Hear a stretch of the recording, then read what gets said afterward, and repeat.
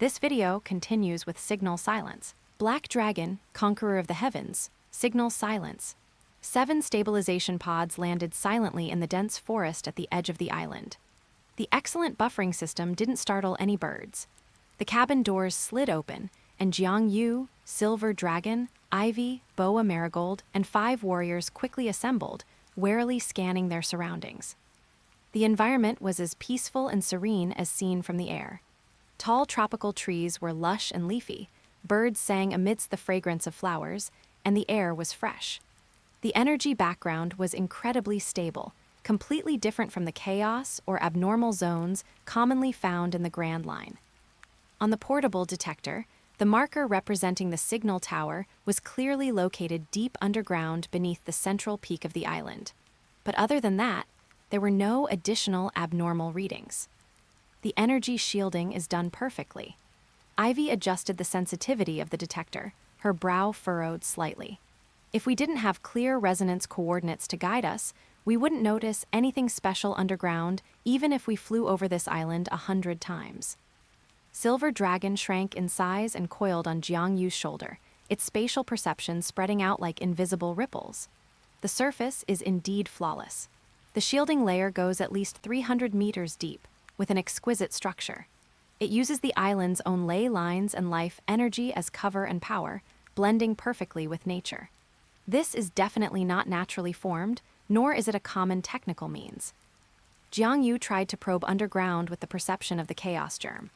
He found that the shielding layer not only blocked energy detection, but even softened and filtered the Gixu resonance itself, making the emitted fluctuations blend perfectly into the surrounding stable natural rules without appearing abrupt. This method was much more sophisticated and hidden than the violent imprisonment and transformation seen on the bone ships of the foggy graveyard. It seems the end times voyagers who established this signal tower are not only highly skilled, but also very adept at concealment, Jiang Yu whispered. Marigold, take 2 warriors and set up a perimeter. The rest of you, follow me to find the underground entrance. Since there's a tower, there must be a channel for maintenance or entry. Everyone dispersed to act. The island was not large, and the search area was concentrated in the central mountain peak region. However, after several hours of meticulous searching, they had turned over almost every cliff face, cave, and vine-covered area of the peak, and even used the thermal imaging and sonic detection equipment from Steel Dome City, yet they found nothing. No secret doors, no energy gaps, no artificial traces.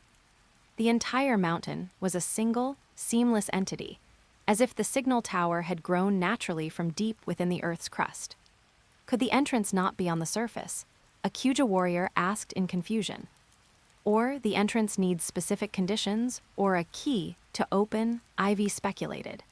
Since the signal tower activates periodically, perhaps the entrance only manifests at specific times or in a specific resonant state.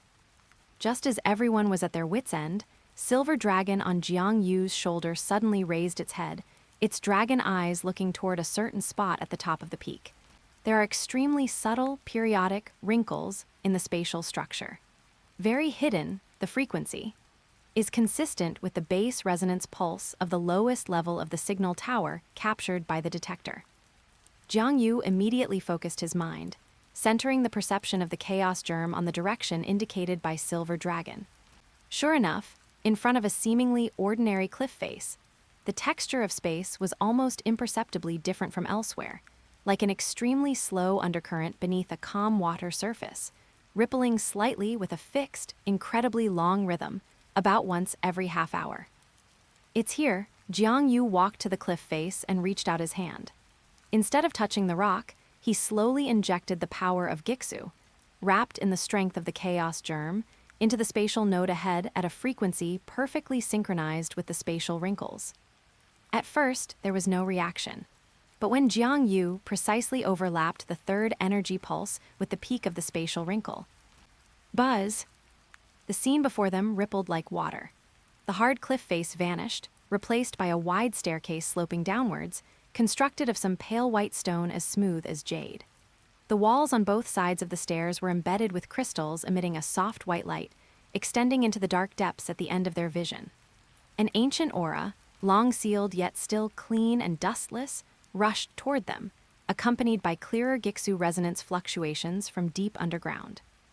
The entrance appeared. "Stay alert, enter in order."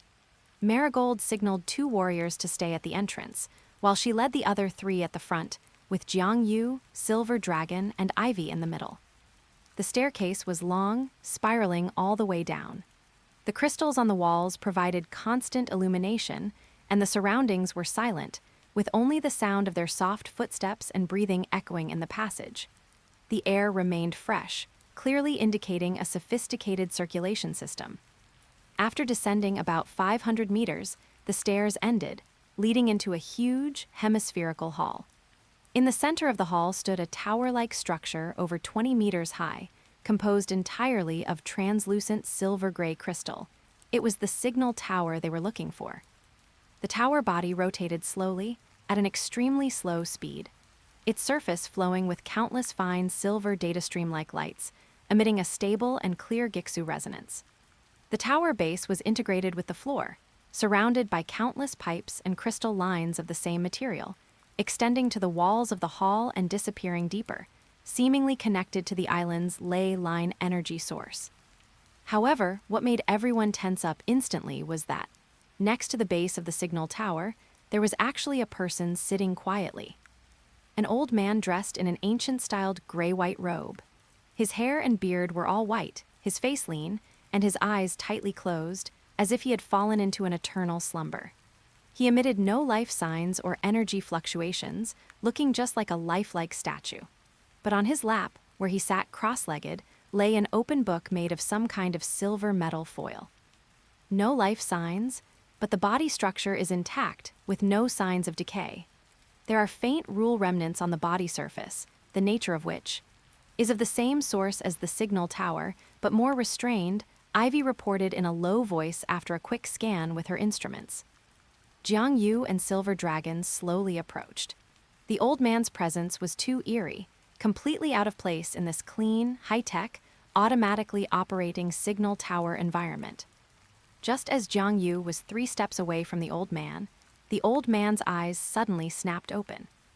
They were a pair of eyes without any pupils, composed entirely of flowing silver data. Detected resonance key carrier. Sequence characteristics match preset protocol fragment inheritor. The old man, or rather, some program within this body, spoke, his voice dry and mechanical without any emotional fluctuations, echoing directly throughout the hall. Visitor, state your chronological coordinates and recording mission. Chronological coordinates? Recording mission? Jiang Yu and Silver Dragon exchanged glances, quickly realizing this might be some internal verification procedure of the End times Voyager's organization. "We don't have chronological coordinates," Jiang Yu responded tentatively. "We come from the outside world, drawn by the resonance signal, with the purpose of seeking the truth behind the fragment." The silver data eyes flickered a few times, seemingly performing a high-speed assessment. No matching chronological coordinates retrieved, confirmed as visitors from after the Lost Era, according to Final Protocol Number 7. When the formal recorder is absent, allow lost successors who hold a resonance key and intend to explore fragments to access the surface archive and play the final message. The old man, program, slowly stood up, his movements somewhat stiff. He turned toward the signal tower and lightly tapped a certain spot on the base with a withered finger. The signal tower's rotation speed increased slightly, and its body glowed, projecting a clear light screen in front of everyone. Retrieving surface archive, index and station number 1147, last recorder message. Please receive. On the light screen, a vast and constantly changing star map first appeared, marked with countless points of light, similar to resonance nodes, and connecting lines resonance network, on a scale far exceeding the model previously constructed by Steel Dome City. Many points of light had dimmed, and many connecting lines were broken. In the center of the star map was a huge, dark whirlpool mark that constantly swallowed the surrounding points of light, undoubtedly the core symbol of Gixu. A calm, aged voice, filled with endless weariness, accompanied the images, speaking an ancient but understandable language. there seemed to be an automatic translation mechanism. Successor, no matter which lost era you come from, being able to reach this place and hear this message means you have come into contact with the resonance network and may bear some kind of recording or searching mission. We are the End Times Voyagers, a group of fools obsessed with recording the end times and seeking the truth of Gixu. We established observation stations, recorded the twilight of civilizations, and transmitted fragment signals, hoping to leave warnings for successors in the endless cycle of endings, and perhaps find a glimmer of light that transcends the end. However, we were wrong. We discovered a truth more terrifying than the end. The screen switched, showing some blurry, jumping, interference-filled clips. A brilliant starry sea civilization extinguished instantly in silence, turning into countless points of light flying toward Gixu. A powerful individual seemingly composed of rules themselves, struggling and wailing at the edge of Gixu, finally being swallowed. There was even a brief, soul-shuddering shot. Deep within the dark whirlpool of Gixu, there seemed to open an indescribable eye, gazing indifferently at everything. Gixu is not a natural phenomenon. It has a will, or rather, there is some higher dimensional program or mechanism driving it. It is harvesting, screening, and experimenting. The Grand Line, this special rule gap region, is one of its important petri dishes or testing zones. We tried to warn, tried to resist, but all attempts to directly confront or flee the testing zone brought about even more terrifying corrections. The Gravedigger system was activated. It is the cleanup program of the will of Gixu, responsible for erasing existences that deviate too much or attempt to leak secrets. The Lord of Eternal Silence is just one of the more well-known gravediggers. Most of us have disappeared in the corrections. A few survivors chose self-exile or to hide deep. Station number 1147 is the post of me, the last recorder, Eros. I have felt the approach of the gravedigger. My time is short. On the screen, the image of the messenger Eros appeared, looking just like a younger version of the old man before them, his eyes filled with wisdom, sorrow, and determination. I will shut down the active signal transmission of the observation station and enter deep silence, retaining only a minimum of resonance as a potential beacon. I leave here part of the surface archive of my life's research, concerning the resonance network architecture, characteristics of some known gravediggers, and some of our speculations about the will of Gixu. At the same time, I will bind my recorder core, this body, to the station to maintain basic functions, waiting for a possible successor who holds the key, a high-intensity Gixu resonance affinity body. Successor, fragments are not simple historical records. They are data shards of the Gixu experiment, hiding clues to the experimental purpose. Collect them, understand them, and perhaps you can uncover the true plot of the will of Gixu, finding a glimmer of hope to survive in this testing zone, or even jump off the chessboard. But be careful. The gravediggers are watching. The activation of the resonance network itself is a mark. Every fragment you acquire may draw a deeper gaze. The mission of the key is heavy and dangerous. One last piece of information. Based on my monitoring of the network's residual signals, in your current era, the density and intensity of anomalies in the Grand Line are rising sharply. This may be a sign of the beginning of a new round of harvesting or a large-scale experimental phase. Time may be short. I wish you can find a future that has not been written. The message ended, and the light screen dimmed. The old man's silver eyes also lost their luster, and he slowly sat back in his place, closing his eyes again, returning to his original state as a slumbering statue. The entire hall fell into a dead silence. Only the signal tower continued to rotate slowly, emitting a constant resonance. Jiang Yu, Silver Dragon, Ivy, and even the battle-hardened Marigold were so shocked by the terrifying truth contained in this message that they were speechless. Gixu has a will. It's a higher dimensional testing ground. Gravediggers are cleanup programs. Could they, these keys, be collecting experimental data while also being observed or even used by higher-level existences? The index for the surface archive has been unlocked. Ivy's voice was a bit dry as she pointed to an operation interface that lit up on the tower base after the light screen disappeared. There is a massive amount of data inside. including detailed information on some gravediggers, a map of known resonance nodes, far more complete than what we have, and a mathematical model of the activity patterns of the will of Gixu. The value of this information was immeasurable, but it was also like a hot potato. Download the data first. Silver Dragon was the first to regain its composure. This is no place to linger. The message mentioned that gravediggers might be monitoring resonance network activity. Our activation of the silent state here may have already attracted attention. Right, act immediately.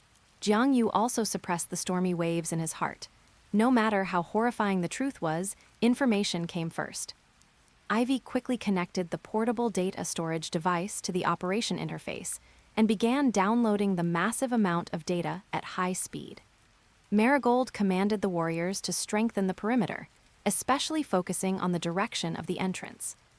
The data download progress was fast, but just as it reached 97%. Well, a low, urgent alarm suddenly rang out through the entire underground hall. The rotation of the signal tower stopped abruptly, and the light on its body turned a piercing red. From deep within the staircase at the hall's entrance came a tooth-grinding sound, as if metal and rock were being forcibly torn apart, along with a cold, deathly, and destructive terrifying pressure, approaching at an alarming speed. Detected gravedigger characteristic energy reaction, rapidly approaching, energy level, unestimable, exceeding the Lord of Eternal Silence. Ivy's face turned pale as she looked at the soaring readings on the detector, which were almost off the charts. Data download complete. Almost at the same time the alarm sounded, the download progress jumped to 100%. Ivy snatched the storage device.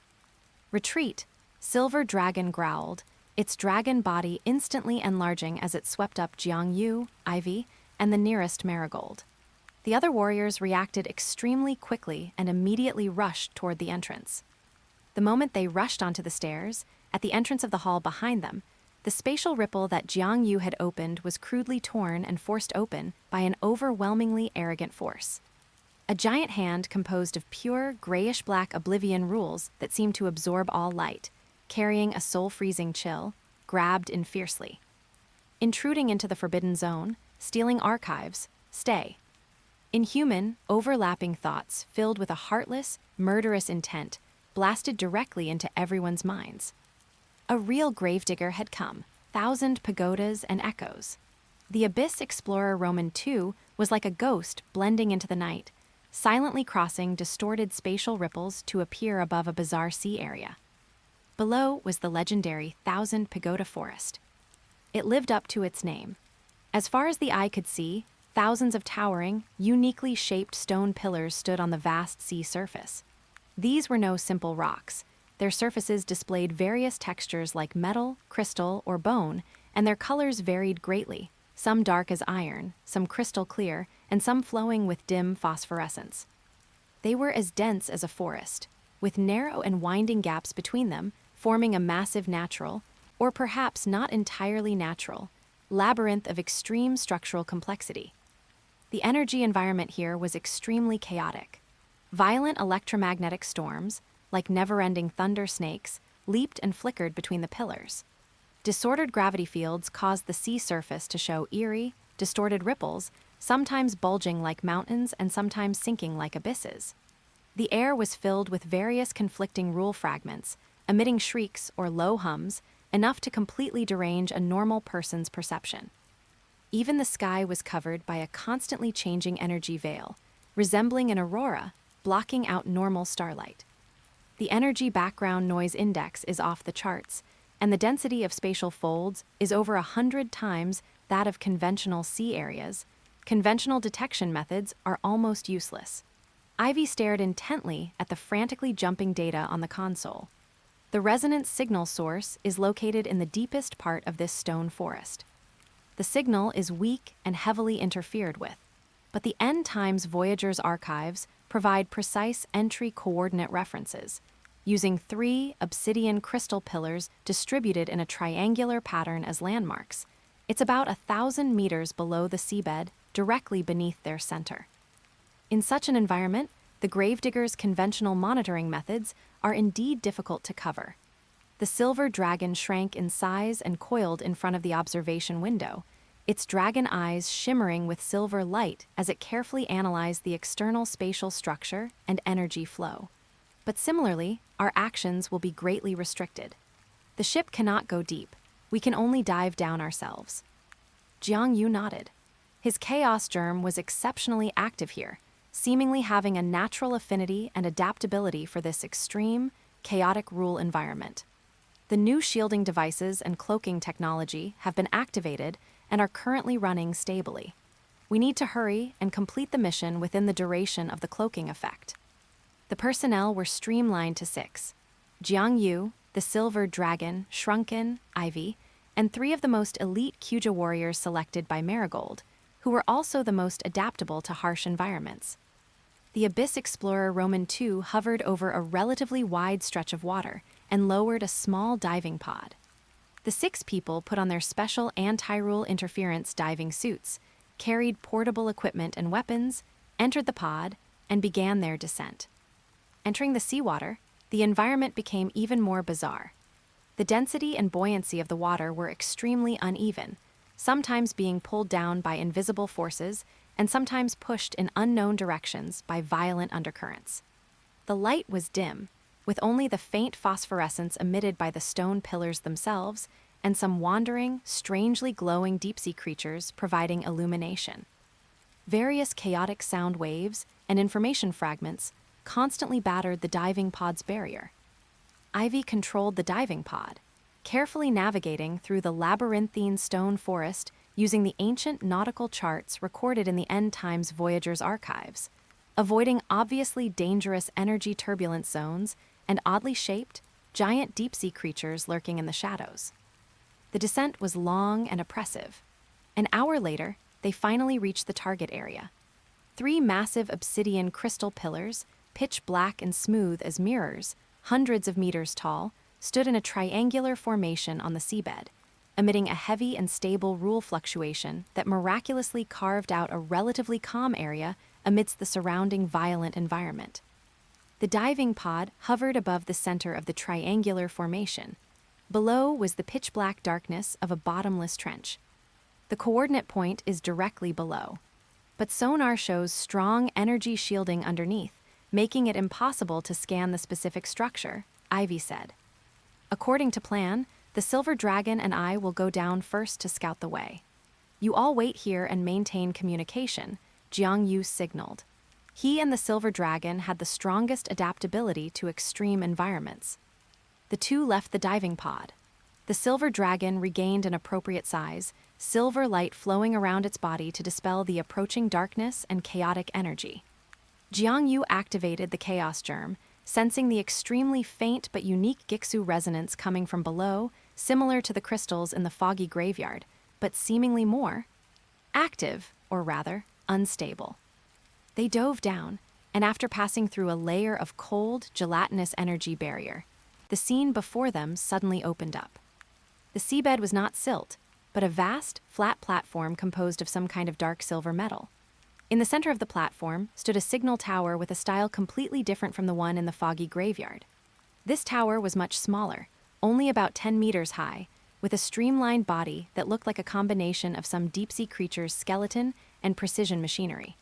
Its surface was covered with constantly changing pale blue light patterns that pulsed like breathing.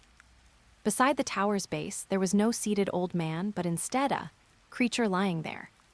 The thing resembled a giant manta ray in shape, but with a wingspan of over 20 meters. Its body was translucent, with pale blue light flows, identical to the signal towers, coursing inside. It seemed to be in a state of slumber, rising and falling slightly with the pulsing light patterns of the signal tower. Detecting a high concentration of life energy and rule information complex. Is it a symbiotic guardian of an ecological observation type, signal tower? Ivy's voice came through encrypted communication, filled with surprise. The archives mentioned that some observation stations would cultivate or bind local specialized creatures as guardians. It seems this is it. Jiang Yu and the Silver Dragon approached cautiously. The Lightstream manta ray didn't seem to be disturbed and remained asleep. The entrance to the signal tower was an oval light gate on the side of the base that constantly opened and closed. Jiang Yu tried to adjust the fluctuations of the chaos germ to synchronize with the light patterns on the tower, and the light gate immediately stabilized and opened. The space inside the tower was small and cylindrical. The walls were covered with flowing data light strips and constantly changing ecological images, scenes of deep-sea hydrothermal vents erupting, giant kelp forests swaying, and ecological records of various strange deep-sea creatures. It was like a dynamic deep-sea ecological museum. In the center hovered a fist-sized, constantly rotating blue crystal that seemed to seal a miniature ocean and starry sky within it. This is the fragment recording medium. Ivy saw the image through the camera on Jiang Yu's helmet. Ecological observation type. The focus of the record should be the intervention or influence patterns of the will of Gixu on the local ecosystem. Jiang Yu reached out, preparing to take the crystal. According to Eros's message and the archival instructions, for this non-imprisonment type of signal tower, those holding a resonance key, Jiang Yu's germ, could safely access it. However, at the very moment, his fingers were about to touch the blue crystal. The entire signal tower, along with the platform outside, shook violently. The sleeping lightstream manta ray suddenly opened its eyes. Its eyes were not biological eyes, but two rotating blue vortices containing complex ecological data streams. Detected, non-bound recorder access request. Integrity of the ecological database threatened. A cold, mechanical voice with a certain biological rhythm echoed directly in the minds of Jiang Yu and the Silver Dragon. The massive body of the lightstream manta ray slowly rose, the pale blue light flow within it accelerating, emitting an increasingly powerful pressure. It wasn't a gravedigger, but as the symbiotic guardian of this place, its duty was to protect the signal tower's data from being stolen by unauthorized personnel. Identity verification. Holding the Gixu resonance key meets basic access permissions, Jiang Yu responded immediately while simultaneously fully stimulating the fluctuations of the chaos germ. The lightstream manta ray's movements paused slightly, its data vortex eyes flashing rapidly. Key confirmed, but access protocol requires synchronization of ecological sample verification. Submit the complete life cycle information chain of the current sea area's dominant energy creature, shadow giant eel, or leave immediately. Ecological sample verification and the information chain of a specific creature. Jiang Yu and the Silver Dragon were both stunned. The archives hadn't mentioned this. "We don't have that information chain," the Silver Dragon said deeply. "But we have a higher-level mission to seek the fragment, which concerns the truth of the will of Gixu." Mission level insufficient. Ecological database protection protocol prioritized. The lightstream manta ray's voice turned cold. With a flap of its wings, the seawater around the platform instantly activated, forming countless high-speed rotating water blade tornadoes carrying cutting and paralyzing rules, sweeping toward the two. It also opened its mouth and spat out a condensed pale blue light beam containing a massive amount of ecological information impact. The attack came fiercely and carried unique ecological rule characteristics. Unlike pure destruction or order attacks, it was harder to deal with using conventional means. Jiang Yu and the Silver Dragon immediately engaged in battle. The Silver Dragon used spatial barriers to block the water blade tornadoes while tearing with its claws, attempting to disrupt the opponent's energy flow. Jiang Yu used the chaos germ to construct a balance field, neutralizing the chaotic rules within the information impact beam and trying to reverse analyze the ecological information contained within. Perhaps this was the breakthrough. During the fight, Jiang Yu discovered that the lightstream manta ray's attack patterns were highly dependent on calling upon the ecological rules of the surrounding sea area. It was itself the administrator and avatar of this special ecosystem. Its weakness might lie in its deep binding with the current environment. Silver Dragon, interfere with its connection to the surrounding stone forest's energy field. Jiang Yu sent a mental transmission. The Silver Dragon immediately understood. No longer fighting head-on, it turned its spatial power into countless fine cutting threads, precisely slicing into the energy resonance nodes between the light stream manta ray and the surrounding seawater, stone pillars, and even the broader sea area. Meanwhile, Jiang Yu expanded the perception of the chaos germ to its limit, capturing the main melody of this sea area's ecological rules, and then forcibly simulated and briefly overlaid his own Gixu resonance fluctuations onto it. He wasn't trying to take control, but to create a rule noise to interfere with the lightstream manta ray's perfect mastery of the environment. As expected, the lightstream manta ray's movements showed obvious lag and confusion. The power of the water blade tornadoes it produced greatly diminished, and the information light beam became intermittent. The pale blue light flow within its body began to malfunction, emitting confused and angry shrieks. Now, Jiang Yu seized the opportunity, his figure flashing as he dodged a scattered water blade and charged once more toward the blue crystal in the center of the signal tower. This time, he didn't grab it directly. Instead, he wrapped the power of the chaos germ around the crystal in an extremely gentle way, almost like a resonance request. The intent he conveyed was not taking, but sharing and seeking, sharing his doubts about Gixu and seeking the truth about the will of Gixu's ecological interference. The blue crystal trembled slightly, its rotation speed increasing. A vast and ancient stream of intent, mixed with countless ecological scenes and cold data analysis, flooded into Jiang Yu's consciousness. He saw, in ancient times, this 1,000 pagoda forest sea area had been vibrant, possessing a unique and nearly perfect ecological balance. However, Gixu's interference had arrived quietly, not as direct destruction, but as a rule fine-tuning.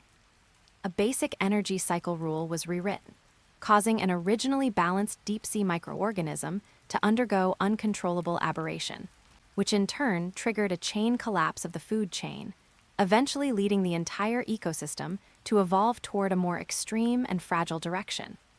Countless species went extinct, leaving only these mutant creatures and eerie stone pillars that had adapted to the chaotic rules. This was a cold record of how the will of Gixu performed ecological experiments through subtle rule adjustments. It was part of the fragment.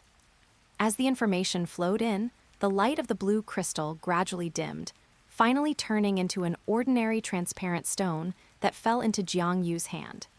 The record inside had been read and transferred.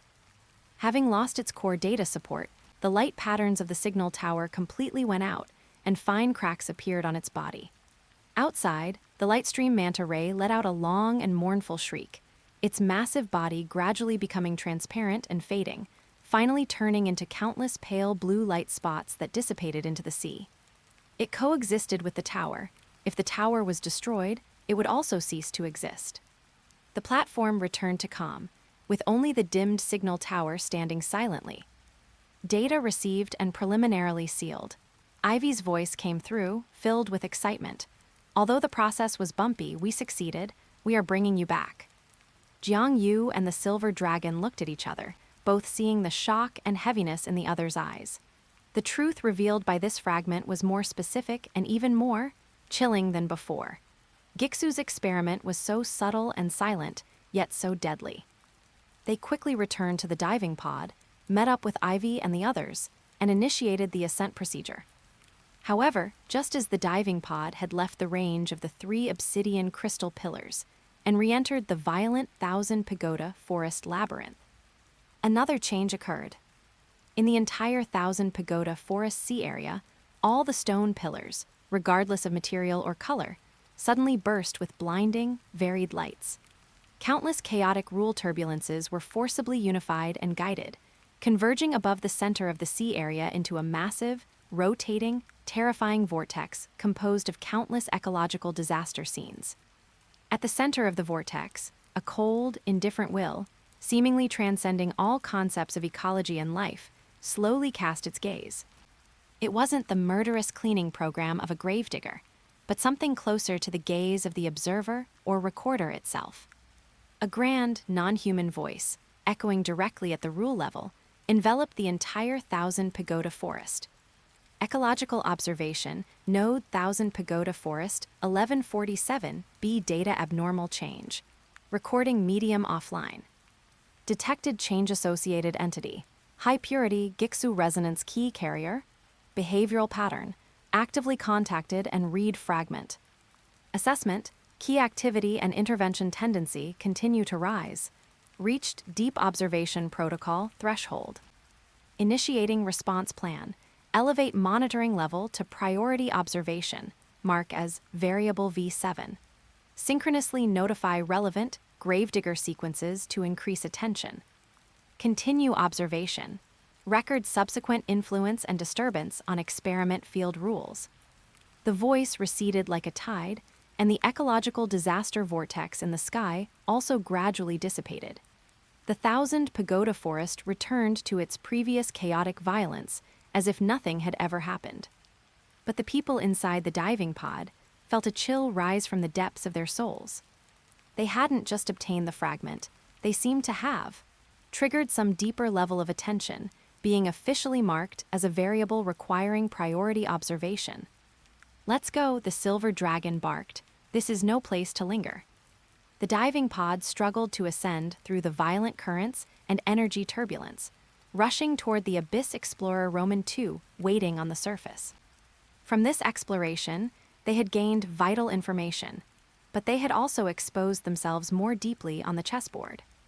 Watching the return path, the gods playing their game, they were no longer bystanders or passive pawns, but had gradually become key variables capable of disturbing the game and drawing higher levels of attention. Variable labeling. The Abyss Explorer AI's engines groaned under the strain, like startled swordfish, as it desperately broke through the 1,000 pagoda forest's violent energy curtain. Even after the ship finally plunged into relatively calm seas, alarms continued to wail across the bridge, and warning lights for various energy overloads and structural damages blinked incessantly. Engine output down to 47%, 17 breaches in the portside armor plating. The spatial jump module is severely overloaded and requires major repairs. Ivy's fingers flew across the main console as she reported the ship's status, her face pale but her voice striving to remain steady. Fortunately, the core systems and storage devices are intact. The data from both fragments has been encrypted and saved. Jiang Yu and the Silver Dragon leaned against the bulkhead, breathing heavily from the immense exertion. Jiang Yu, in particular, had pushed his spirit and origin to their limits by continuously using the chaos germ for high-intensity rule perception, resistance, and simulation. The blue crystal recording the truth of the ecological experiment lay quietly in his arms, emitting a faint chill and carrying a heavy, unsettling knowledge. That voice, variable V7, Marigold's expression was grave, her grip tight on her weapon. "We've been marked." More than just marked. The silver dragon's draconic eyes were profound as he gazed at the sea receding rapidly outside the viewport. Raise monitoring level. Notify relevant gravedigger sequences to increase surveillance. This means any future actions we take may attract more powerful cleanup programs even faster.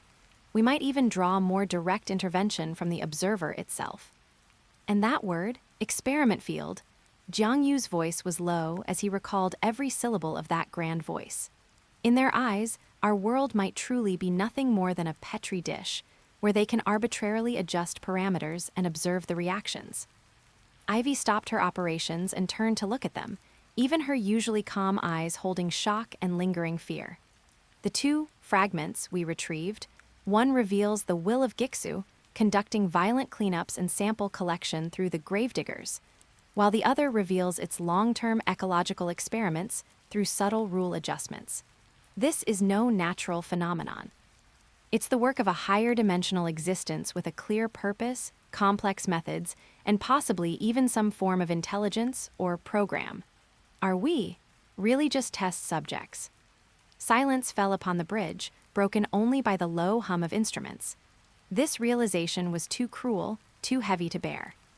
Even if we are test subjects, we are not without value. The silver dragon broke the silence, his voice carrying the resilience unique to dragonkind. Key, variable, these terms themselves indicate we possess a special nature, capable of influencing the experiment's progress. That voice mentioned, record its subsequent impact and disturbance on the experiment field's rules. This means our very actions are part of what they observe and record. So, can we use this to our advantage? You mean deliberately creating a certain disturbance to test the reaction of the will of Giksu or the observer, thereby glimpsing the bottom line of their rules or their purpose. Jiang Yu pondered thoughtfully. Too dangerous, Marigold immediately objected. Actively provoking such an existence is no different from playing with fire. But we've already provoked it, albeit passively. Jiang Yu gave a bitter smile. The mark is already upon us. Surveillance has been upgraded. Waiting passively will only allow them to slowly see through our cards. Limited, well-prepared probing might give us a bit more initiative in future confrontations. Of course, it must be done with thorough preparation and the highest safety measures. This matter requires careful long-term planning. The Silver Dragon concluded. The immediate priority is to return to Amazon Lily, repair the damage, digest the fragments, share information with Steel Dome City, and formulate our next strategy. We must grow stronger faster and learn more. Dragging its battered hull, the Abyss Explorer Roman II finally returned to Amazon Lily, safe, but not without scares. The Steel Dome City technical team and the Kuja Engineering Corps, who had been notified and were standing by, immediately took over, performing emergency repairs on the severely damaged vessel. Jiang Yu and the Silver Dragon were sent to the highest-level medical recovery facilities. 2 days later, a Corps meeting was convened in a fully shielded underground fortress. Hancock, Sandersonia, Jiang Yu, the Silver Dragon, Dr. Whisk, and Ivy were all present, the atmosphere solemn. Dr. Whisk personally presented the preliminary in-depth analysis report from Steel Dome City's central AI on the 2 fragment datasets and the encounter at the 1,000 Pagoda Forest. Holographic projections, continuously scrolled with complex mathematical models, energy spectra, and information flow analysis results. The conclusion aligns with your intuitive feelings. Dr. Whisk's voice was deeper than usual. The will of Giksu, let's tentatively call it the source mechanism, its behavioral patterns highly conform to the characteristics of higher-dimensional scientific experiments. Setting variables, establishing control groups like different ecologies in different seas, observing reactions, collecting data, and performing corrections, gravedigger cleanups when necessary. The Grand Line is very likely a meticulously designed, large-scale open experiment field. He called up a resonance network star map updated with the new data. Several light points on the map were particularly bright. The 2 nodes you recovered, plus the cocoon zone of Amazon Lily, and the other 17 potential nodes we've identified through archives, form a primary observation network. Judging from the archives and the voice encountered at the 1,000 Pagoda Forest, this network might only be a part of the entire experiment field's monitoring system. It might even be a secondary observation port, established by the source mechanism for internal variables, like the end times Voyagers to use. So in a way, our act of retrieving fragments through this network is also within the source mechanism's tacit permission or observation range. Jiang Yu frowned. Correct, Dr. Whisk nodded. The identity of key might be the qualification to obtain permission to use this secondary network. But this permission comes with immense risk.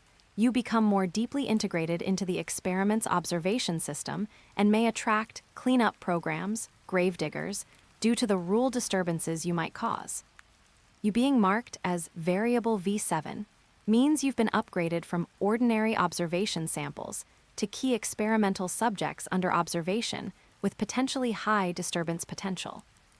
Variable V7. There are at least 6 similar variables before this. The Silver Dragon seized the key point. Most likely, based on scattered mentions in the archives and residual network signal analysis, there may have been other keys or similar high-disturbance individuals in the history of the Grand Line. They might have been annihilated, gone into hiding, or perhaps are still active. Dr. Whisk paused and called up an extremely blurry, heavily distorted signal record. Just 6 hours after your return, a secret monitoring station we have at the edge of the New World captured an extremely brief but intensely powerful burst of resonance signals. Its frequency characteristics are highly similar to key or variable activity. The coordinates are in the waters near Water 7 in the Paradise direction.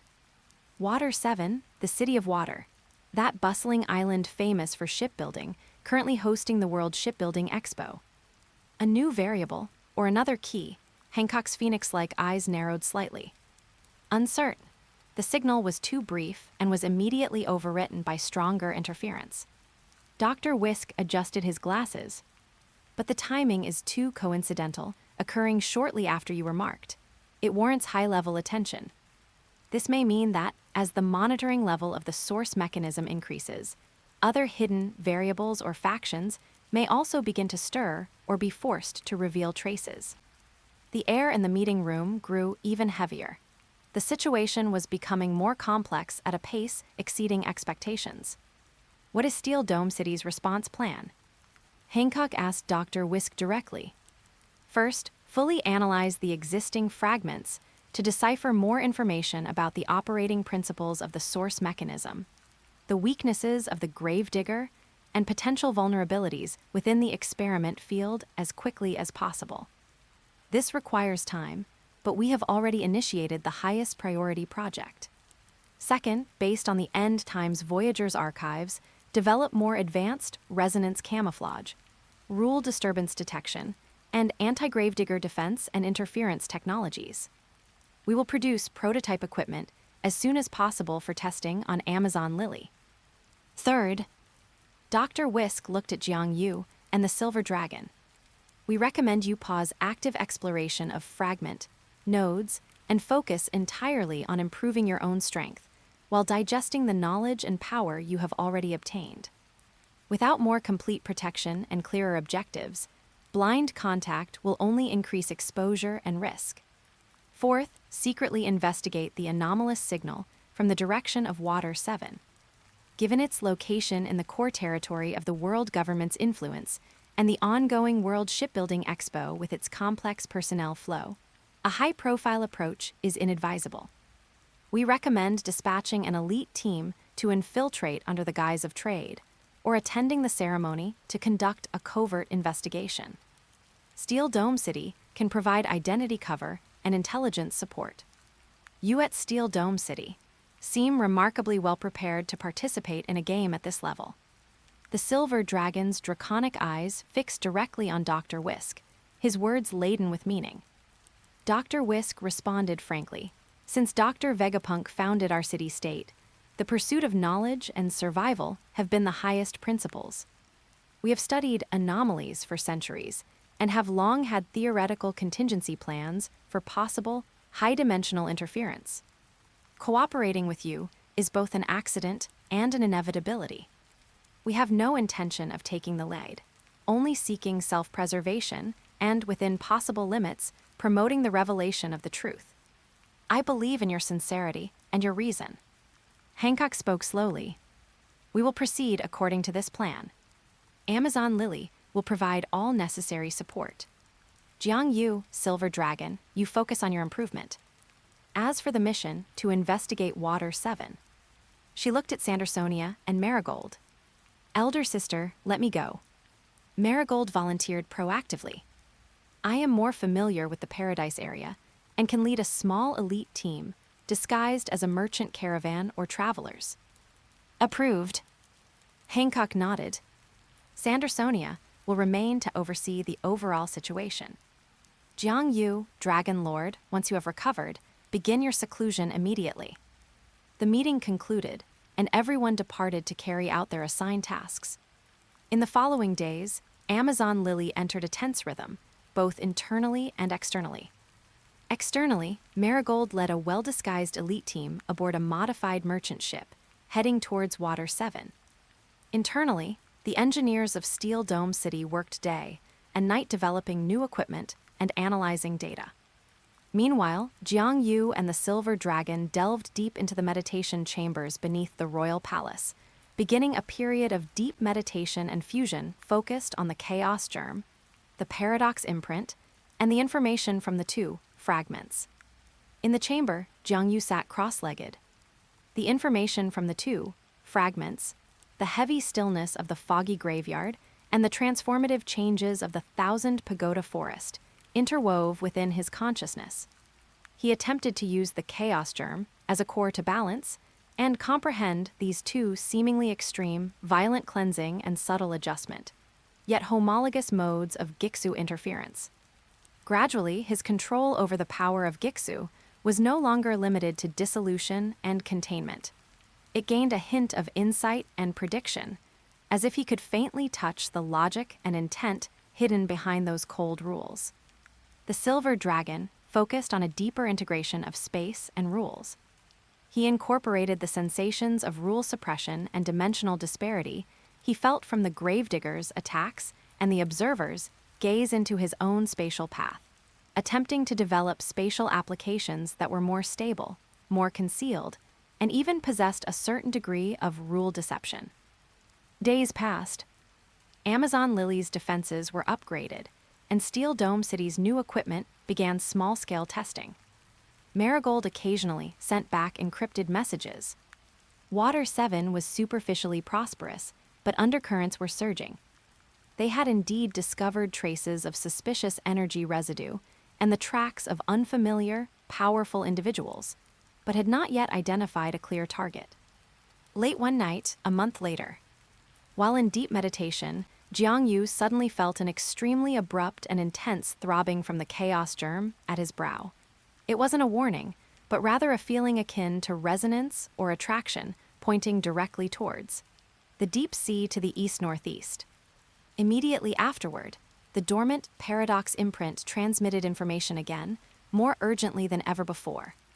Detected high priority, resonance network anomaly activation point. Coordinates, longitude XXX east, latitude XXX north, depth, approximately 15,000 meters below sea level in a hadal trench. Nature of activity, non-periodic, not a signal tower. Suspected forced activation by an unregistered variable or triggering of a primal resonance source. Correlating information retrieval, match 89%.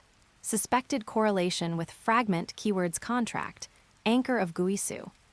Warning, energy reaction at this activation point is rising sharply. May trigger large-scale rule resonance tides affecting surrounding seas. Simultaneously, detected at least 2 high-intensity, observation tracking, signals of different origins rapidly approaching the coordinates. Recommendation, proceed to confirm immediately. This may be a key opportunity to obtain a crucial fragment or make contact with other variables. Risk level, extreme. The information cut off abruptly, but its meaning jolted Jiang Yu awake instantly. An unregistered variable, forced activation of a primal resonance source, related to contract and anchor of Guisu, and at least 2 other parties in pursuit. Not caring about disturbing the Silver Dragon, Jiang Yu immediately transmitted all the information through their soul link. The Silver Dragon appeared in the chamber almost the next second, his draconic eyes grave. The coordinates are in the God Burial Abyss, where the calm belt and the deep sea converge, a forbidden land even sea kings rarely tread. The energy reaction and the factions involved. The waters this time are much deeper than the previous 2. But the imprint suggests this may concern contract, and anchor of Guisu, Jiang Yu said solemnly. These are core terms repeatedly mentioned, yet ambiguously described in the End Times Voyager's archives. We must go. Moreover, the 2 tracking signals, one is likely the Gravedigger, the other. A silver glint flashed in the Silver Dragon's eyes. Could it be that variable that appeared in the Water 7 direction, or another faction? Regardless, we cannot miss it. Jiang Yu stood up. Notify Her Majesty Hancock and Dr. Whisk immediately. We need top-tier equipment support, and we need to formulate an emergency plan capable of dealing with a multi-faction melee. A new storm was brewing in the deep sea.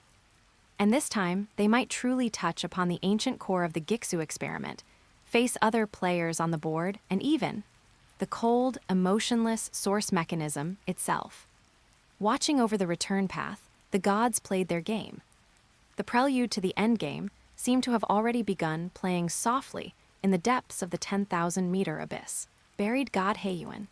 Once the coordinates for the abyssal graveyard of gods were confirmed, all of Amazon Lily and Steel Dome City immediately entered their highest state of combat readiness. Under Dr. Whisk's personal supervision, a small deep submergence vehicle was urgently refitted within a mere 12 hours into the Abyss Walker, capable of withstanding the extreme pressures of the Hadal Zone. It was also equipped with the latest multi-rule camouflage system and an emergency resonance jump device. Hancock allocated the last remaining top-tier energy crystals to power these expensive and fragile devices. Sandersonia selected the most elite and silent warriors to form a 10-person task force, commanded directly by Silver Dragon and Jiang Yu. Ivy, acting as the technical core, brought along all the deciphered fragment data and a portable deep resonance analyzer. There were no lengthy mobilization speeches or excessive farewells. Everyone knew in their hearts that this journey was far more dangerous than any before, but the opportunity was also unprecedented, touching upon clues regarding the contract, and the anchor of Guisu could directly determine whether they could escape the cage of the experimental field. The Abyss Walker, shaped like a black shuttle, slipped silently into the waters surrounding Amazon Lily under the cover of night and quickly began its descent. As the new camouflage system activated, the hull seemed to blend into the darkness and pressure of the deep sea, and even the disturbances in the water currents were skillfully smoothed over. The descent was long and oppressive. As the depth increased, external light vanished completely, leaving only the faint glow from the submersible itself and the eerie blue light of the dashboard reflecting on the tense faces of those inside. The pressure readings climbed steadily, and the water temperature dropped below freezing. Occasionally, bizarre deep-sea creatures emitting eerie light glided past the portholes, casting indifferent or greedy glances. Depth 10,000 meters. Entering the edge of the Hadal Zone. Energy background noise is rising sharply. The rule structure shows obvious layering and folding. Ivy stared intently at the screen. We are passing through a natural rule buffer zone. The physical laws here are already different from those of the surface world. Jiang Yu could clearly feel that the chaos germ was unusually active here, as if it had returned to some kind of homeland. He could hear low, ancient and shattered rule echoes reverberating in the deep sea. Some came from ancient beings swallowed by Gixu, while others felt like the sea itself was breathing. Meanwhile, the paradox imprint acted like a precise compass, continuously pointing toward a focus deeper down. Detecting strong, multi-source rule conflict residues, at least 3 large-scale, high-energy rule collisions have occurred in the waters ahead. The time span is enormous, with the most recent possibly occurring within the last few months. Ivy's voice was filled with shock. This place is an ancient battlefield. More than that, Silver Dragon's eyes shone with a brilliant silver light as he looked through the porthole into the deeper darkness. I can sense traces of the spatial structure being repeatedly torn apart and forcibly stitched back together. Some force is trying to fix or blockade this area. After descending another 3,000 meters, an unusual sight finally appeared ahead. It was an incredibly vast undersea plain, but in the center of the plain stood a thing that was difficult to describe accurately in words. It resembled a mountain composed of countless massive, twisted, semi-metallic, semi-crystalline structures, yet it also looked like a deformed and gargantuan organ growing from deep within the Earth's crust. Its surface flowed with various lights, dark red, eerie blue, ghastly white, that were constantly conflicting, annihilating, and regenerating, emitting rule fluctuations that were chaotic to the extreme, yet eerily achieved a kind of painful balance. Most striking was the summit of this mountain, which was deeply inserted into a massive spatial rift hovering above the seabed. The rift was constantly opening and closing, with silver data streams flowing inside. The other end of the rift seemed to connect to the depths of an unknown dimension. "Is that the original resonance source?" Marigold murmured. "Not entirely." Jiang Yu's expression was grave. "The germ tells me that the mountain itself is a wound, a rule scar forcibly nailed here. It seals or connects to the original resonance source internally, but the mountain body itself is more like the shell of a seal or cage. Look at those lights. They are in conflict, trying to break through this shell." Ivy's instruments emitted a sharp alarm, detecting high concentrations of contract law residues.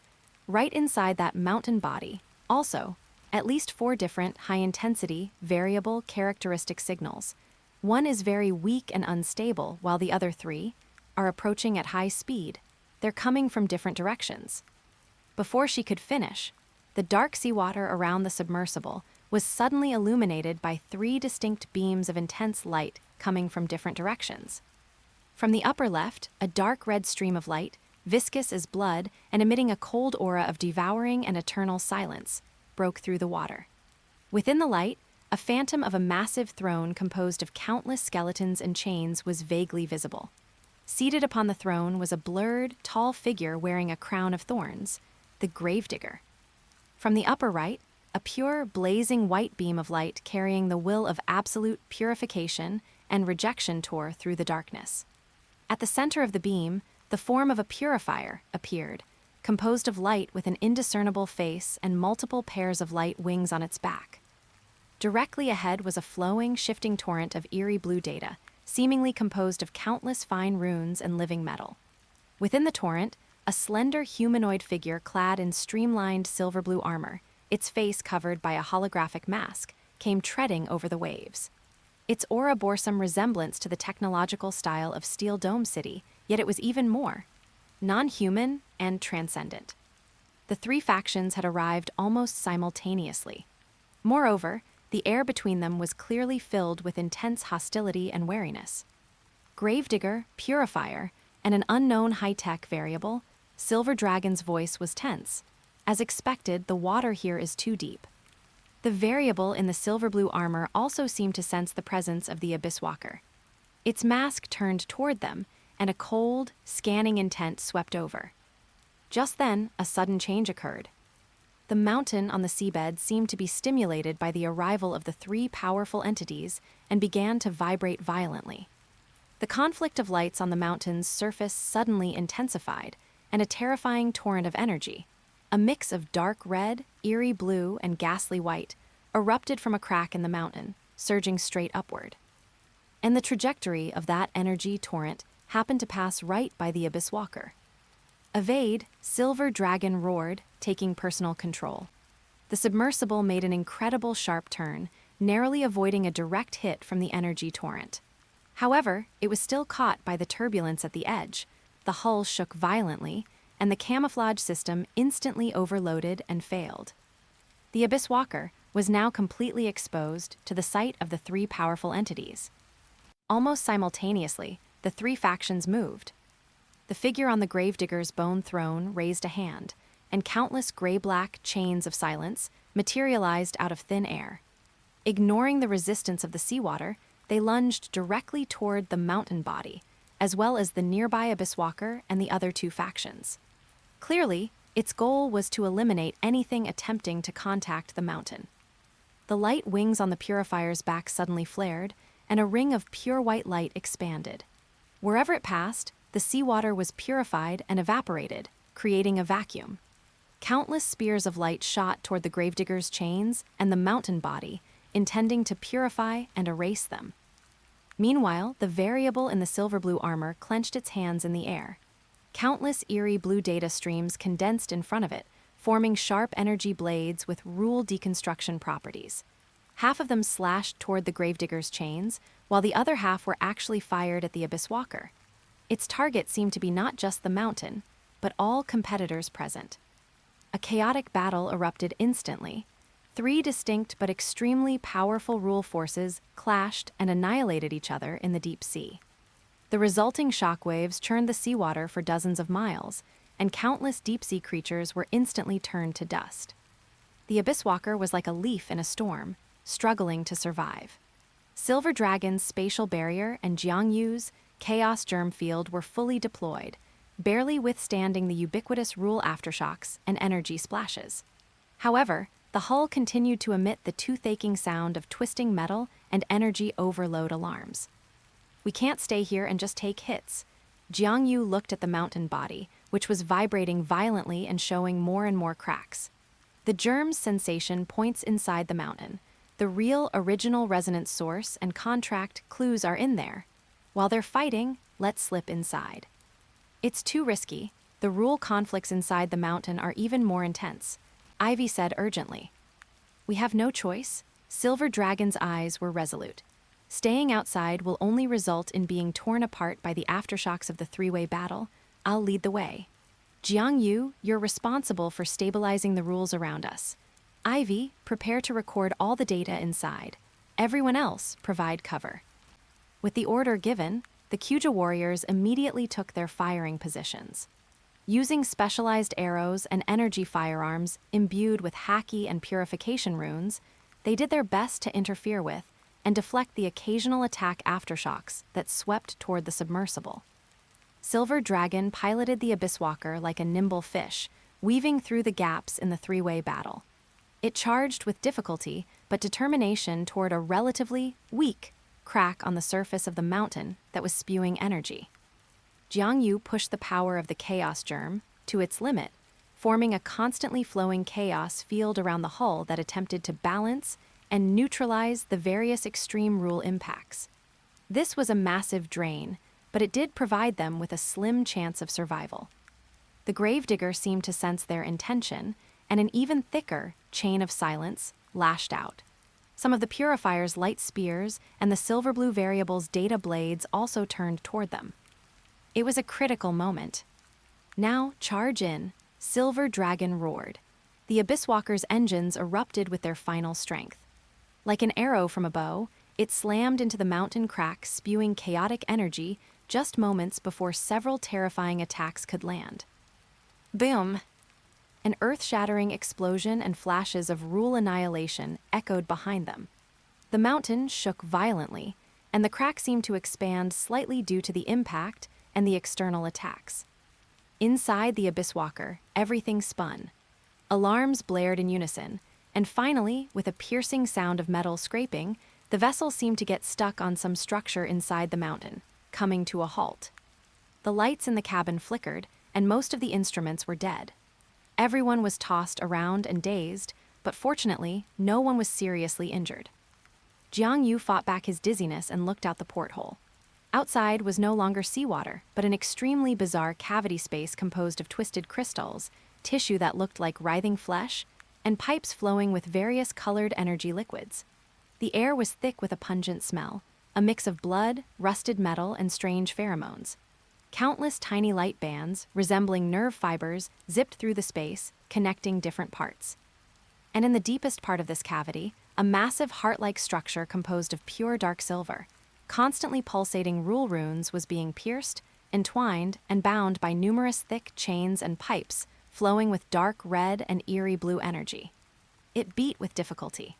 With every beat, it emitted an incredibly pure, incredibly ancient Gixu resonance that seemed to originate from the very birth of the world.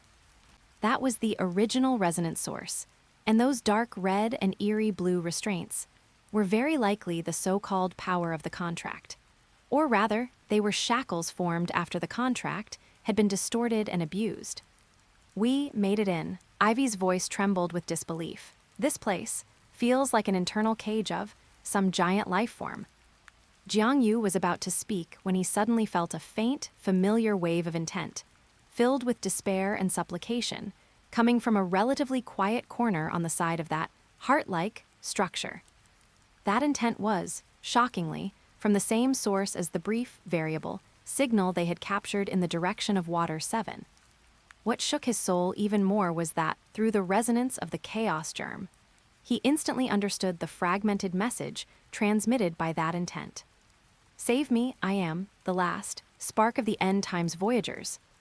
They betrayed the contract, turned the anchor into a cage. The key, please stop, the source mechanisms, final harvest, final spark, a survivor of the end times voyagers, trapped deep within this cage. Jiang Yu's heart sank. Without a moment's hesitation, he quickly sent a telepathic message to Silver Dragon and Ivy.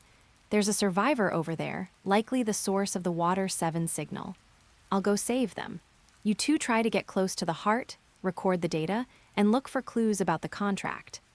Silver Dragon knew that every second counted, as the three external parties could break in at any moment. Be careful, he said simply, before leading several warriors with Ivy toward the throbbing, dark silver heart structure. The Kyuja warriors took responsibility for guarding against any dangers that might be lurking within the writhing tissues. Jiang Yu followed the faint mental guidance, moving quickly through the twisted and eerie cavity. The light bands around him, which resembled blood vessels and nerves, seemed somewhat repelled by the aura of his chaos germ, yet also curious, either swerving away or lightly brushing against him. The pressure from the chaotic rules permeating the air was extremely intense, but its impact on Jiang Yu was relatively minor. His germ seemed instinctively able to adapt to and balance the extreme environment here. Soon, he reached the source of the thoughts. It was a figure pierced and pinned to the crystal wall by several thick chains flowing with dark red energy. His, or its, form was vaguely humanoid, but most of the body had already assimilated with the surrounding crystals and writhing tissue. The skin appeared a translucent grayish-white, with slowly flowing points of ghostly blue light visible inside. Only the head and part of the chest remained relatively intact. The face was covered in cracks and the eyes were tightly shut, but at the center of the forehead, a dim, complex rune, similar to the emblem in the End Times Voyager's archives, flickered slightly. "Save me," the faint thought came again, filled with endless pain and exhaustion.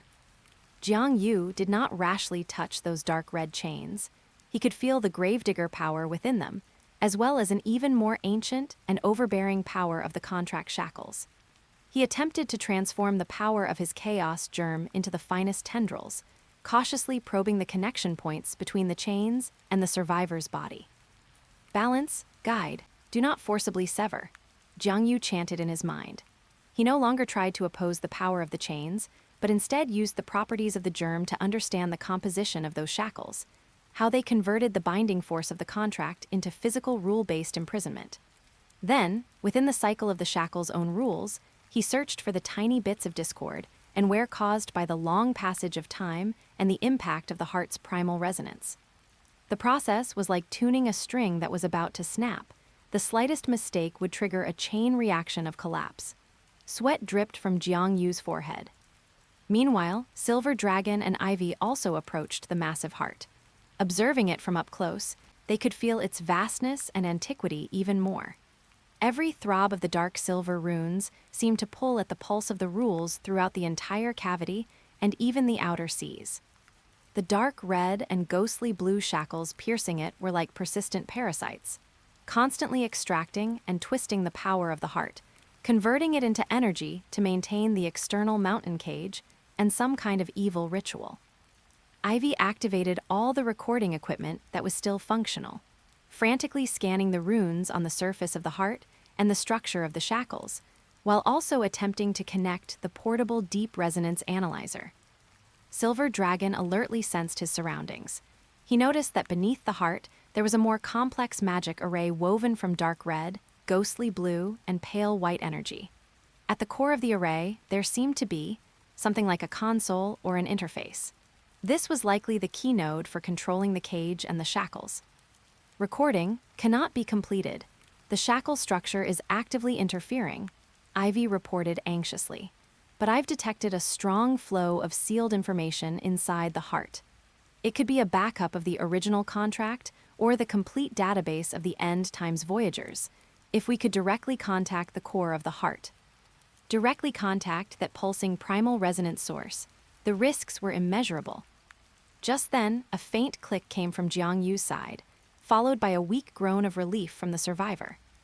Success. Under the precise balancing operation of the chaos germ, the rule node at the connection point of the most critical dark red chain, and the survivor's body had its conflict temporarily smoothed out, causing the shackle's binding force to loosen for an instant.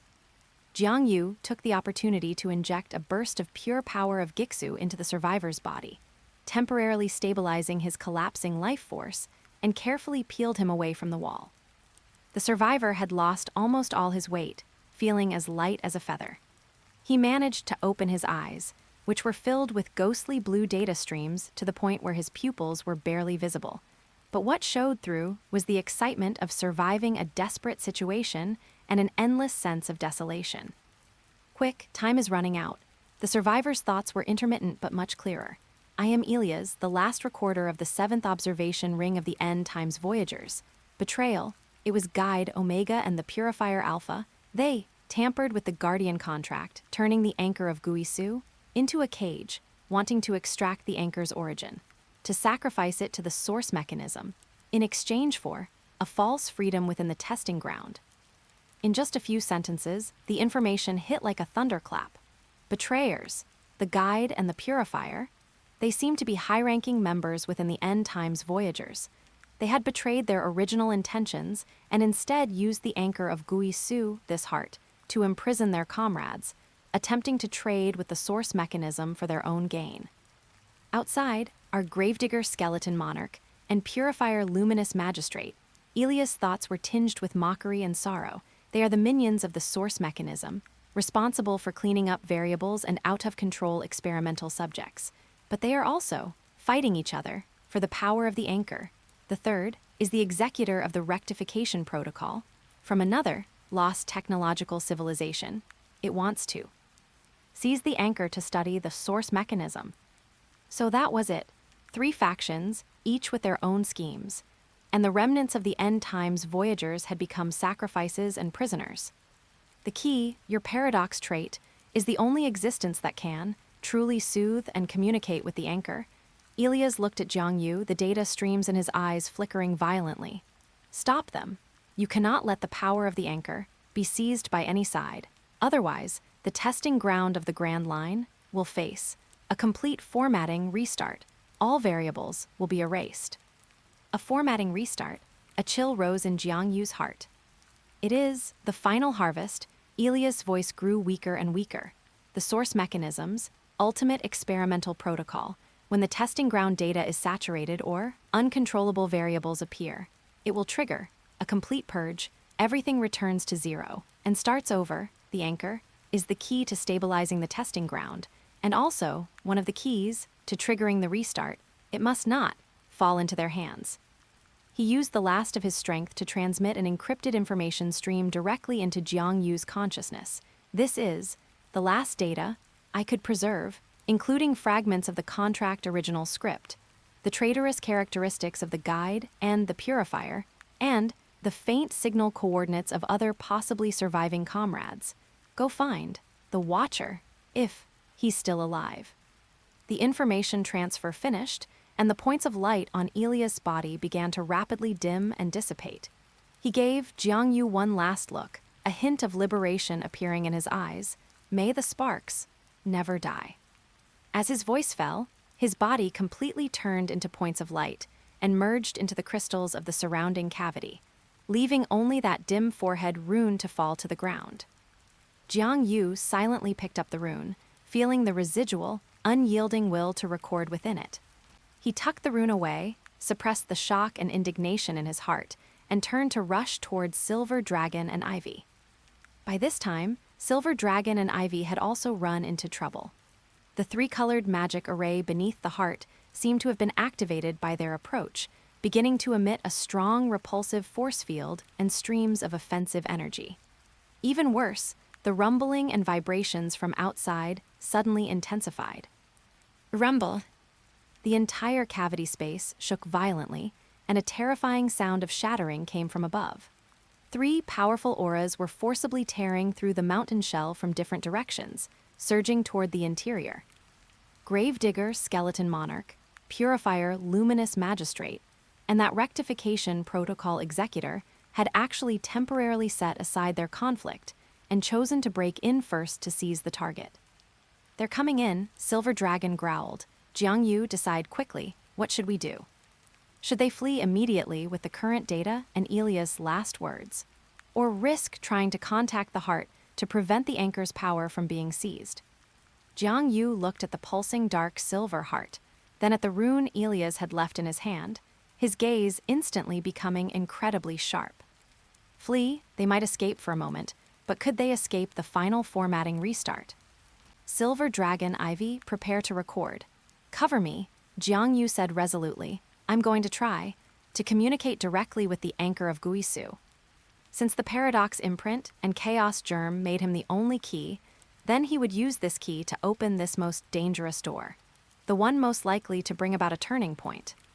He took a deep breath, and protected by the final spatial barrier opened by Silver Dragon and the emergency recording system activated by Ivy, He rushed without looking back toward the dark silver heart bound by heavy shackles.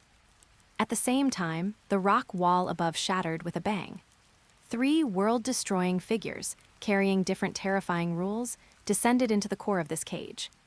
The final showdown and the unknown communication played out simultaneously. Anchor resonance. Jiang Yu's figure was like a moth to a flame, charging without hesitation toward that pulsating dark silver heart.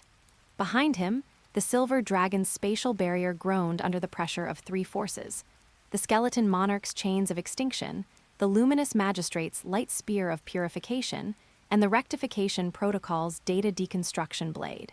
Cracks spread rapidly across the barrier. Ivy turned the recording device to maximum power, aiming it at Jiang Yu and the heart, ready to capture everything that might happen. There was no time to hesitate and no way back.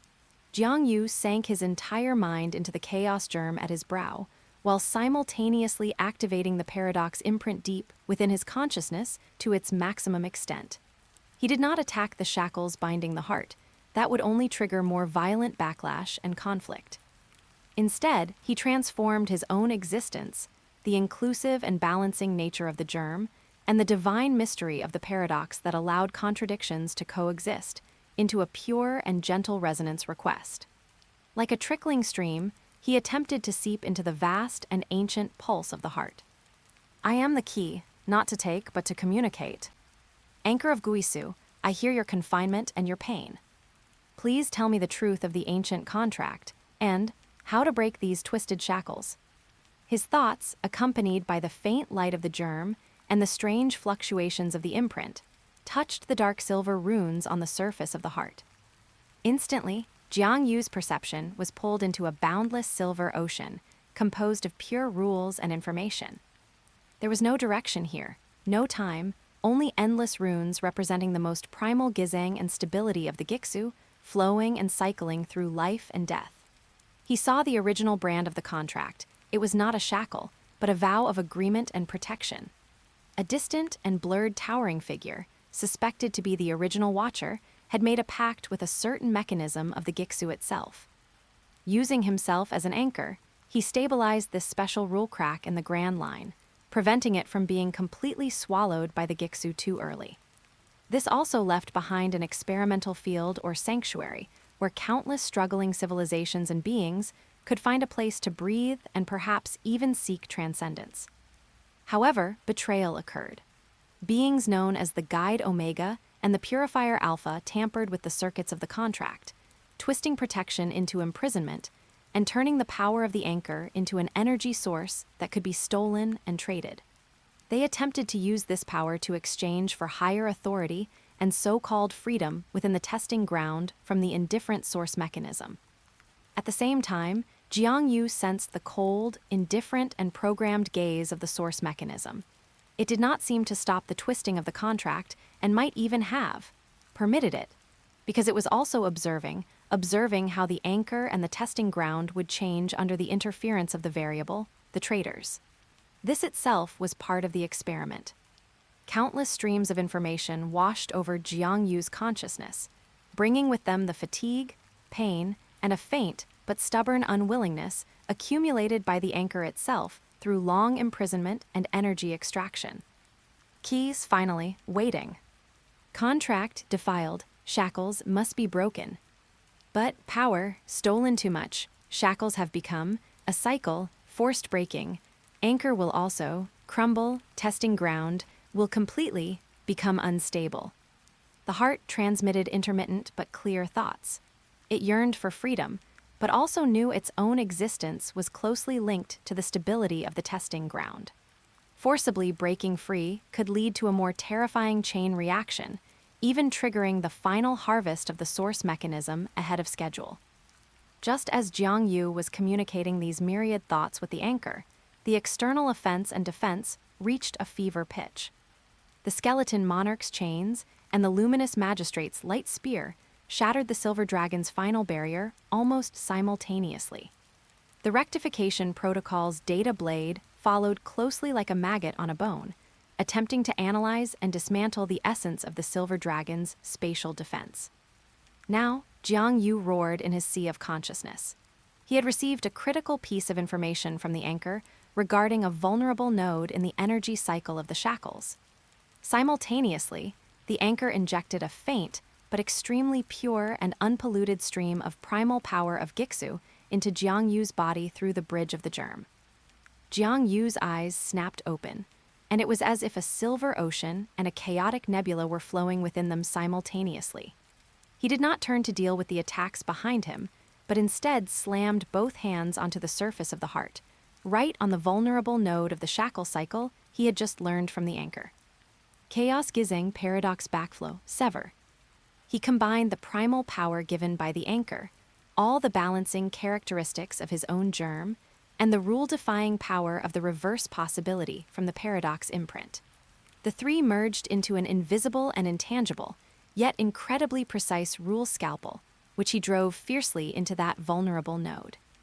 This strike was not one of brute force, but a precise disruption of the twisted contract energy cycle within the shackles, causing a brief, fatal backflow and short circuit. Buzz! The countless dark red and deep blue shackles binding the heart suddenly vibrated violently, their light flashing wildly. The cycle that had been stably extracting the anchor's power was forcibly interrupted, and massive amounts of energy crashed out of control within the shackles. Almost simultaneously, the attacks from the three great powerhouses landed on him. The silver dragon roared, burning its source to desperately open one last thin spatial distortion field, buying Jiang Yu a minuscule instant. And at this life-and-death moment, within the group of shackles struggling violently due to the energy backflow, part of the structure could not withstand the internal conflict and exploded. What burst forth was not just energy, but also a massive amount of chaotic rule information and primal power of Gixu that had been imprisoned by the twisted contract for a long time. By a stroke of luck, this explosive force happened to collide head-on with the power of the three great experts attacking Jiang Yu, occurring extremely close behind him. Boom, rumble, rumbles. An indescribable explosion and the light of rule annihilation instantly swallowed Jiang Yu's figure and swept through the entire cavity. The silver dragon, Ivy, and the Kuja warriors were violently thrown back by the wild shockwave, crashing against the crystal walls. The heart also vibrated violently in this terrifying chain explosion, with more cracks appearing on its surface, but the light of those shackles dimmed, and nearly half of them snapped.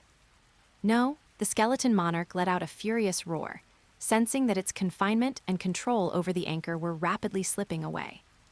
Anomaly, eradicate. The luminous magistrate's radiance became even more intense, but its attack was also severely disrupted by the explosion. Data loss, reevaluating threat level. The executor of the rectification protocol retreated rapidly, data streams flashing wildly on its faceplate as if performing an emergency analysis. The light of the explosion and the chaotic energy turbulence lasted for several seconds before slowly subsiding. The cavity was a mess, with crystals shattered and tissue scorched black. The silver dragon struggled to lift its head, its dragon eyes blood-red as it looked toward the heart. Where Jiang Yu had been standing, there was now only a deep pit and chaotic energy flowing everywhere that had not yet settled. Jiang Yu's figure had disappeared. No. In the center of that pit, a tiny chaotic-colored light was stubbornly lighting up, becoming clearer and clearer. In the light, Jiang Yu slowly stood up straight. He looked wretched, with blood at the corner of his mouth and his robes tattered, but he was surrounded by a strange aura, a unique blend of the anchor's primal power of Gixu, the balancing light of the chaos germ, and a new, soft silver glow that seemed able to soothe rule wounds. At his brow, the chaos germ imprint seemed to have become more complex, with a faint dark silver pattern merging into it. And in his hand, at some point, a palm-sized phantom of a strange key had appeared, neither metal nor jade, constantly shifting with chaotic colors. It was a symbol of authority temporarily condensed from part of the anchor's core rules and the paradox imprint after his deep resonance with the anchor. He had successfully established a deep connection with the anchor and used the implosion of the shackles and the counterattacks of the three great experts to survive a near-death situation. More importantly, he had briefly gained the recognition and, protection of a portion of the anchor of Guisu. At this moment, Jiang Yu's gaze swept over the three suspicious and uncertain powerhouses. His voice was calm, yet carried an unspeakable majesty that resounded directly on the level of rules. The will of the anchor of Guisu is clear. The twisted contract shall eventually be corrected. The conflict here ends now. He raised the chaotic-colored key phantom in his hand. The phantom flashed, and the remaining primal power of Gixu belonging to the anchor in the cavity vibrated slightly, spreading an invisible field of repulsion and stability. The three great powerhouses simultaneously felt that their connection to this space and their power interaction with the anchor were being significantly suppressed and repelled. It was as if this area temporarily recognized Jiang Yu, the holder of the key, as having temporary management authority. The key could actually obtain temporary authorization from the anchor. The skeleton monarch's thoughts were filled with disbelief. Variable upgrade, recalculating threat coefficient. The rectification protocol's data analysis seemed to have fallen into some kind of contradiction.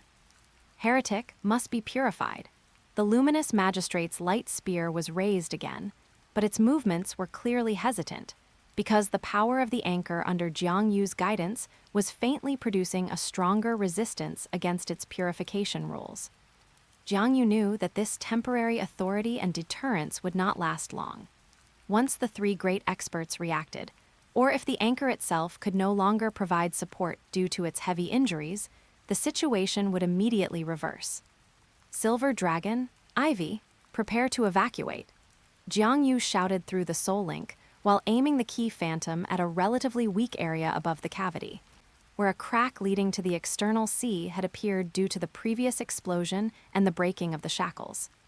The anchor also transmitted one last surge of power, along with a stream of information containing a distant set of coordinates and a brief map. It was the last known hiding place of the remaining watchers mentioned in Ilia's information. Until we meet again. Jiang Yu took one last look at the three great experts and the scarred heart. The key phantom in his hand blazed with light, and a powerful spatial repulsion wave mixed with the anchor's power erupted, temporarily pushing the three great experts back several steps. At the same time, the silver dragon swept up Ivy and the warriors, with Jiang Yu following closely behind. Everyone turned into several streaks of light, shooting out from that crack, bursting out of this cage-like mountain, and into the still chaotic and violent deep sea outside. Behind them came the furious or unwilling roars and the aftermath of attacks from the three great powerhouses, but they could no longer be stopped. The subabyssal Voyager had already been destroyed in the external explosions. Everyone could only rely on the Silver Dragon's spatial power, Jiang Yu's blessing from the anchor, and the propulsion of their specialized diving suits to desperately ascend through the dark deep sea. After an unknown amount of time, when everyone finally broke through the surface and saw the long-awaited sky, though cloudy, it was real. They all felt as if they had returned from another world. A Steel Dome City retrieval speedboat, disguised and waiting at the predetermined coordinates, quickly pulled alongside and picked them up. The speedboat sped away from the dangerous sea area. Inside the cabin, after the initial shock, Ivy immediately began checking the data in the storage devices. The Silver Dragon took the time to regulate its breathing, and the warriors tended to their wounds. Jiang Yu walked alone to the side of the boat, looking back toward the deep sea, the place that buried the remnants of the end times Voyagers, imprisoned the anchor of Guisu, and witnessed the thrilling game that had just taken place. He opened his palm. The chaotic-colored key phantom had already dissipated. However, the faint dark silver pattern merged into the germ at his brow, and the heavy watcher coordinates in his mind clearly reminded him that everything just now was not an illusion. He had gained partial recognition and critical information from the anchor, but he had also completely set himself against the source mechanism and its minions, the gravedigger, the purifier, the traitors, the guide, the purifier, and other unknown forces, such as the rectification protocol. The road ahead was more dangerous, but the goal had never been so clear. Find the remaining watchers, unite with any other sparks of the end times Voyagers that might still exist, correct the twisted contract, liberate the anchor of Guisu, and then face the final judgment of the source mechanism that hung high above everything. The storm has only just begun. Storm, the rendezvous speedboat did not return to Amazon Lily. Instead, following the emergency coordinates provided by Jiang Yu, it headed towards a secret forward outpost established by Steel Dome City in the New World. The journey was silent, everyone immersed in the shock and exhaustion brought by the God Burial Abyss. It wasn't until they arrived at the research station, disguised as a submarine volcanic crater, and underwent comprehensive checks and treatment that their tense nerves finally relaxed a little. In the secret chamber, Jiang Yu, Silver Dragon, Dr. Wesker, and Ivy gathered once more. The atmosphere was graver than ever before. Dr. Wesker spoke first, his gold-rimmed glasses reflecting a cold light.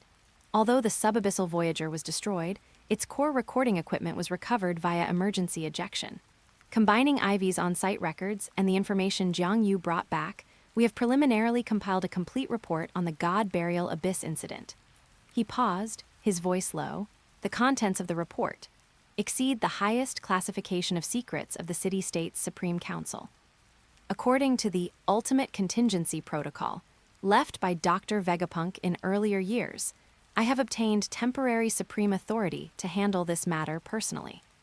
This meant that the horrifying truths about the source mechanism, the testing ground, the final harvest, and so on were currently confined to this room and the mysterious Dr. Vegapunk of Steel Dome City. First, the intelligence on the anchor of Guisu is of paramount importance, Dr. Wesker said, calling up an analysis model. It is not only key to stabilizing the Grand Line as a testing ground, but the original Guisu rules it contains are also the crucial key to understanding the nature of the source mechanism and possibly even finding methods to counter or coexist with it.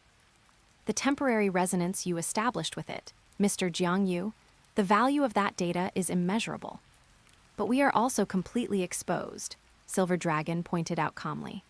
The Skeleton Monarch, the Luminous Magistrate, the Rectification Protocol, all three factions have registered our aura and the characteristics of the key. Especially since we obtained the anchor's temporary recognition, this will make all forces coveting the anchor's power see us as a priority target for elimination or control. And the traitorous guide and purifier, Jiang Yu added. Elias' last words indicate they are still active and trying to profit using the twisted contract. They likely already know what happened at the anchor. Dr. Wesker nodded. Correct. Based on the coordinate information Elias transmitted at the end, and our further deciphering of the End Times Voyager's archives, the Watcher he mentioned had his last known location in a forbidden zone deeper within the Grand Line, an area known as the Eternal Storm's Eye. It is one of the regions with the most chaotic known rules and most violent energy. In theory, it is also the most likely place to be shielded from the source mechanisms, routine monitoring, and the Gravedigger's pursuit. We need to find him, Jiang Yu stated firmly. He is one of the original Covenant makers, the guardian of the contract, and the only person who might know how to correct the distortion, truly free the anchor, and deal with the final harvest. The risk is extremely high, Dr. Wesker said bluntly. The physical and rule-based environment of the Eternal Storm's Eye is 100 times harsher than the 1,000 Pagoda Forest or the God Burial Abyss. Moreover, we cannot confirm if the Watcher is still alive, or even if he is, what his stance and condition might be. This journey could very well be one of no return. But we have no other choice, Silver Dragon said. Waiting passively will only allow the source mechanism or the betrayers to complete their plans. Actively seeking the Watcher is our only, and most likely, direction to break the current deadlock. What can Steel Dome City provide? Jiang Yu asked. Dr. Wesker called up a new blueprint. We will mobilize all resources to build a brand new vessel, the Dawnbreaker, based on the Abyss Explorer Roman II, at the fastest possible speed. It will integrate all the highest technologies we have obtained from the End Times Voyager's archives, the anchor resonance data, and our experience fighting the Gravedigger, the strongest rule stabilization and camouflage systems, targeted anti-Gravedigger interference matrices, and a preliminary anchor resonance simulation and guidance device. This will require your deep involvement in debugging, Mr. Jiang Yu. Additionally, he adjusted his glasses, looking at Silver Dragon. Lord Silver Dragon, we analyzed your spatial operation data from the God Burial Abyss and discovered the potential for rule deception and dimensional folding you displayed under extreme pressure. The city-state is willing to open part of its most cutting-edge spatial theory database and provide a special, dimensional pressure training ground. This might help you elevate your spatial abilities to the next level before departure. We need time, Ivy calculated. The construction and testing of the Dawnbreaker will require at least 2 months. During this period, we must guard against potential attacks or probing from any quarter. Amazon Lily will enter the highest level of silent defense mode, Jiang Yu stated. I will inform Her Majesty Hancock to temporarily sever all non-essential external communications. Simultaneously, we will use the weak connection between the chaos germ and the anchor to continuously sense the movements of the eternal storm's eye and any subtle changes in the Watcher's coordinates. The plan was thus finalized. The following days were even more tense than before. Amazon Lily completely vanished from the Grand Line's view. All defensive forces were withdrawn inward, relying on Steel Dome City's latest technology to construct a near-perfect information black hole. Jiang Yu traveled between Amazon Lily and Steel Dome City's forward outpost. On one hand, he assisted in debugging the core resonance system of the Dawnbreaker. On the other, he delved deeper into the changes occurring in the Chaos Germ after resonating with the anchor and the nature of that key phantom. He discovered he seemed to have gained a new ability, the power to temporarily soothe or guide extremely chaotic rule turbulence within a small area. This might be the key to survival in the Eternal Storm's eye.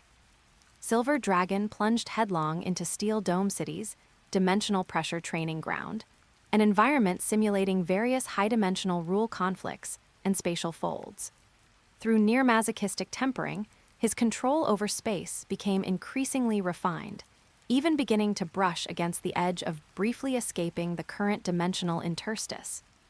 Ivy and Steel Dome City's technical team worked day and night to overcome the various technical hurdles of the Dawnbreaker.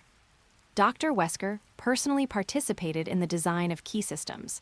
His workbench was piled high with data pads filled with complex formulas and blueprints. Time passed in silent preparation. During this period, through the covert monitoring network Steel Dome City had deployed externally, they detected some disturbing signals.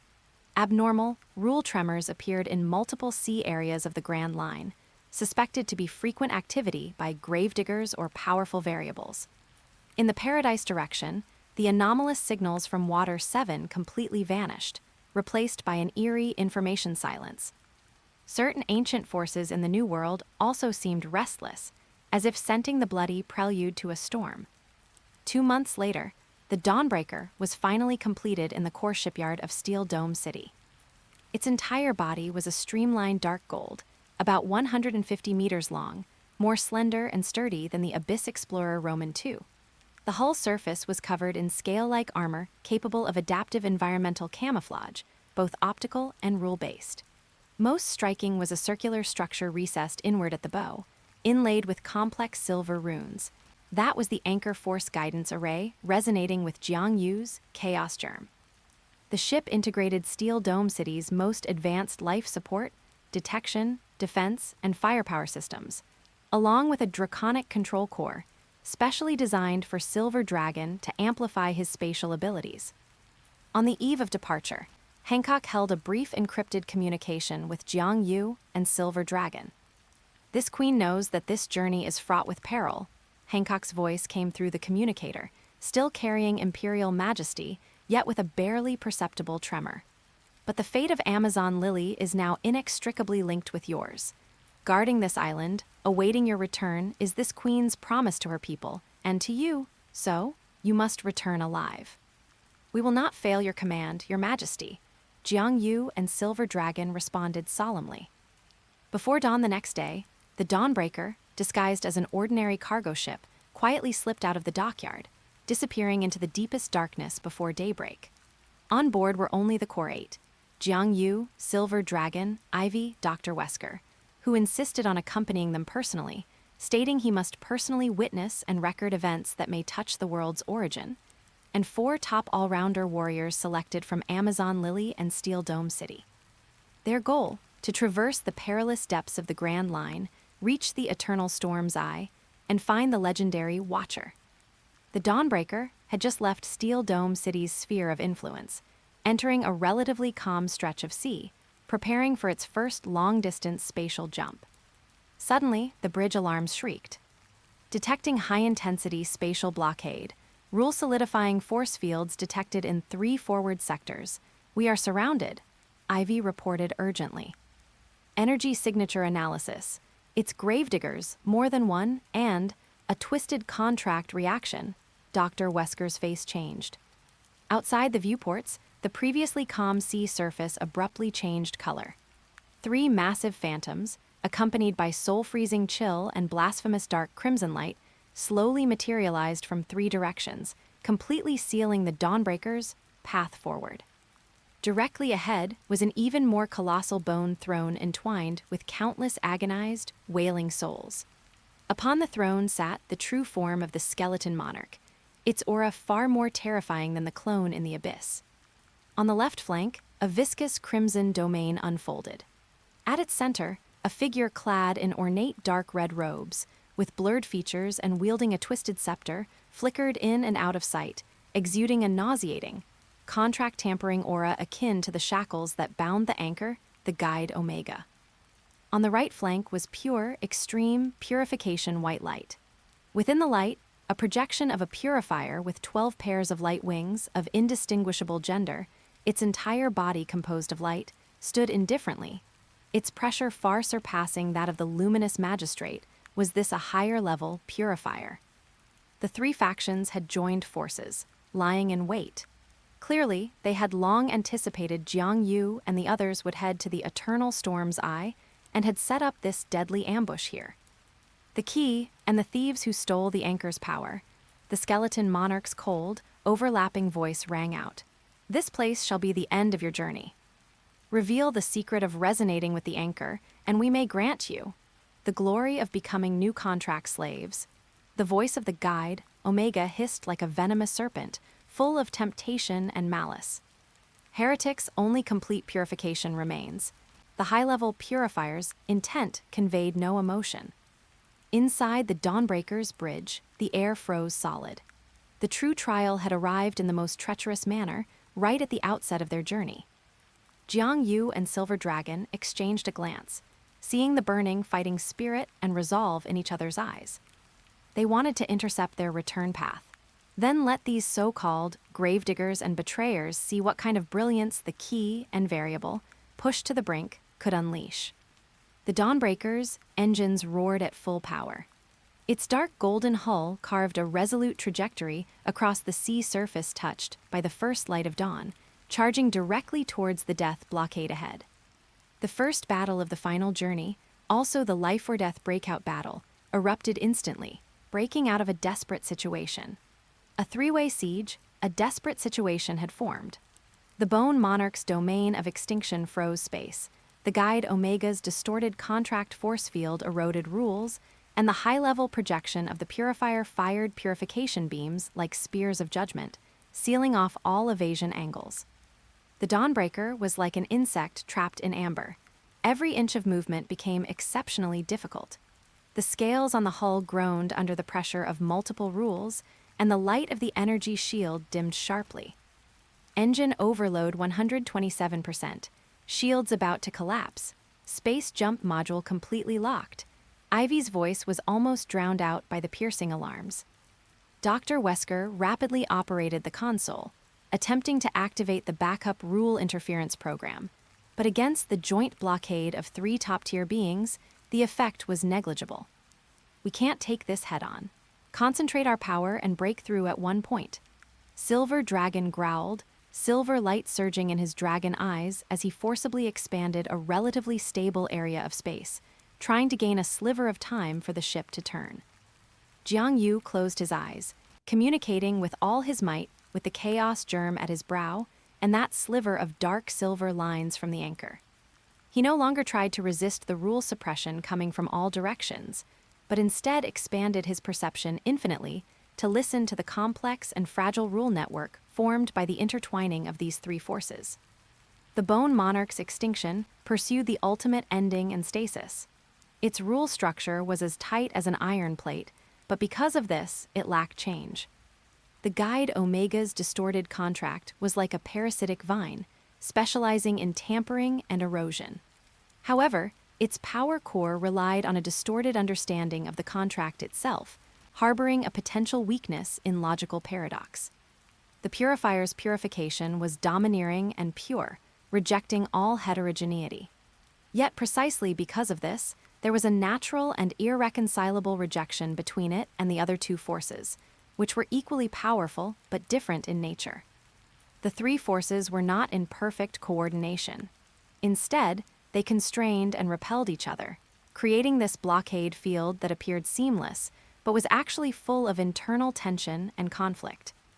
Found it, Jiang Yu suddenly opened his eyes, chaos and silver light intertwining within them. Their junction is at the transition zone between the Bone Monarch's extinction edge and the Guide's contract erosion.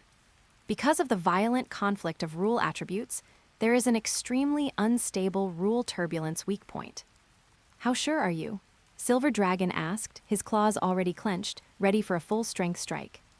70%, but there's only one fleeting chance. Jiang Yu spoke rapidly. Dr. Wesker, Ivy, inject all remaining energy from the anchor power guidance array into the prow ram. Silver Dragon, the moment I detonate that turbulence point, use your strongest spatial pierce and aim at the direction I mark. Everyone else prepare for impact. There was no time for questions. Everyone executed immediately. The anchor power guidance array emitted an overloading hum. The dark gold prow ram lit up with a piercing silver-gray light. It was the raw power of Gixu from the anchor being forcibly guided and condensed. Silver Dragon was perched on the Dragon Tongue control core, the space around him warping violently as he gathered strength. Jiang Yu took a deep breath, combining the power of the chaos germ with the fluctuations of the paradox imprint, turning it into an intangible but incredibly precise rule probe. Like a scalpel, it pierced into the turbulence point he perceived where the three forces were most chaotically intertwined. What he was doing was not resistance, nor was it balancing, but detonation. He took an ultimate paradox thought, the idea of allowing these three extreme and mutually exclusive rules to simultaneously reach their peak of stability and overlap at the same point, and tossed it like a spark into this node, filled with gunpowder barrels. Buzz! Centering on that turbulence point, an indescribable rule storm of gray-black, dark red, and pure white frantically intertwined and annihilated, suddenly erupting. This storm was not directed at the Dawnbreaker, but was a brief and violent internal strife and clash generated by the three powerhouses' own forces under the guidance of the paradox. What? The Bone Monarch's consciousness showed shock for the first time. Rule disorder. The Guide Omega's contract force field shook. Interference. Even the high-level purifier's beam showed slight scattering. Now. Silver Dragon, now. Front left, 30 degrees below the bone throne, the deepest part of the spatial fold. Jiang Yu roared hoarsely. World Breaker. Silver Dragon's long cry shook the heavens. Spatial power accumulated to the limit, amplified by the Dragon Tongue control core, turned into a silver spiral cone, so condensed it almost became physical. It stabbed fiercely at the position Jiang Yu indicated. There, a tiny old wound in the spatial structure at the edge of the Bone Monarch's extinction domain had been briefly exposed by the internal rule strife storm. Cracked, like the crisp sound of shattering glass. Under the dual impact of the internal rule strife interference and Silver Dragon's ultimate pierce, that seemingly indestructible extinction domain was actually torn open, creating an extremely unstable crack just wide enough for the Dawnbreaker to barely pass through. Charge, Jiang Yu shouted. Dr. Wesker had already pushed the engines to an overload state beyond their limits. The dark gold hull of the Dawnbreaker let out a mournful howl, like a burning meteor, as it charged toward that fleeting crack. Don't even think about it. The three powerhouses reacted extremely quickly, immediately suppressing the internal disorder. Their attacks condensed again, booming toward the Dawnbreaker as it squeezed through the crack. Chaos Gizeng, protection. Jiang Yu stood at the prow, arms spread wide. The chaos germ and the dark silver lines shone brightly, constructing a barrier before him that flowed with chaotic colors and silver light. It looked thin, but contained a strange power of balance and soothing. This barrier couldn't completely block the attacks, but it could greatly neutralize and deflect the extreme rule characteristics within them, buying the final moments for the ship. Boom, boom, boom. 3 terrifying attacks arrived one after another, slamming hard against the chaos barrier. The barrier vibrated violently and was instantly covered in cracks. Jiang Yu's face turned pale, and blood leaked from the corner of his mouth, but the barrier ultimately did not shatter immediately. It deflected most of the destructive energy, with only a small portion of the aftershocks grazing the hull, leaving scorched marks. In that split second, the stern of the Dawnbreaker finally squeezed completely through the crack. Space jump, target, preset third backup coordinates execute immediately, Dr. Wesker ordered hoarsely. The already prepared emergency jump module utilized the moment of relatively clean space outside the crack to forcibly activate. Buzz! The silhouette of the Dawnbreaker suddenly blurred and vanished in a ripple of space. In the next second, the subsequent attacks of the 3 powerhouses completely submerged that area, turning it into a boiling rule turbulence, but the target was gone. Chase them, the Bone Monarch's anger was like a cold wave. They won't get far. The jump trajectory has been marked. The dark red gem on the guide Omega's scepter flickered. Purification shall be executed. The high-level purifier's figure slowly faded, as if it had never existed. In the sky above a desolate sea area far from the main routes, space warped, and the Dawnbreaker stumbled out like a drunkard. Smoke rose from multiple parts of the hull, and alarms blared continuously, but they had finally escaped the deadly encirclement. Jump successful, but the engines are severely damaged, the shield system is scrapped, and the hull structural integrity has dropped to 41%. Ivy looked at the console covered in red alerts, her voice strained. And we've been marked. The residual space jump trajectory cannot be completely covered up. Jiang Yu steadied himself against the console and wiped the blood from his mouth. He was extremely exhausted, but his gaze remained sharp. Can we hold out until the edge of the eye of the eternal storm? Dr. Wesker assessed quickly. In our current state, sailing at full speed will take 5 days. But we must find a place for minimal emergency repairs first, or we might disintegrate halfway. 30 nautical miles ahead, there is a small hidden supply point we preset. We can stay there for 12 hours. Let's go there. Silver Dragon had also shrunk his dragon form, his aura somewhat withered. That world breaker strike just now had consumed a great deal of his source power. The pursuers will come soon. We don't have much time. The Dawnbreaker dragged its damaged body and sailed with difficulty toward the hidden supply point located in an underwater cave. For the next 12 hours, everyone threw themselves into frantic repair work. While Jiang Yu meditated to recover, he assisted Ivy in tuning the still-functioning detection and camouflage systems. Silver Dragon seized the time to restore his spatial power. Just as the repairs were nearing an end and they were preparing to set sail again, a soldier responsible for the outer perimeter sent an emergency communication. Unknown high-speed object approaching. Energy signature. Unrecognizable. It's extremely fast. Everyone's heart tightened. Had they caught up so quickly? Through the underwater observation lens, a faint blue, comet-like stream of light was seen piercing through the seawater at an incredible speed, heading straight for the cave where they were hiding. Its energy fluctuations were not the extinction of the gravedigger, nor the purification of the purifier, nor the distorted contract of the guide, but a kind of cold, efficient, unknown force with a precise mechanical feel and strong sense of purpose. Was it the rectification protocol, or some other unknown faction? Prepare for battle. Abandon repairs, set sail immediately. Dr. Wesker made a decisive call. However, the speed of that faint blue stream of light was too fast. Almost as soon as the communication ended, it had already reached the cave entrance. The light dissipated, revealing a perfect sphere about 3 meters in diameter, composed entirely of faint blue metal, with data streams flowing across its surface. The sphere suspended in the seawater without any aggressive movements. It merely emitted a scanning beam, quickly sweeping over the Dawnbreaker and the people inside the cave. Then, a neutral, emotionless electronic voice vibrated through the seawater and was received by everyone. Target detected. Key bearer, spatial lifeform, high-level member of Steel Dome City, Amazon Lily Warrior. Threat level assessment in progress. Target status detected. Severely damaged, being tracked by multiple high-level factions. Executing protocol, non-direct hostile contact. Information delivery from hidden observer. Information content.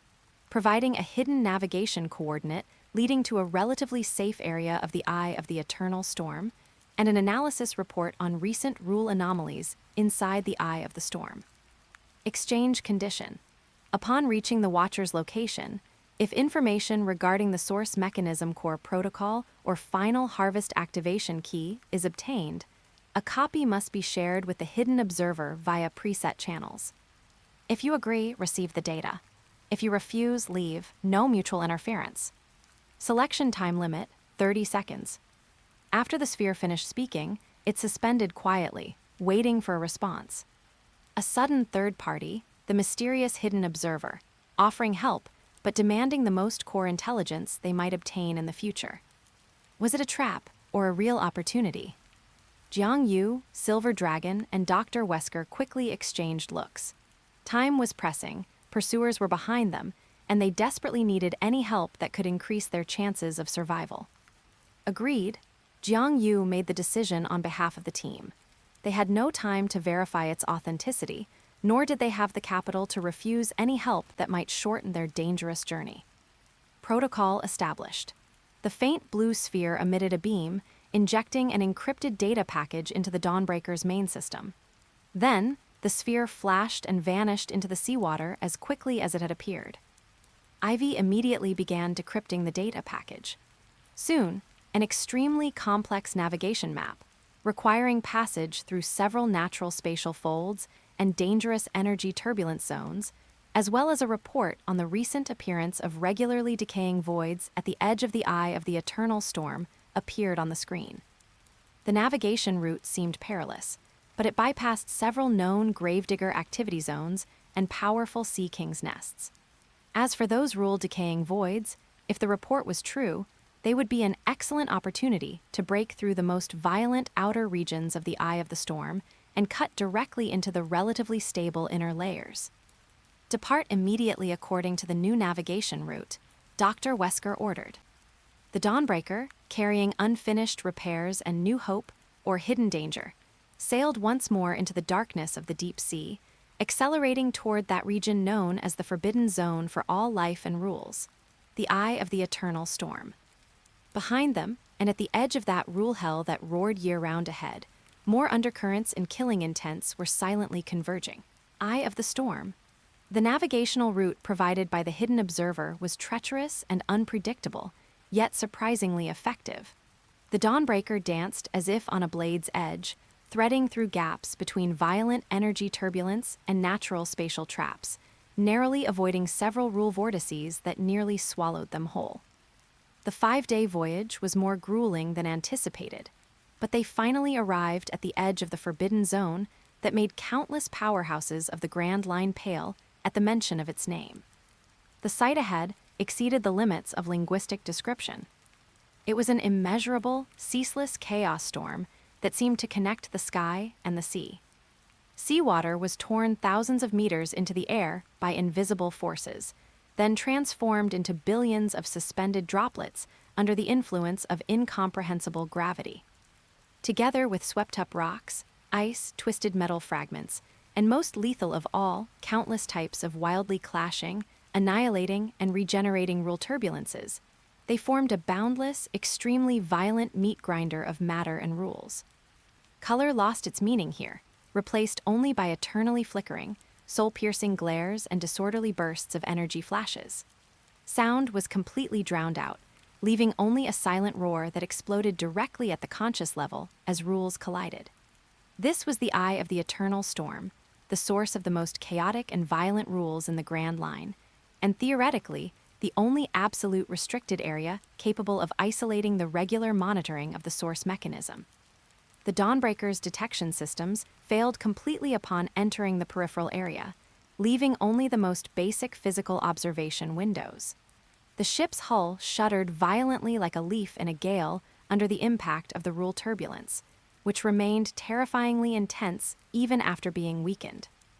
According to the Hidden Observers report, the rule decay void appears during the intervals between the third and fourth energy tide zones of the inner storm, occurring approximately every 76 hours and lasting no more than 15 minutes each time. The void's location is random, but follows the vortex reverse law. Ivy stared intently at the manually recorded time data and an ancient star map from the End Times Voyager's archives. The next void period will arrive in 4 hours. We must reach the edge of the inner ring during this time and find the void entrance. This meant they had to advance blindly through the storm for 4 hours under extreme conditions without detection, accurately capturing a fleeting safe passage that might only be a few kilometers wide. "I'll navigate." Jiang Yu walked to the bow observation window and closed his eyes. Between his brows, the chaos germ and that sliver of dark silver pattern were exceptionally active here, as if returning to some kind of primordial environment. He no longer relied on instruments, instead merging his perception with this violent sea of rules to feel the extremely faint but definitely present flow and rhythm hidden within the chaos. Silver Dragon, assist in stabilizing the hull and resist the most severe spatial folds. Dr. Wesker, Ivy, adjust the heading and power output manually according to my guidance. Jiang Yu's voice echoed through the soul link, calm and filled with unquestionable focus. The next 4 hours were an ordeal that everyone on the Dawnbreaker would never forget. Jiang Yu acted as the most precise radar, guiding the course and avoiding one invisible rule trap and energy eruption point after another. Silver light flowed across Silver Dragon's entire body as he used his spatial power to counter the spatial turbulence that threatened to tear the ship apart at any moment. Dr. Wesker and Ivy became the most synchronized helmsman and engineer, precisely executing every fine-tuning command amidst violent jolts and piercing alarms. The ship's hull continuously emitted tooth-grating groans, several exterior armor plates fell off, and internal pipelines burst. Yet, they miraculously persevered, gradually penetrating deep into the storm's inner ring area. The environment here was even more bizarre. The flow of time seemed to become uneven, and space took on a shattered mirror-like quality. Occasionally, they could see massive, twisted wreckage frozen in the turbulence, ancient ships, fragments of strange buildings, and even the skeletal remains of unimaginably large, long-extinct creatures. All were frozen at the moment of their destruction by the eternal rule storm. The void period is coming. Note that the entrance to the void is usually accompanied by brief, rule backflow and color sedimentation phenomena, Ivy reminded them. Jiang Yu's perception expanded to its limit. Suddenly, he captured an area ahead where the violent energy turbulence experienced an extremely brief, almost imperceptible lag, and the chaotic colors began to settle into a dull grayish-white. "Port 30 degrees, full speed ahead," Jiang Yu shouted. The Dawnbreaker's engines erupted with their final burst of power, charging toward that area. Just as the bow was about to touch the grayish-white region, the surrounding violent turbulence seemed to be separated by an invisible wall, and a passage about 500 meters in diameter, relatively calm with dim internal light, abruptly appeared before them.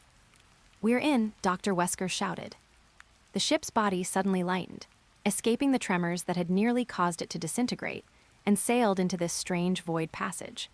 The passage was not absolutely calm, still containing faint energy flows and spatial ripples, but compared to the outside, it was heaven. The walls on both sides of the passage were composed of slowly flowing grayish-white rule mist, through which the eternally roaring storm outside was faintly visible. The passage can only be maintained for 15 minutes. Accelerate through.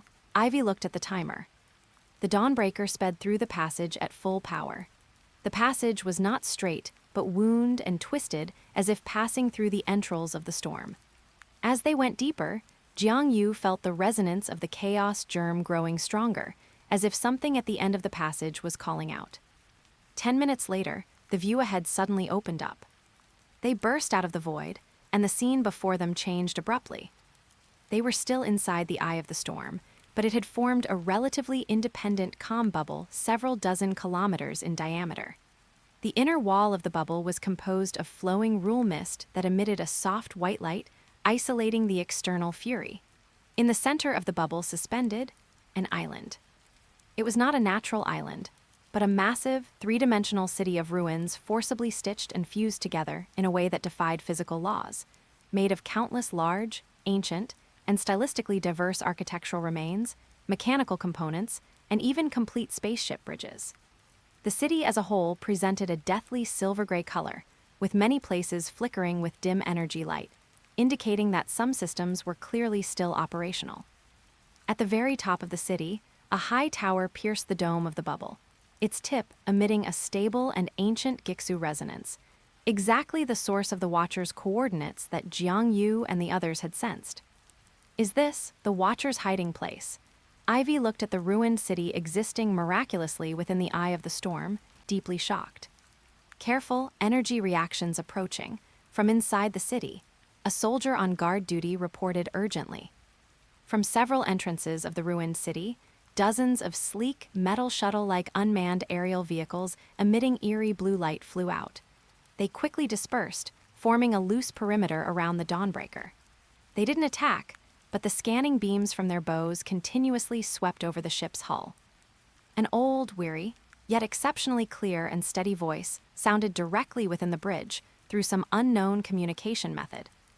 Visitors, state your identities and how you reach this place through the corridor of fate, referring to the void passage. You have 30 seconds. The owner of the voice was undoubtedly the one they had been searching for, the Watcher.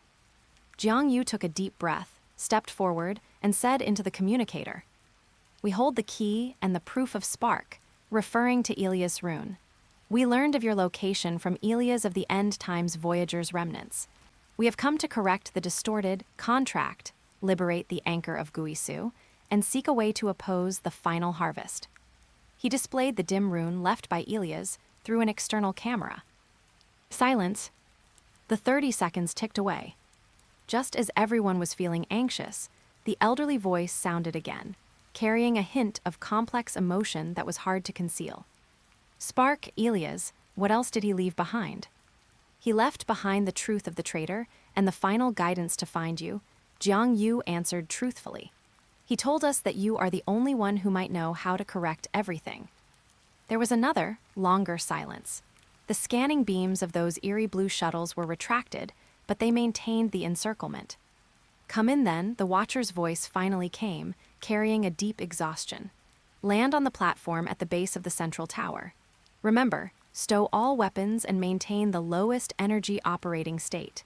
This City of the End cannot withstand any additional rule perturbation." With those words, the surrounding shuttles made way for a passage, pointing toward the high tower in the center of the city. Following the instructions, the Dawnbreaker carefully landed on a wide metal platform at the base of the tower, which was covered in dust and fine cracks. The hatch opened, and Jiang Yu, Silver Dragon, Dr. Wesker, and Ivy, the four of them, walked off the ship, while the other soldiers remained on guard. The platform connected to the tower's entrance, which was a tall, ancient archway covered in unknown scripts and energy circuits. From within the archway, a figure slowly walked out. It was an old man wearing a tattered gray robe, with white hair and beard and a withered face, yet his eyes were as deep as an abyss. His body seemed somewhat hunched, but standing there, he gave off a strange feeling as if he were integrated with the entire ruined city, the fragile calm bubble, and even the eternal storm outside. His gaze swept over the four, lingering for a moment on Jiang Yu's brow and Silver Dragon, before finally landing on the rune in Jiang Yu's hand. "I am the Watcher, you may call me Möbius." The old man spoke, his voice even older than in the communication, yet more real. "The spark has faded, and the old covenant is covered in dust. I did not expect that at this moment, with the final harvest approaching, I would still wait for a new key and variable." He stepped aside and made a gesture of invitation. "Come in, travelers from afar. Let us see, in this era of divine gambles where the journey home is nearly at its end, whether what you bring is the final light of hope, or the spark that accelerates destruction." Möbius, The interior of the high tower was starkly different from the ruins outside. The space was vast, the light soft, and silver energy veins, like living things, flowed across the walls and floor. The air was filled with the scent of ancient dust mixed with precision machinery, along with a strange force field that calmed the mind. Möbius led the group into a circular hall. Suspended in the center of the hall was a complex, dynamic star map model composed of countless points of light and connecting lines, a magnified and infinitely detailed structural diagram of the resonance network and the experimental field. Sit, Möbius gestured towards several light paths emerging from the ground. He walked to the star map, his withered finger pointing in the air. The dark silver light point representing the anchor of Guisu suddenly lit up, and the dark red and faint blue shackles piercing through it became clearly visible. The information Elias transmitted, I have already perceived synchronously through the spark of proof carried by your ship. He died painfully, but ultimately upheld the dignity of a recorder. He turned to Jiangyu, his gaze profound. The key, I can feel the nature of the paradox within you and the faint connection established between the chaos germ and the anchor. You have done better than I imagined, actually managing to communicate with the anchor and gain temporary recognition under those circumstances. Watcher Sir, Jiangyu got straight to the point, the source mechanism, the final harvest, the traitoress, the guide, and the purifier. We know part of the truth, but we need to know everything and how to amend the contract, liberate the anchor, and stop the harvest. Möbius was silent for a moment, his eyes seeming to reflect the vicissitudes of endless years. The source mechanism, we prefer to call it the scales of reincarnation. It is not a sentient God, but an automatic mechanism of a higher dimension that maintains a certain cosmic balance rule. The Grand Line, a region where rules shattered due to an ancient catastrophe, was chosen by it as an observation zone for civilization ascension and Guisu adaptation, i.e., the experimental field. The original contract was a compromise reached by our ancestors, the first group of individuals who perceived the existence of the scales and possessed high civilization and power with the scales. In exchange for stabilizing this region with the anchor of Guisu to delay its complete engulfment, we gained the right to observe and research, and attempted to find a path to survival for the native life forms. We call ourselves the Watchers and the End Times Voyagers. However, the scale's logic of balance is cold and absolute. When the accumulation of variable, overly powerful individuals, civilizations, or rule disturbances in the experimental field reaches a threshold, or when experimental data approaches saturation, it will activate the reset protocol, which is the final harvest, erasing everything to start anew. Every harvest results in some variable data being absorbed by the scales, becoming nourishment for refining its balance rules. He pointed to some dim areas on the star map. The several unexplained civilizational breakpoints and rule cataclysms in the history of the Grand Line are traces of the harvest. And recently, based on my observations and the activity level of the scale's tentacles, gravediggers, purifiers, the threshold for a new round of harvest is rapidly being approached. The reason, he looked at Jiangyu and the silver dragon, is likely related to the concentration of highly active keys and variable, like yourselves, and the betrayal by the guide Omega and the purifier Alpha, which excessively disturbed the power of the anchor. Dr. Wesker pushed up his glasses. So, the betrayers accelerated the doomsday, and we who came later have been dragged into this acceleration process. Correct, Möbius nodded. Omega and Alpha were once members of the Watcher Council responsible for guiding the experimental process and purifying runaway variable. They were tempted by the transcendence privilege promised by the scales, believing that by assisting the scales in completing an efficient harvest, they could gain the qualification to leave the experimental field, or even join the ranks of the scales maintainers. They tampered with the contract, diverting the power of the anchor outwards, partly to sacrifice to the scales to accelerate the harvest process, and partly to try and steal some of the power for themselves. What about the rectification protocol? The silver dragon asked. That is the remnant of another lost high-dimensional technological civilization, the rectifiers. They also perceived the existence of the scales and attempted to use pure technological logic to analyze, control, or even replace some functions of the scales. They viewed the anchor as a critical data source and control node. Möbius sighed. The current situation is a chaotic chess game involving multiple parties. The scales, the betrayers, the rectifiers, and nascent variable like yourselves. How do we break the stalemate? Jiang Yu asked the most crucial question. Möbius pointed at the anchor on the star map, and then at several special light points scattered in different directions with varying brightness. Amending the contract requires 3 things. First, the complete original contract tablet, which was split into 3 pieces, each preserved by one of the 3 core members of the original Watchers. I hold one part, another part is in the deep archives of End City, and the final part is in the hands of the betrayers Omega or Alpha. Second, the core resonance crystal core of the anchor. It was removed when the pact was made, serving as the physical witness and regulator of the contract.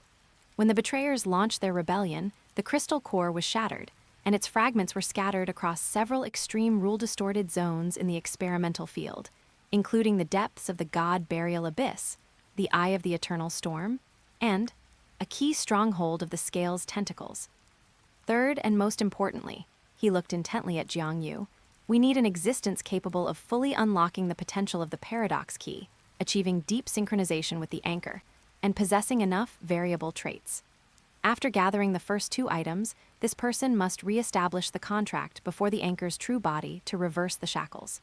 This requires an unimaginable mastery of rules, willpower, and the courage to face the direct interference of the scales. As of now, that person can only be you, Jiang Yu. The hall fell silent. The difficulty of the task far exceeded imagination.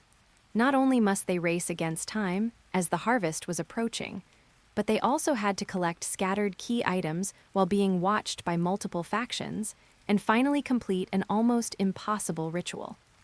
Why us? The Silver Dragon asked in a deep voice. Why don't your remaining Watcher members, or the survivors of the End Times Voyagers, complete it yourselves?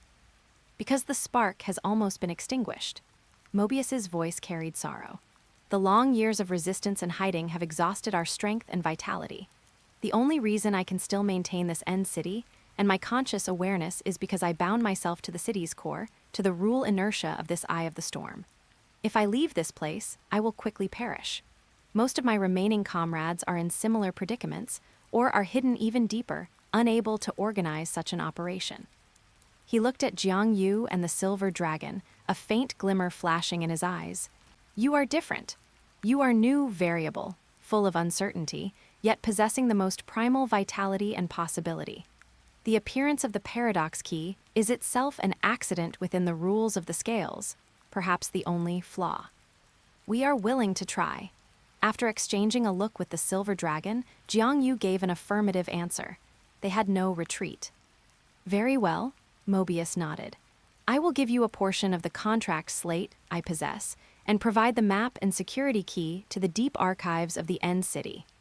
The second part of the slate is there, along with some research records regarding the possible locations of the crystal core fragments. I will also activate the still-functioning defense and interference systems of the End City to delay time for you as much as possible and interfere with the tracking of the scales, tentacles, and the betrayers. He paused, his tone becoming more serious. But you must split up, and you must be fast. I sense that the scales growing impatience with the abnormal disturbances of the key and the anchor may cause the harvest process to advance again. The betrayers will also stop you at all costs. The rectification protocol is also a variable. How shall we divide? Dr. Wesker asked. Jiang Yu and the Silver Dragon form one team. You possess the strongest adaptability and combat capabilities. You will go to the most dangerous area, the depths of the God Burial Abyss, to search for the largest possible crystal core fragment there, and take the opportunity to scout intelligence on the betrayers' strongholds. Möbius pointed to a dim red dot on the star map. Dr. Wesker and Ivy, you will lead the Dawnbreaker and the technical personnel to the End City archives to retrieve the second slate piece and the research records. That area is fraught with traps, but with the technology of the Steel Dome City, you should manage. Afterward, based on the records, proceed to the other two possible locations to search for smaller crystal core fragments.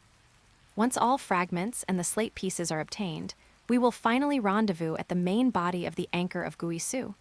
Jiang Yu summarized. Yes, Möbius confirmed. At that time, I will provide you with the final remote support as much as possible, but the final re-establishment of the contract can only be done by yourselves.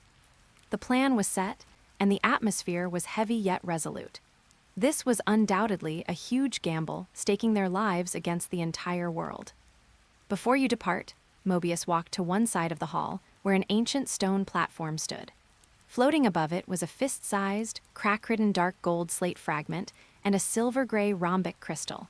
This is my slate fragment and the authority key to the core of the End City. It will help you move within the city and temporarily call upon some of the city's residual rule power. He handed the slate fragment and the key to Jiang Yu. Remember, the core of the paradox power lies in possibility. Do not be constrained by existing rules. In desperate situations, believe in and create that seemingly impossible sliver of life. Jiang Yu accepted it solemnly. The slate fragment felt warm in his hand, pulsing faintly as if alive, creating a weak resonance with the chaos germ between his eyebrows. Just then, the entire End City suddenly trembled slightly, and the lights in the hall flickered. Möbius's expression shifted slightly. They've arrived, faster than anticipated. The tentacles of the scales are attempting to breach the periphery of the eye of the storm. The detection waves of the rectification protocol have also pinpointed our location. You must leave immediately. He waved his hand, and two shimmering teleportation arrays appeared on the hall floor. The left one leads to the docking platform of the Dawnbreaker, and the right one leads to a secret passage that can quickly exit the eye of the storm towards the God Burial Abyss. Hurry. There was no time for farewells, no time for hesitation. Jiang Yu and the Silver Dragon stepped into the teleportation array on the right, while Dr. Wesker and Ivy rushed towards the left. With a flash of light, the two teams vanished from their spots. Möbius stood alone before the massive star map, gazing at the dark silver light spot representing the anchor and the surrounding red markers that were continuously lighting up, indicating approaching threats. His aged face was filled with fatigue, but also a long-lost resolve. Though the spark is faint, it can yet start a prairie fire. He murmured to himself, his figure gradually becoming transparent, as if about to merge with the entire End City, this last sanctuary, burning his final light and heat for that slim hope.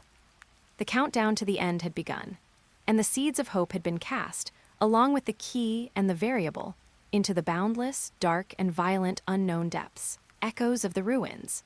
As the light from the teleportation faded, Jiang Yu and the Silver Dragon found themselves in a narrow rock tunnel covered in dust and slippery moss.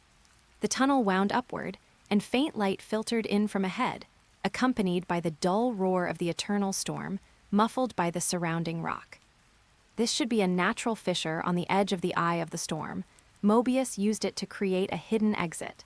The Silver Dragon sensed the surrounding spatial structure. The influence of the external storm has weakened significantly. We can fly directly toward the God Burial Abyss. How are you feeling? Jiang Yu gripped the dark gold stone tablet fragment and the silver-gray key in his hand. The tablet fragment emitted a warm, steady resonance, like a silent, ancient ally. I'm fine. The priority is to find the crystal core fragment as quickly as possible. According to Möbius's information, the piece deep within the God Burial Abyss should be the largest and most dangerous, likely near the core area where we encountered the Bone Monarch last time. The two wasted no time. The Silver Dragon resumed an appropriate size and carried Jiang Yu out of the fissure exit. Outside, the sky remained leaden gray and the sea surged, but it was hundreds of times calmer than inside the eye of the storm. Identifying their direction, relying on the Silver Dragon's sense of spatial orientation and Jiang Yu's, Germ's, faint sensing of the anchor, they turned into a streak of silver light and sped toward the southwest. Meanwhile, Dr. Wesker and Ivy were teleported back to the platform where the Dawnbreaker was moored. Möbius's emergency teleportation seemed to have consumed a significant amount of the city's energy. The platform lights were much dimmer than when they had left. Gather everyone immediately. Prepare to head to the archives. Dr. Wesker ordered the approaching warriors and technicians while walking quickly toward the ship. Ivy, check the compatibility of the authorization key with the ship's systems and plan the fastest route. 10 minutes later, a streamlined team had assembled. In addition to Dr. Wesker and Ivy, there were 4 of Steel Dome City's most elite engineer security personnel, as well as 2 Kuja warriors serving as melee guards. The rest remained on the Dawnbreaker, under the command of a senior engineer, performing maximum emergency repairs and hidden camouflage. Authorization key connected, parsing internal city map, parsing successful. The archives are located at the bottom of the city, in the former N times Voyagers central database area. It is approximately 1,200 meters vertically below our current position, requiring passage through 3 main corridors and 4 security gates. Ivy reported quickly. According to the key's feedback, most automated defense systems are dormant or damaged, but some traps based on ancient rules and physical mechanisms may still be operational. Move out, maintain maximum vigilance. Save time, but safety first. Dr. Wesker pushed up his glasses, his eyes gleaming with a mixture of a quest for knowledge and a sense of responsibility. The group left the platform and entered a downward spiral staircase inside the high tower. The staircase was wide but bore the marks of ages, and most of the energy veins on the walls had dimmed. The air was thick with dust and a faint, ozone-like smell. Occasionally, they saw the skeletal remains of metal or crystal constructs slumped in corners, long since weathered away. They remained in their final poses, as if standing guard until the very last moment. Guided by the authorization key, they avoided several areas with obvious collapses or energy leaks and successfully passed through the first heavy metal gate. The key provided the opening code. Behind the door was an even wider corridor lined with countless sealed chambers. Various symbols and numbers were inscribed on the chamber doors, suggesting they were once residential areas or laboratories. Detecting a faint life support energy reaction coming from the 3rd chamber on the front right, an engineer whispered, holding a detector. The group approached cautiously. The chamber door was tightly closed, its observation window covered in thick dust. Ivy tried to unlock it with the key. The door made a soft hiss and slid open slowly. Inside was a small living space with simple furnishings covered in thick dust. A skeleton clad in tattered gray robes sat quietly on a metal chair. On the console in front of it, a dim crystal emitted a final trace of faint light. The skeleton's posture was peaceful, its hands clutching a book made of thin metal sheets. It's a member of the End Times Voyagers, who passed away naturally here. Dr. Wesker stepped forward and carefully took the book. The script on the metal sheets was a variant of Ancient Common, recording the chronicler's final work logs and their longing for a distant home. At the end of the log, it mentioned, "The database core area is partially sealed due to energy shortages. The contract backup and crystal core research records are stored in the Civilization Monument Hall, requiring Level 3 authorization or higher to enter." The Civilization Monument Hall, it's marked on the map right in the core area of the archives. Ivy cross-referenced the map provided by the key. "We need to speed up. The key shows the city's backup power is decaying rapidly. The seals on some critical areas might lock permanently or collapse as the energy runs out." The group set aside their reverence and continued forward. The journey ahead became more difficult. They encountered attacks from the remains of automated defense turrets, weak but still dangerous, passed through zero-gravity zones where various debris floated due to gravitational field anomalies, and bypassed a corridor covered in a certain corrosive fungus. Finally, after passing through the 3rd and final massive metal door, inscribed with a complex star map and requiring the authorization key, they reached their destination, the Civilization Monument Hall. The scale of the hall was breathtaking. It was a hemispherical space over 300 meters in diameter, with a vast star map projected onto the dome, slowly rotating and containing countless galaxies and unknown dimensions. The walls around the hall, from floor to dome, were divided into countless slots of varying sizes. Within each slot floated a crystal or metal cube emitting different colors and fluctuations. These were the civilization core data, or rule phenomenon samples, collected and sealed by the End times Voyagers from various destroyed civilizations and anomalous events. In the center of the hall stood an obelisk 50 meters high, composed of a translucent dark gold material. This was the Civilization Monument. Countless fine streams of light flowed across its surface, forming dynamic reliefs that recorded the rise and fall of different civilizations. In front of the obelisk's base was a raised stone platform. On the platform lay a dark gold stone tablet fragment, similar in size to the one in Jiang Yu's hand, but with a slightly different crack pattern, along with 3 silver storage prisms placed side by side, recording complex data. Found it, Ivy could hardly hide her excitement. Dr. Wesker, however, was more cautious. He first scanned the area around the stone platform with various instruments to confirm there were no energy traps or mechanisms. Then, he stepped forward personally and reached out to touch the tablet. The moment his fingers were about to touch the tablet, the entire Civilization Monument suddenly burst with light. The star map projection on the dome accelerated its rotation, and the crystals sealing the samples all around lit up one after another. A grand, desolate voice, sounding like a collection of countless civilization echoes, reverberated through the hall. Latecomers, ye who seek the fragments of the contract and clues to the crystal core. To bear their weight, one must first understand their source. Choose. 1. Behold the scene of the contract's inception. Understand the duty of protection and the sorrow of betrayal. 2. View the cause of the crystal core's shattering. Know the value of power and the calamity of greed. 3. Take what is needed directly, but you must endure the monument's heart inquiry trial. Answer correctly and receive. Answer wrongly and be trapped. Time limit, 60 breaths. Was this the final insurance left by the End times Voyagers, or a test from the monument's own intelligence? Dr. Wesker and Ivy quickly exchanged glances. Time was pressing, the city's energy was decaying, and external threats were unknown. Choosing 1 or 2 would provide more comprehensive background information, but the time required was unknown. Choosing 3 was the fastest, but carried the highest risk. They did not know what the so-called heart inquiry trial entailed.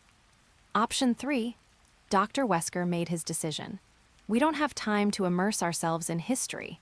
Getting the tablet and records and leaving immediately to regroup with Jiang Yu and the others is the priority. I will take the trial. Doctor, Ivy said worriedly. Don't worry. The so-called heart inquiry is nothing more than a questioning of one's beliefs and purpose. Our purpose is to correct mistakes, protect all that exists, and seek the path to transcendence. This heart can be questioned.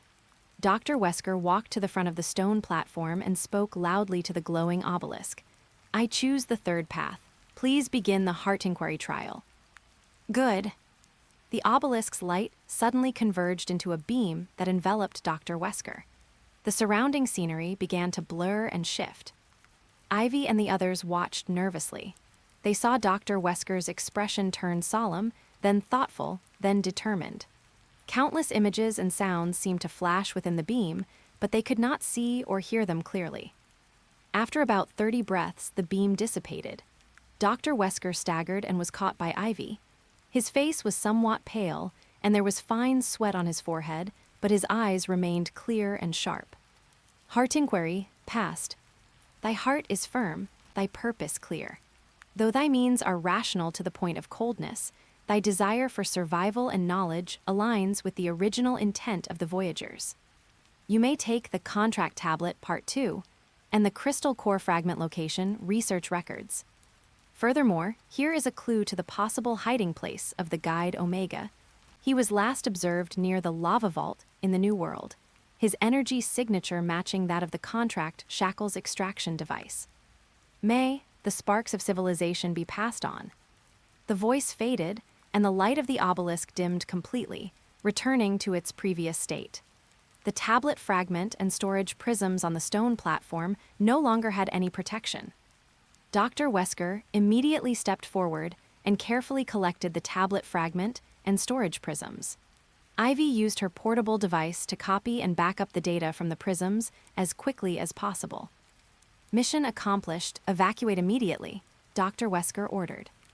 The group turned and quickly headed back the way they came. They had to leave the City of the End, regroup with Jiang Yu and the others, and head to the next target point before the city's energy was completely exhausted or external threats broke in. Behind them, the Civilization Monument Hall, which had recorded the rise and fall of countless civilizations, went completely dark, receding back into eternal darkness and dust.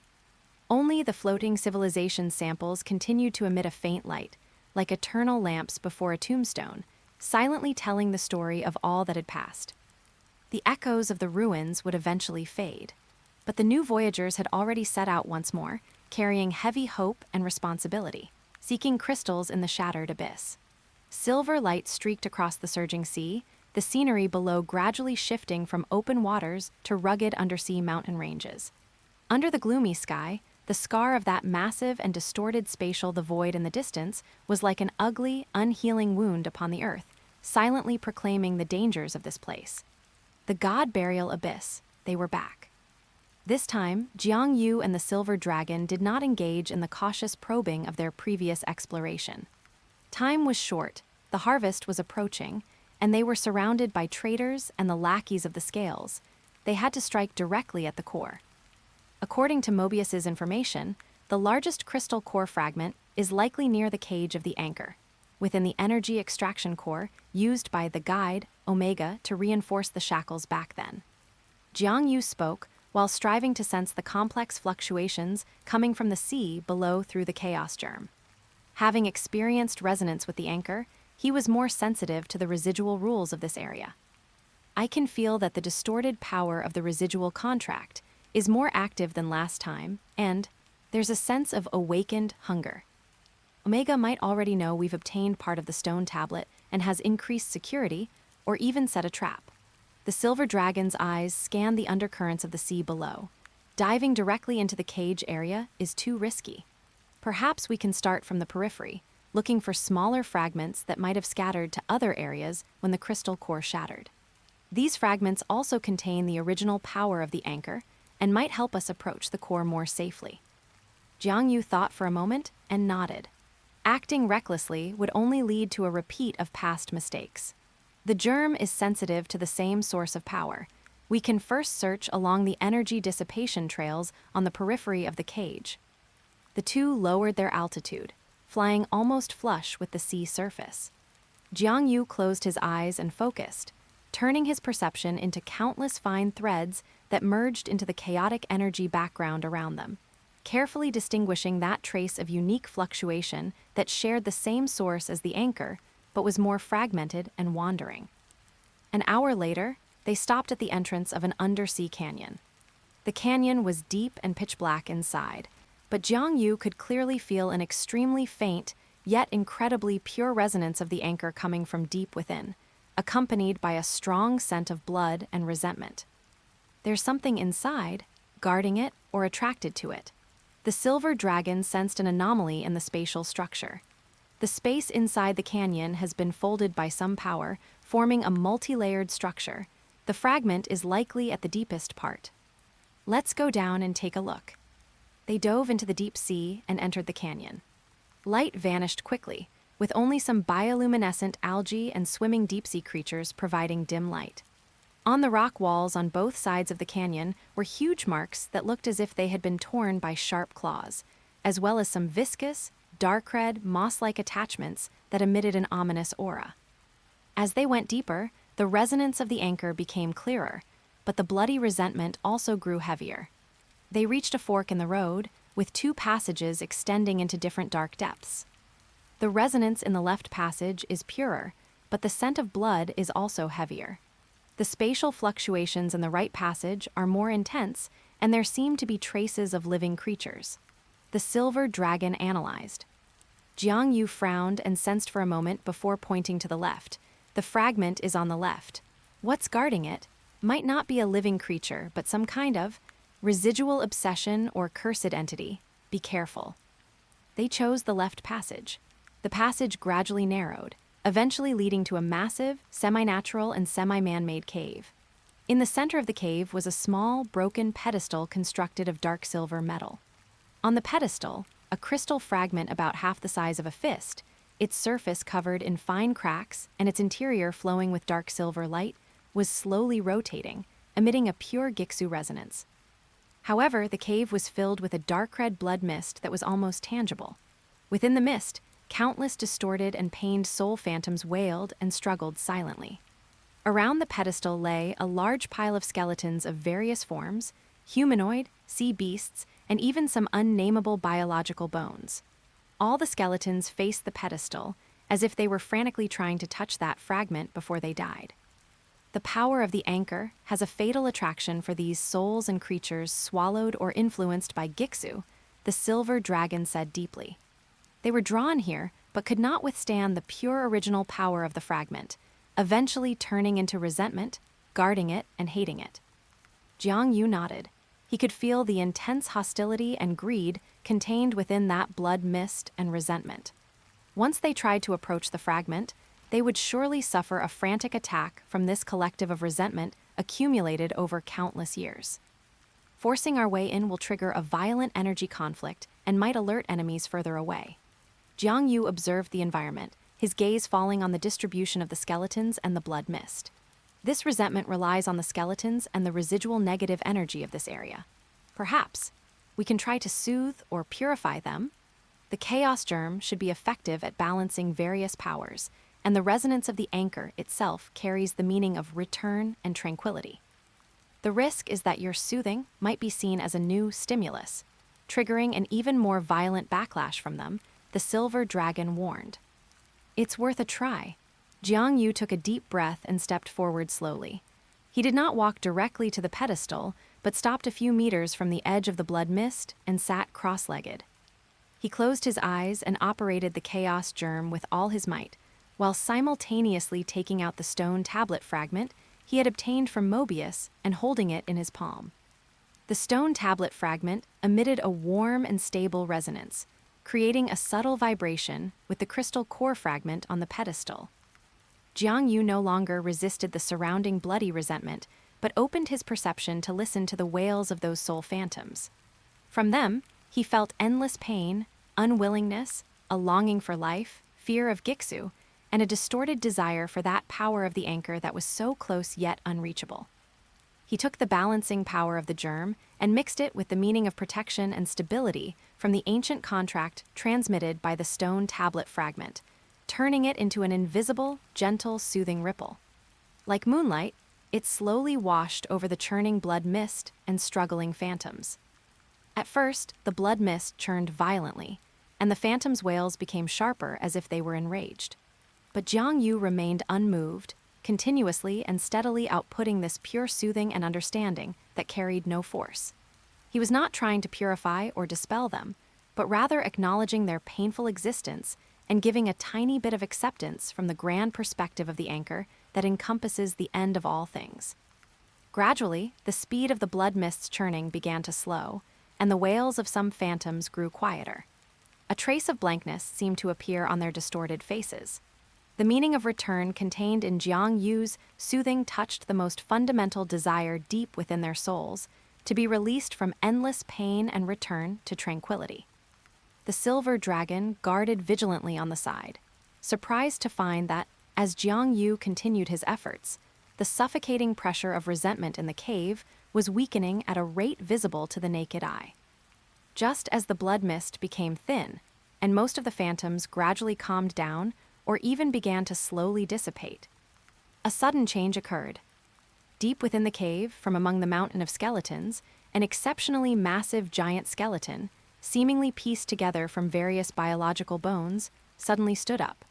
Within its hollow eye sockets, two clumps of deep purple soul fire, full of madness and violence, ignited. It let out a silent roar that exploded directly on the soul level.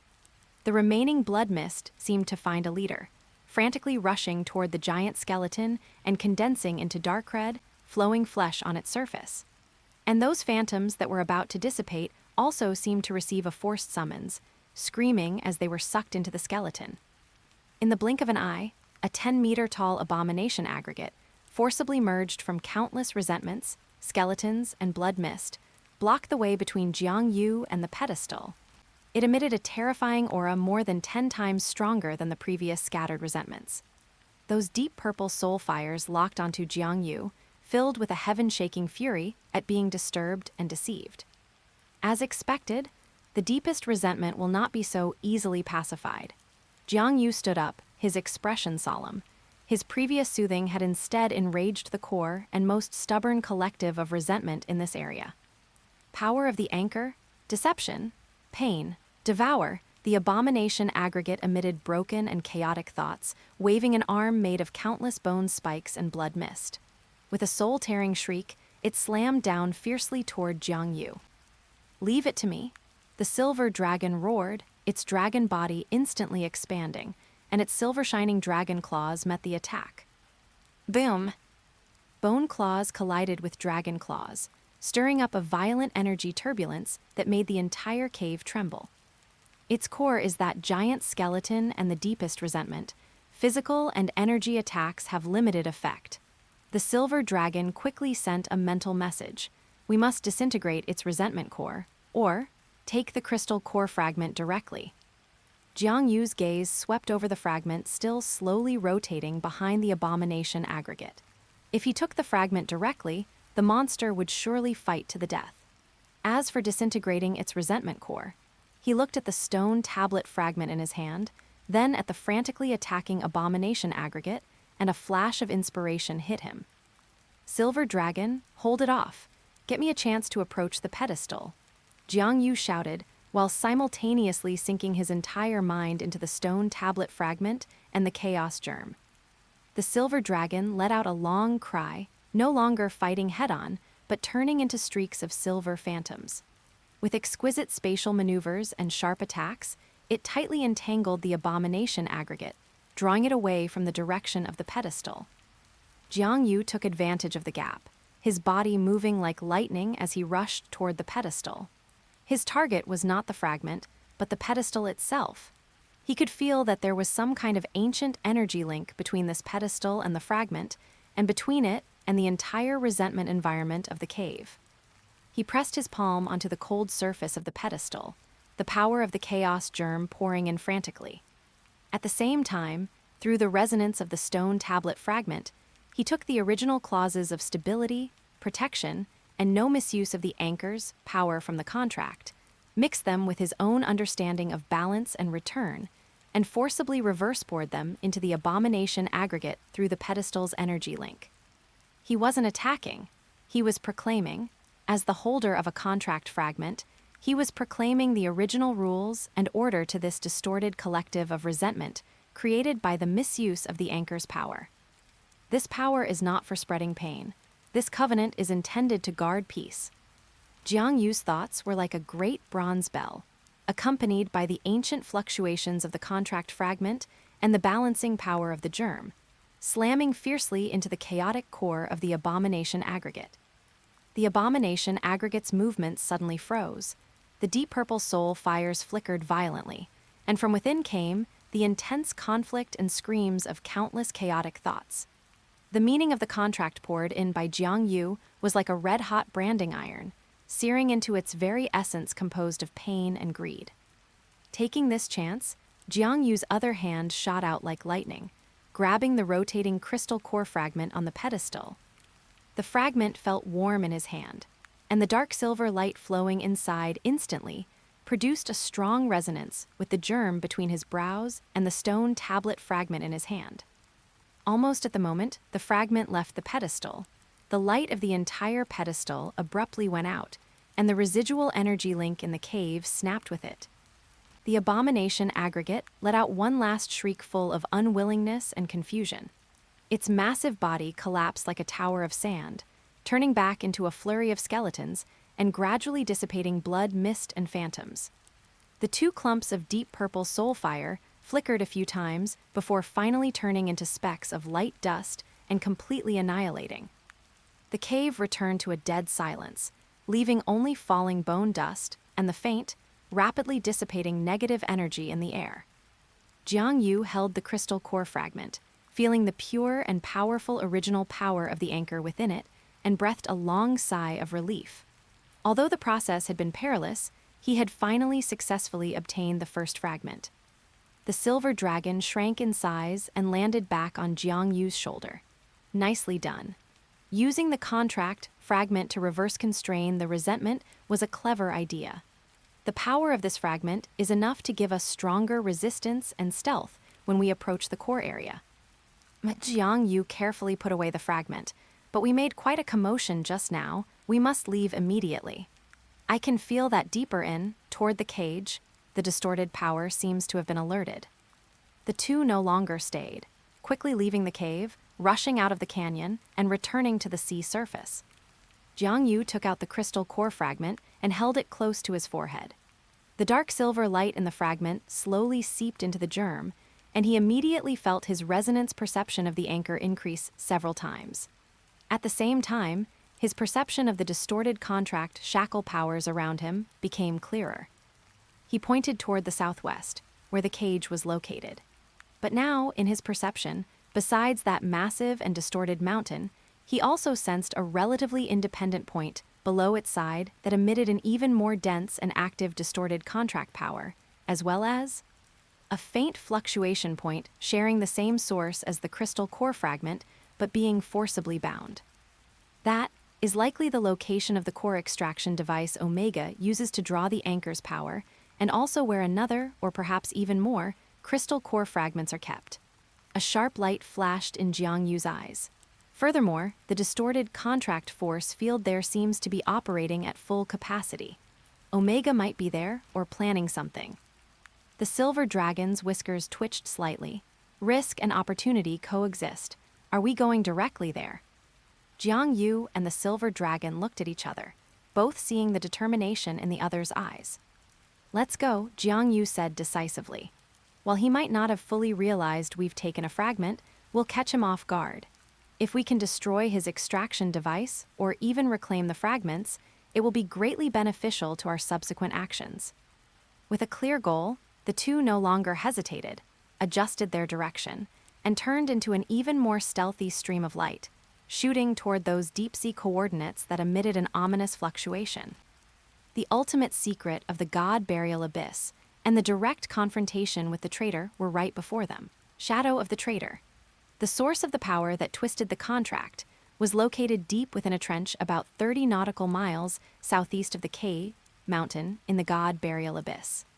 The closer they got, the stronger the resonance of the crystal core fragment in Jiang Yu's hand became, and the thick, uncomfortable feeling of forcibly altered rules permeating the surrounding seawater grew heavier. The silver dragon had compressed its own, and Jiang Yu's aura and spatial fluctuations to the extreme, almost merging them with the background of the seawater. The two of them, like silent shadows, dove into the trench. The trench bottom was not dark. Instead, it was illuminated by a sickly, dark red light emanating from a dark red metal structure embedded in the rock wall ahead, pulsating like a giant heart. The structure resembled an inverted metal womb flowing with viscous, dark red liquid. Its surface was covered in twisting, writhing runes, and countless thick energy pipes extended from the womb, connecting like umbilical cords toward the distant Cage Mountain. At the core of the womb, visible through a translucent dark red barrier, several crystal core fragments of varying sizes, emitting a dark silver luster, were faintly discernible. They were bound by a force field, slowly rotating, their pure power being greedily extracted, converted, and injected into those umbilical cords by the runes and pipes. It really is an energy extraction and conversion device. Jiang Yu felt a chill in his heart. Omega is likely nearby, or monitoring this place through some means. Floating in the seawater surrounding the womb were several bizarrely shaped metal construct guards. They resembled skinned deep-sea arthropods, their joints flashing with dark red light as they patrolled silently.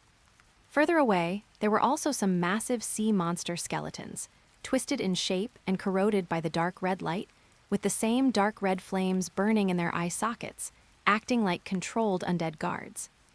The defenses are tight, but not impenetrable, the silver dragon transmitted telepathically. The energy cores of those metal guards are connected to the contract distortion force field. Destroying them might alert Omega. As for the skeletal sea beasts, their weakness is the sole fire in their skulls. We should silently infiltrate the interior of the womb and either seize or destroy the core directly. Jiang Yu nodded, his gaze fixed on a relatively hidden entrance on the side of the womb, resembling a maintenance tunnel.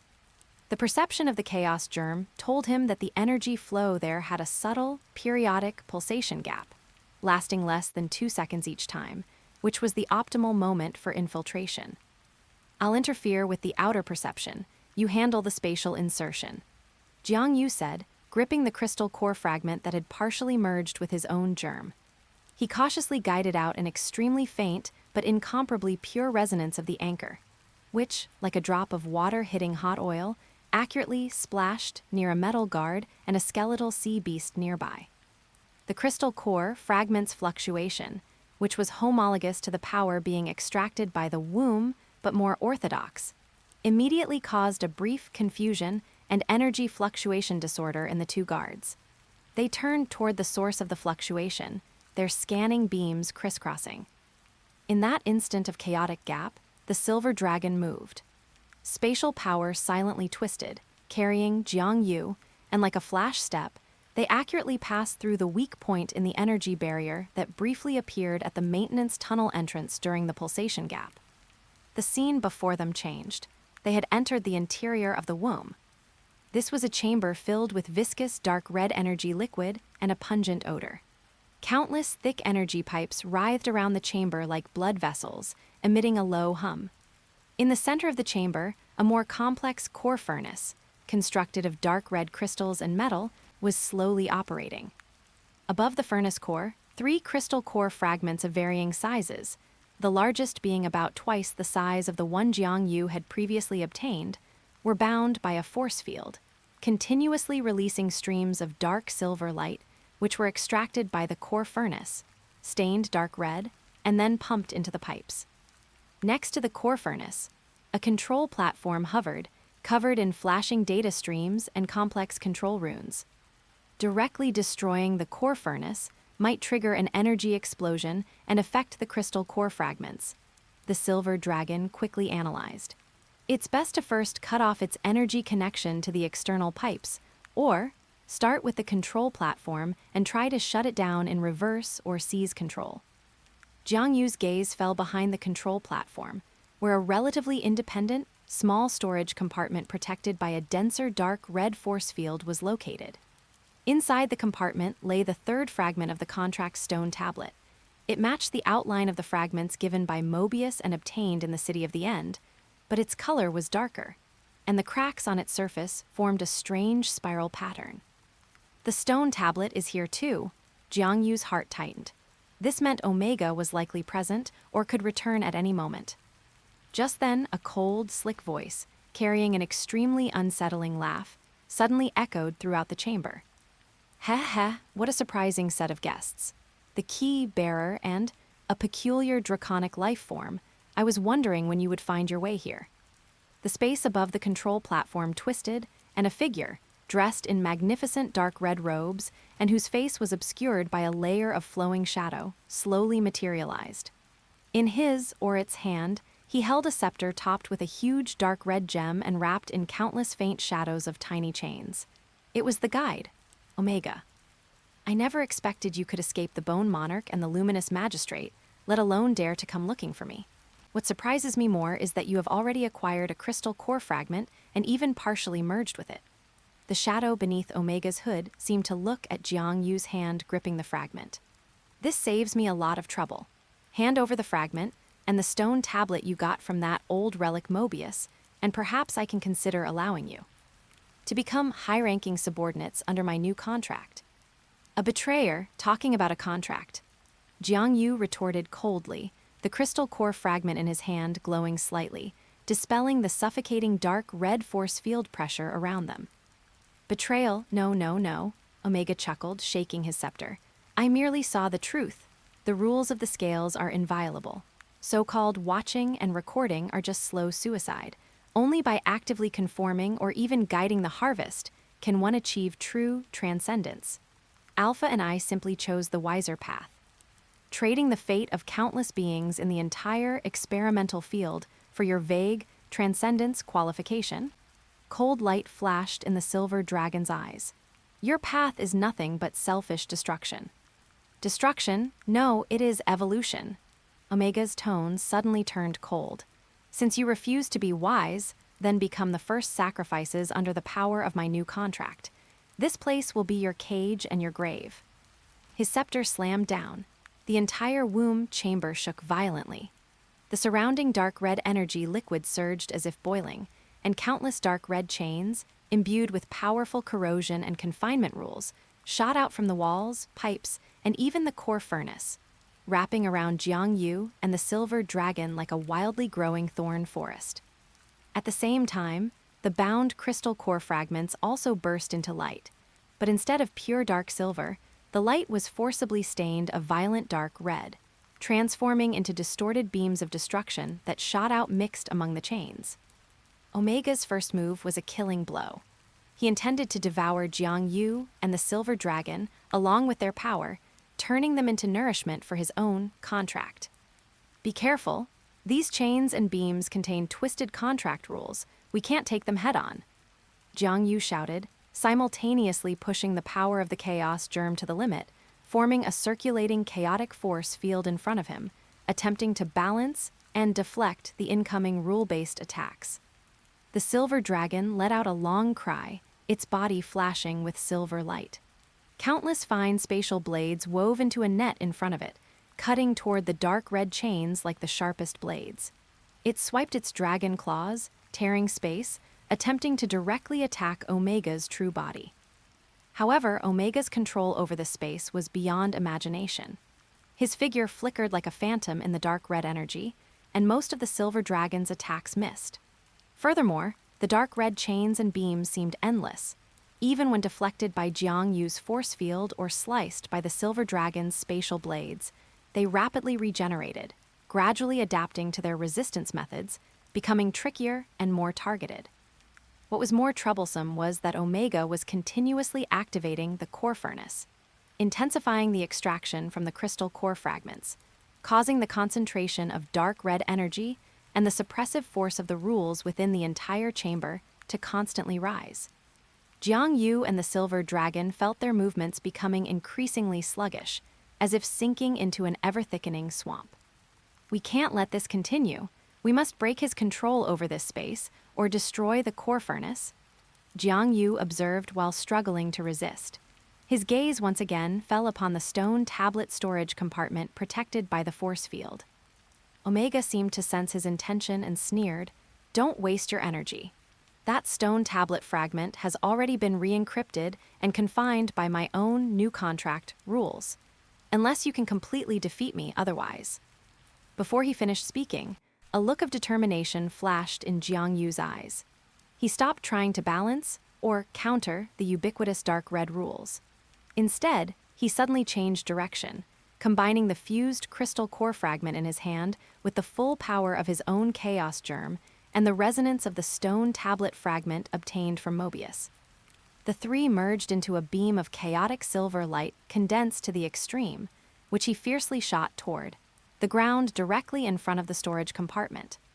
He wasn't attacking the storage compartment itself, but rather the energy pipe intersection node of the thickest energy pipes below it, the ones connecting the core furnace and the entire energy circulation system of the womb. That spot was the hub for dark red energy transmission, and an anchor point for the entire contract distortion force field in this area. Destroying it might trigger a localized energy circuit overload and rule disruption. You're insane. That will cause a massive explosion. Omega clearly hadn't anticipated Jiang Yu's recklessness. He urgently swung his scepter, sending several even thicker dark red chains to intercept the chaotic silver light. But how could the silver dragon let him succeed? Silver light flashed in its dragon eyes. Holding nothing back, it burned a portion of its origin power to unleash a forbidden technique learned from the dimensional pressure training ground, one that was close to spatial stripping. It clenched its dragon claw, and the space in front of Omega, along with the intercepting chains, was instantly erased by an unseen hand, creating a momentary fault line of rule vacuum. It was that instant. The chaotic silver light, passed through the fault line without obstruction, accurately smashing into the energy pipe intersection node. Boom! A blinding light and destructive energy impact erupted instantly. The intersection node was forcibly torn apart, and the rampant dark red energy lost control, backwashing, clashing, and exploding like a breached dam. The entire womb chamber shook wildly, pipes burst everywhere, and dark red energy liquids splattered around. The operation of the core furnace instantly became chaotic, and the extraction from the crystal core fragments was forcibly interrupted. The force field binding the crystal core fragments also flickered violently, becoming extremely unstable. Omega let out a roar mixed with shock and fury.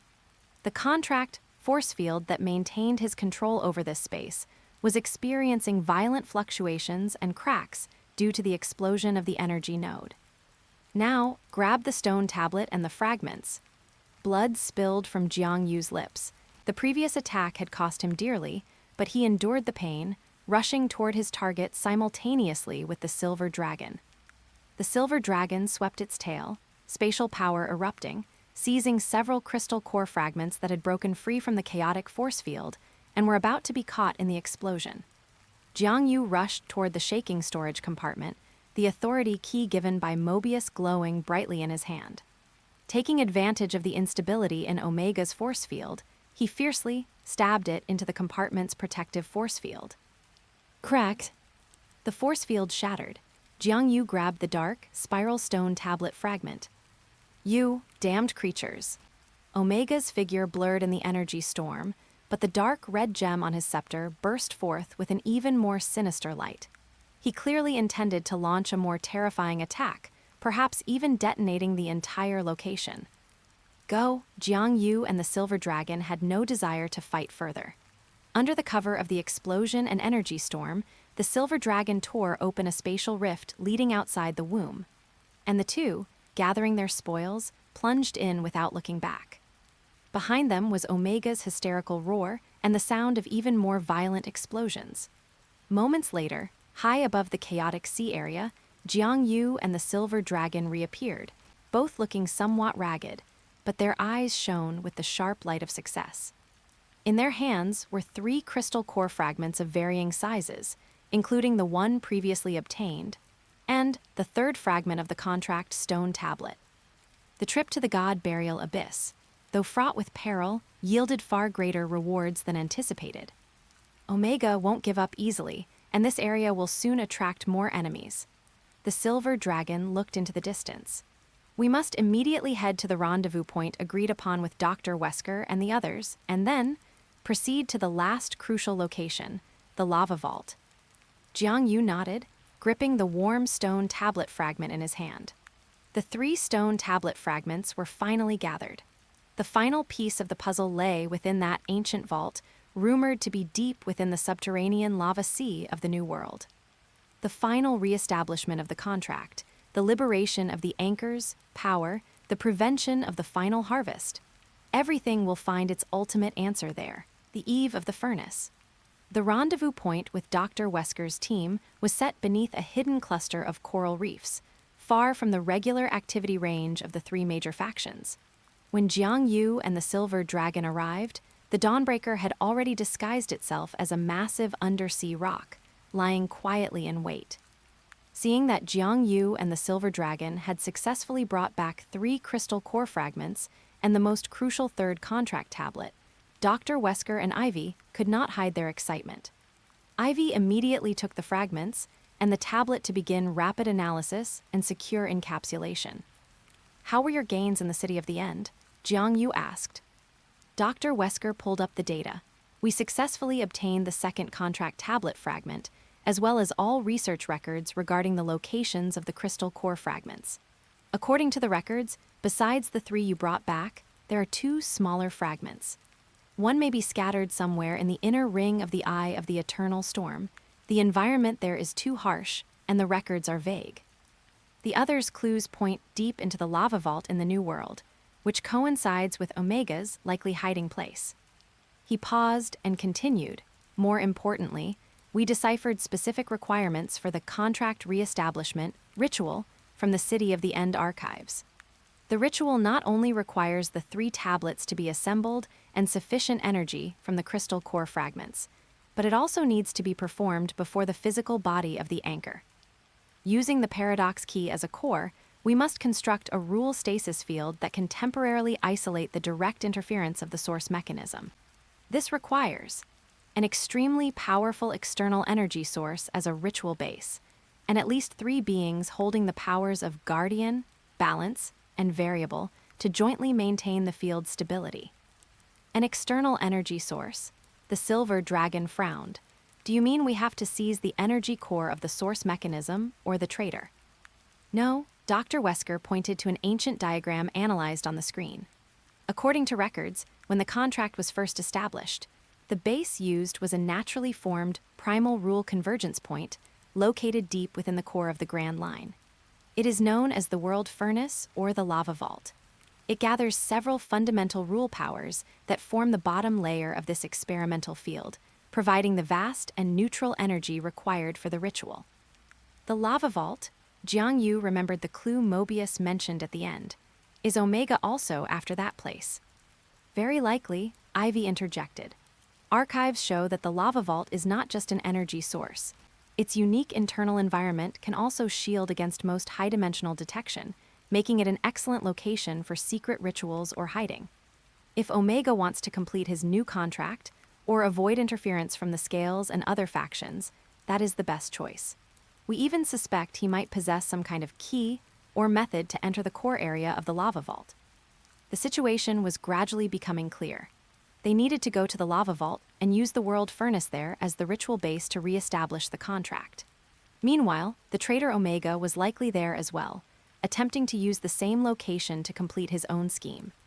At the same time, factions like the Rectification Protocol, the Gravedigger, and the Purifier would also likely be drawn there by the disturbance of the anchor and the gathering of crystal core fragments. This will be a multi-party free-for-all on the final stage, the Silver Dragon said somberly.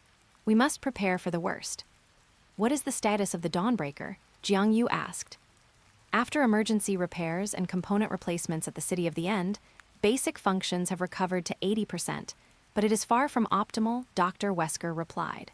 The Lava Vault is located deep within the New World's crust, near the mantle. The environment is extreme, with high temperatures, high pressure, and it's filled with violent leyline energy turbulence. Forcing an entry with the Dawnbreaker in its current state would be extremely risky. Perhaps we can try another approach, Ivy suddenly suggested. According to the End Times Voyager's records, the Lava Vault is not completely sealed. There are several ancient volcanic belts in the Grand Line whose mantle plumes occasionally create brief connections with weak points in the vault, forming unstable lava passages.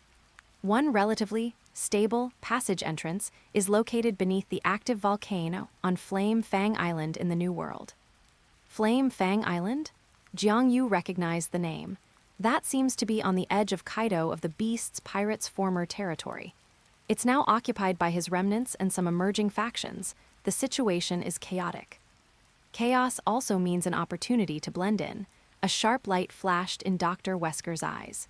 We can disguise ourselves as a survey team or black market merchants interested in geothermal energy or rare minerals, find a way to land on Flame Fang Island, and then look for a chance to sneak into the volcanic passage. This is much more covert and safer than trying to force the Dawnbreaker through the crust. A plan was quickly drafted. Steel Dome City provided top-tier cover identities and equipment, disguising the group as a team of experts hired by an underground faction to survey ancient geothermal energy cores on Flame Fang Island. Jiang Yu and the Silver Dragon concealed most of their presence, playing the role of the team's core guards. 5 days later, a disguised medium-sized merchant ship carrying the survey team arrived at Flame Fang Island. The island lived up to its name. The entire landscape looked like burning fangs, with a massive active volcano at its center, constantly spewing thick smoke and dark red lava. The air was thick with the smell of sulfur and volcanic ash. The port town buildings were crude but sturdy, packed with a diverse crowd of pirates, mercenaries, black market merchants, and outlaws. The flags of various factions flickered in the haze, creating a boisterous and dangerous atmosphere. With forged passes and generous bribes, the survey team successfully landed and rented a courtyard with an underground warehouse on the edge of town as their base. Over the next 2 days, Dr. Wesker and Ivy led the technicians in using their disguised equipment to conduct appropriate surveys of the volcano, while secretly scanning and locating the hidden passage to the lava vault. Jiang Yu and the Silver Dragon gathered intelligence in the town, learning about the distribution of factions on the island and recent anomalies. News was quickly compiled. Flame Fang Island was currently divided among 3 main factions. The Ashen Gang, formed by low-level former Beasts Pirates cadres, who occupied the port and most of the town. The Hand of Lava, composed of local natives and exiled craftsmen, who controlled several mines on the northern foot of the volcano.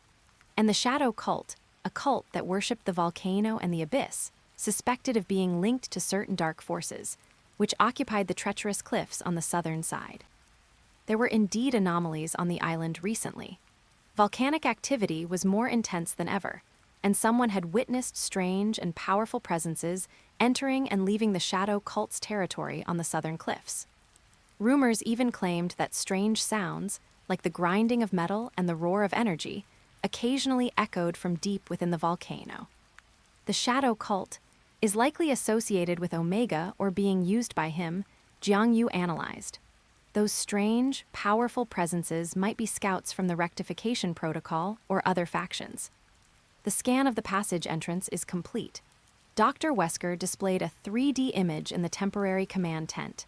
The entrance to that unstable passage is located about 700 meters deep inside the volcanic crater, within a lateral fissure partially covered by solidified lava. There are faint, non-natural energy shielding traces at the entrance, clearly an intentional cover-up. We must wait for the next volcanic eruption interval, when the ley line energy is relatively stable, to attempt to sneak in. The next interval is expected in 30 hours, Ivy added. The duration may only be 4 to 6 hours. We must break through any potential guards, enter the passage, and go as deep as possible within that time frame. Time was tight. Everyone began final preparations, checking equipment and formulating infiltration and emergency plans. Jiang Yu took out the 3 contract tablet fragments and attempted a preliminary assembly and resonance. When the 3 fragments were brought close together, they levitated automatically, and soft light glowed at the edges of the cracks. They seemed to try to connect as if alive, but they always fell just short at the final step. Clearly, they needed the special environment of the lava vault and the complete ritual to fully merge. As night fell, Flame Fang Island was shrouded in a dark red haze formed by volcanic ash. Jiang Yu stood alone in the courtyard, looking at the distant crater that resembled a giant beast's mouth spewing fire and smoke. The chaos germ between his eyebrows throbbed slightly. He could feel that something was calling from deep within the scorching core of the earth, and something was waking up. The final stage, the Silver Dragon's voice sounded behind him, its dragon eyes shimmering with silver light in the night. Whether it's the source mechanism, the traitor, or other covetors, they will all show their true fangs there. Jiang Yu clenched his fists, feeling the warmth emanating from the crystal core fragments in his robe. We have no choice but to move forward. Just then, Ivy rushed out of the tent, holding a piece of encrypted communication fragment that had just been intercepted and deciphered, her expression grave. Emergency. We intercepted a communication between the Shadow Cult and the outside. They mentioned, the sacrifices are ready, the furnace core is about to be ignited, and welcoming the arrival of the guide. The encryption method has a 73% similarity to the energy signature Omega used at the God Burial Abyss. Sacrifices? Guide? Dr. Wesker stepped out quickly. Could Omega have already entered the lava vault ahead of us and is performing some kind of sacrificial ritual to activate or control the world furnace in advance? A chill ran through everyone's hearts.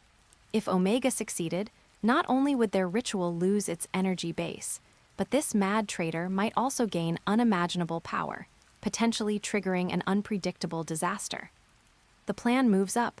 Jiang Yu decided immediately, we can't wait 30 hours, prepare at once.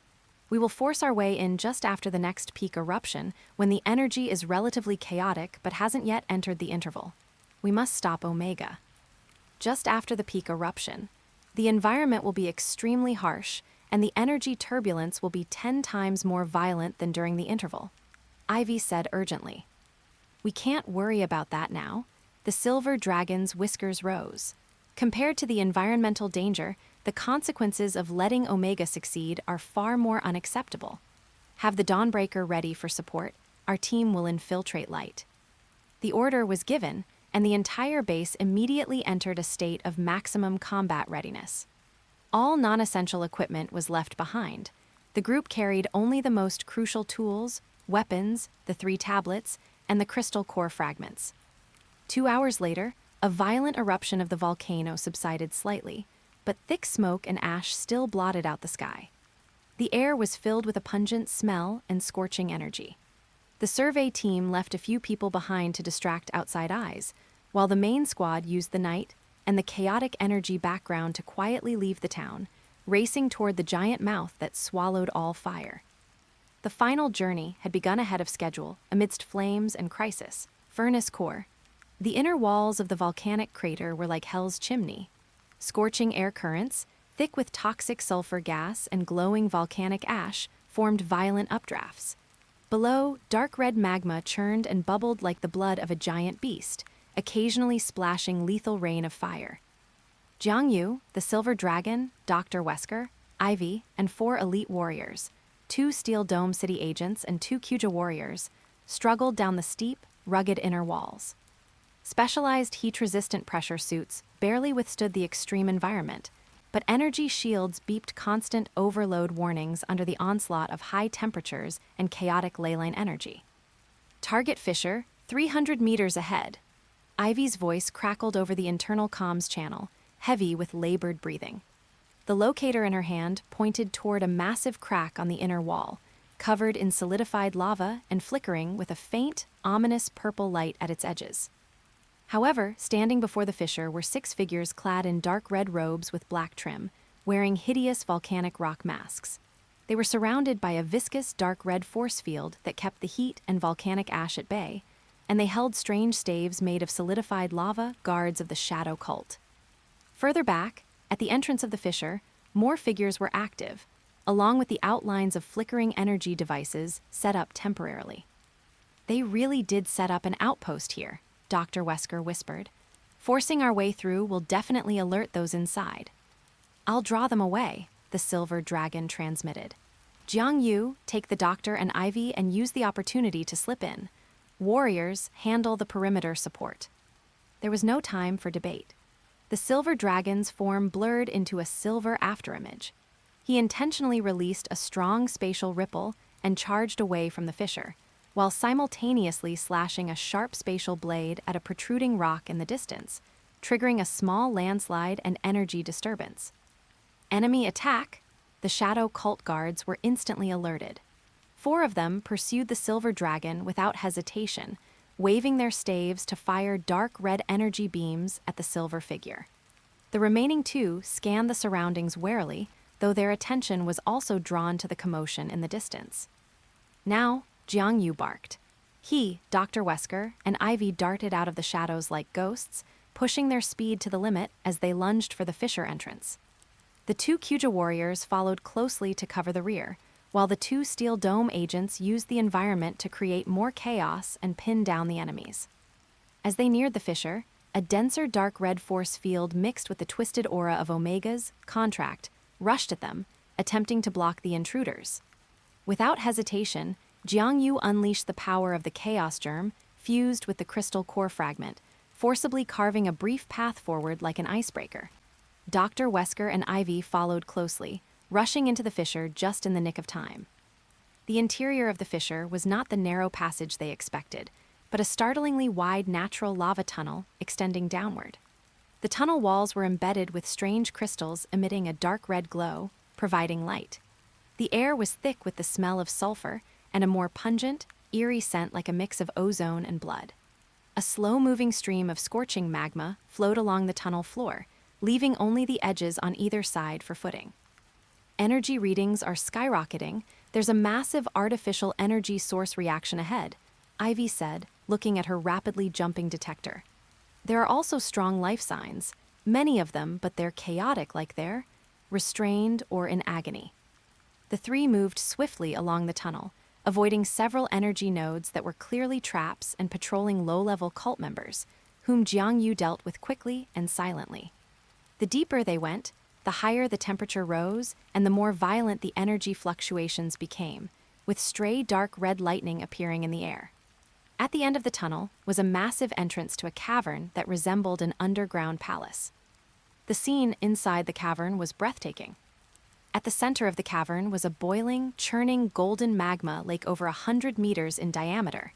That wasn't ordinary magma, but highly concentrated, near-liquid, leyline rule energy manifested.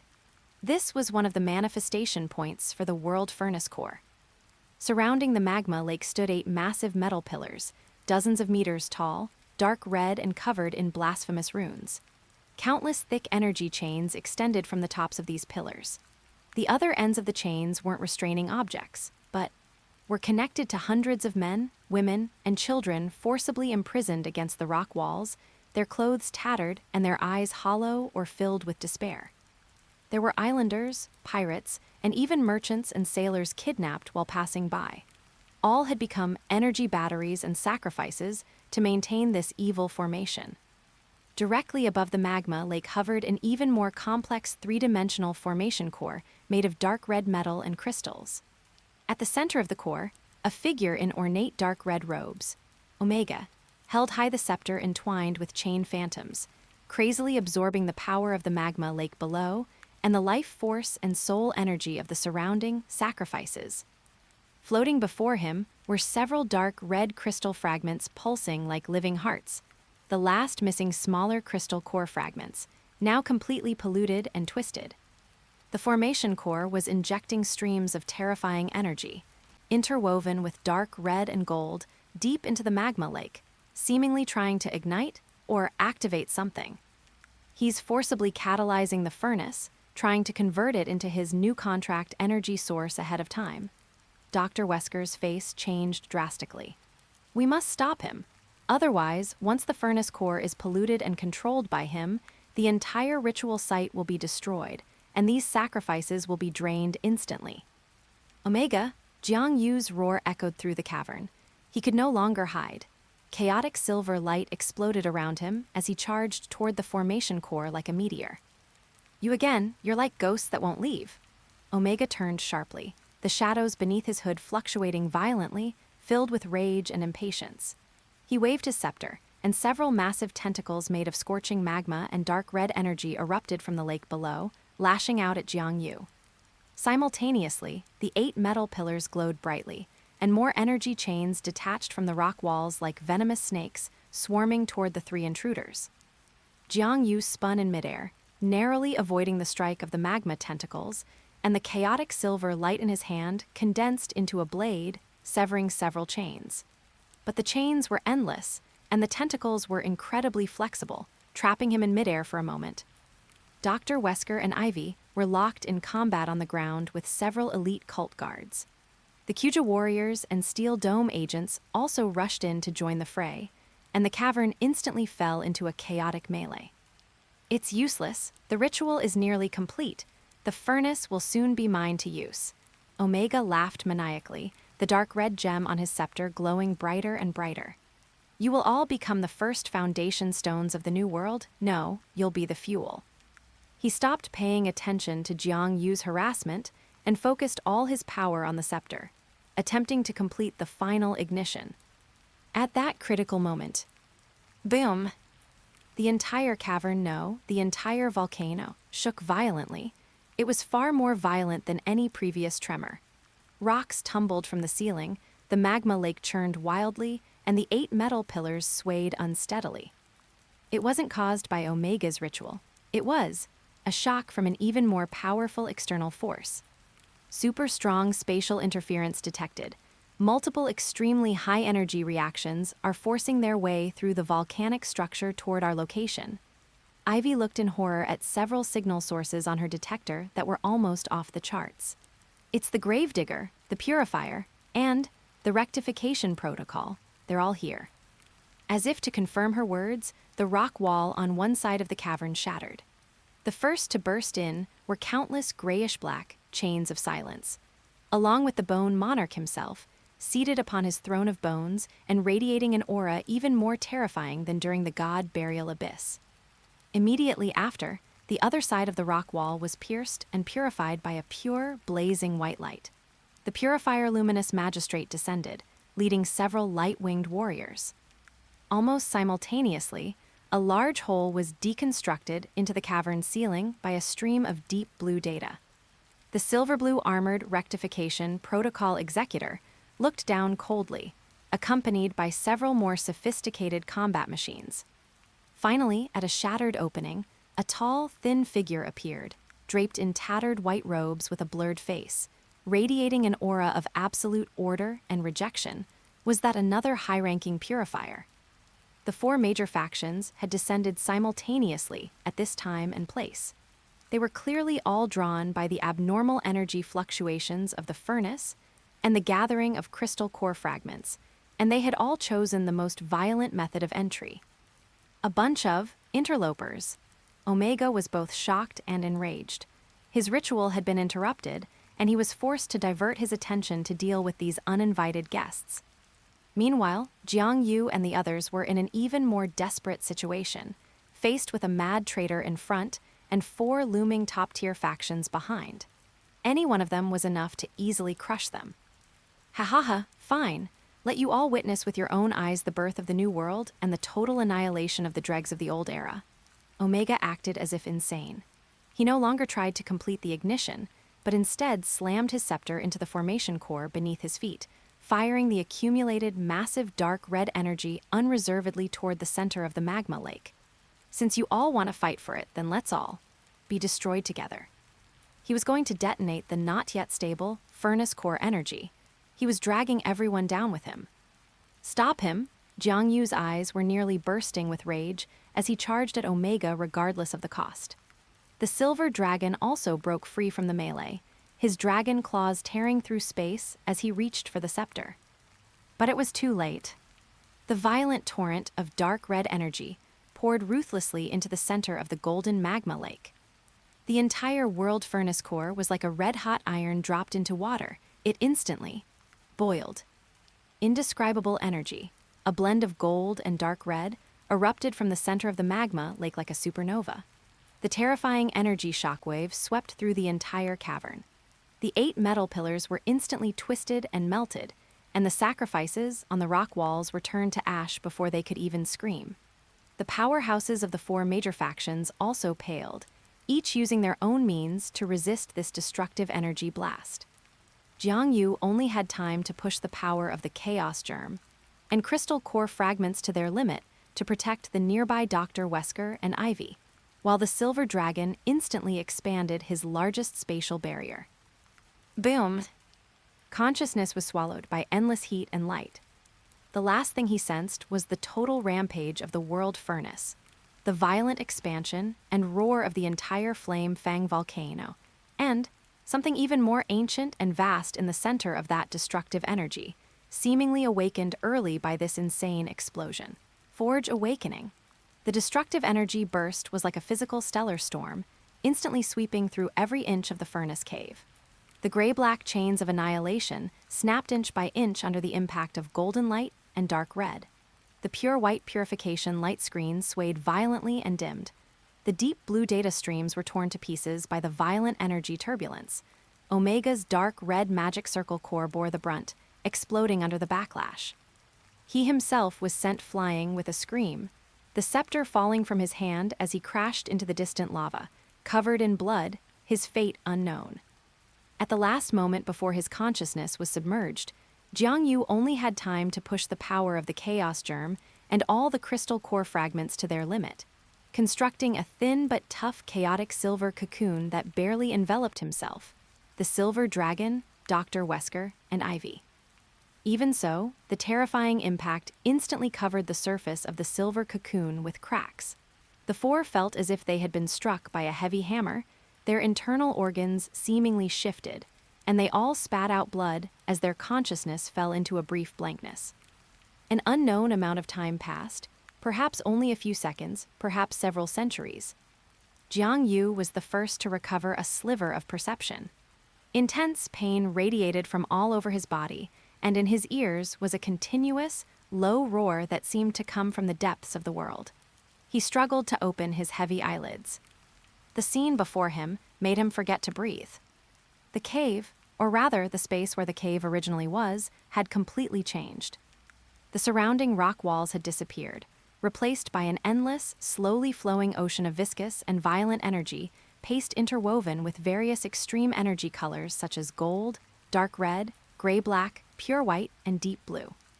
The chaotic silver cocoon they were in was like a fragile bubble in this chaotic ocean, drifting uncertainly in the energy turbulence. And where the boiling lava lake had been, there now hovered an indescribable existence. It looked like a massive, slowly pulsating light vortex composed of countless rule runes and pure energy, and also like an open eye. At the center of the vortex was a deep absolute darkness that seemed capable of absorbing all light, yet it emitted an ineffable, grand will that embraced all things while remaining indifferent to them. That was the core of the world furnace. Due to Omega's mad detonation and the violent conflict of multiple forces, it had been awakened early from its long slumber or inert state. At this moment, this eye of the furnace was watching this chaotic domain composed of its own rampaging energy and the intruders. Its gaze swept over the remaining experts of the four major powers, swept over Omega's mangled remains struggling in the energy sea, and finally, stopped on the chaotic silver cocoon where Jiangyu was. No, it stopped on the 3 crystal core fragments in Jiangyu's arms, which were spontaneously emitting pure dark silver light, and trying to communicate with and soothe the surrounding violent energy, as well as the active chaos germ at his brow. Resonance, key, and fragments of the anchor. Confusion, conflict, tentacles of the scales, the traitor's filth, the coldness of rectification. Balance is being broken. A grand, ancient, non-human thought that echoed directly at the level of rules washed over everyone's consciousness like a cold tide. This was not language, but pure information transmission. The bone monarch's bone throne drifted in the energy sea, its annihilation field striving to resist the erosion of the chaotic energy. Its hollow eye sockets looked toward the eye of the furnace, emitting low, overlapping thoughts. Furnace will. This is the experimental field under the jurisdiction of the scales. The key and fragments should belong to the harvest sequence. Heresy and pollution must be purified. The light wings of the luminous magistrate were broken, but her light remained fierce, locking onto the direction of Jiangyu and Omega. High-value rules source. Data severely polluted. Suggest. Forced recovery and format. The mechanical voice of the rectification protocol executor was cold. Its armor had also been damaged under the energy wash, but its analysis beam continued to scan the field. Hand over, the key, and the fragments. Another even more powerful purifier high-level individual's white robes fluttered, a pure order repulsion field forming a relatively calm area around it. Though they were wounded, their foundations remained, and their goals were still clear. The crystal core fragments in Jiangyu's hands and himself. And just then, in the energy sea below, a dark red light flared up again. Omega had actually not died completely. His mangled body was wrapped in dark red energy as he struggled up like a demon, holding a remaining, still pulsating dark red crystal, a polluted crystal core fragment, roaring madly. Mine, it's all mine. Furnace, respond to me. Sign a new contract with me. He attempted to hurl the last of the pollution power toward the eye of the furnace. The gaze of the eye of the furnace turned toward Omega, and within that grand thought, a flash of clear disgust seemed to pass. Defiler of contract, thief of power, shall return. Following this thought, a stream of pure golden energy, like a whip of judgment, shot out from the eye of the furnace, ignoring the chaotic energy sea and accurately lashing Omega. Aha! Omega let out an incredibly shrill scream. The dark red energy on his body surface melted away rapidly as if it had met its nemesis, and the polluted crystal in his hand instantly turned to ash. His body quickly disintegrated and was annihilated in the golden light, leaving not even a trace of residue behind. Only a final echo of a thought filled with endless malice and unwillingness lingered for a moment before completely vanishing. The traitor, the guide Omega, was completely erased under the disgust of the world furnace's origin. This scene made the experts of the other four major powers shudder. The furnace was clearly not an unthinking, unbiased object. Jiang Yu seized this fleeting opportunity. Omega was erased, and the last polluted fragment in his hand had also disappeared.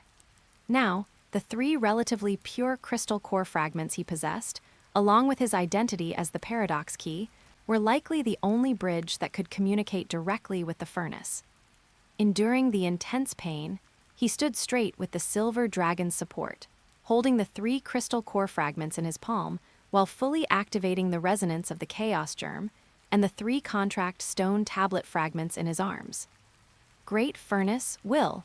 Jiang Yu's voice was transmitted through rule resonance, echoing in this energy sea, we have not come for plunder or destruction. We hold the fragments of the contract, bear the mission of the key, follow the guidance of the watcher, for the sake of correcting the defiled contract, liberating the imprisoned anchor, and delaying the final harvest. Please listen to our request. He condensed the information of meeting Möbius, obtaining the tablets, collecting the fragments, and the end times Voyager's records regarding the truth of the contract into a pure information stream. Mixing it with the pure resonance of the crystal core fragments and the balancing power of the germ, he bravely cast it toward the eye of the furnace. Contract, watcher, key. Information, verification. The vortex of the eye of the furnace slightly accelerated its rotation, and that grand, ancient thought seemed to be performing a rapid analysis and judgment. It did not reject the information stream Jiang Yu transmitted. Instead, it was actively reading it. A moment later, the thought sounded again, and this time it seemed to lack a bit of coldness and gained subtle fluctuation. Verification passed, key is authentic, purpose is clear. However, to re-establish the contract, three things must be gathered: a complete monument of contract, sufficient origin of the anchor, and a stable foundation of the ritual. This place can serve as the foundation. You already possess the fragments of the origin. What is missing is the completeness of the monument. The three fragments must be reforged into a whole before my core, using the power of the key and the furnace fire. It had recognized Jiang Yu's identity and purpose, and it pointed out the final step. The power of the furnace core was needed to reforge the three tablet fragments into a complete monument of contract. What do we need to do? Jiang Yu immediately followed up. Step into my horizon. Use the key as the core and the fragments as the guide to endure the tempering of the furnace fire.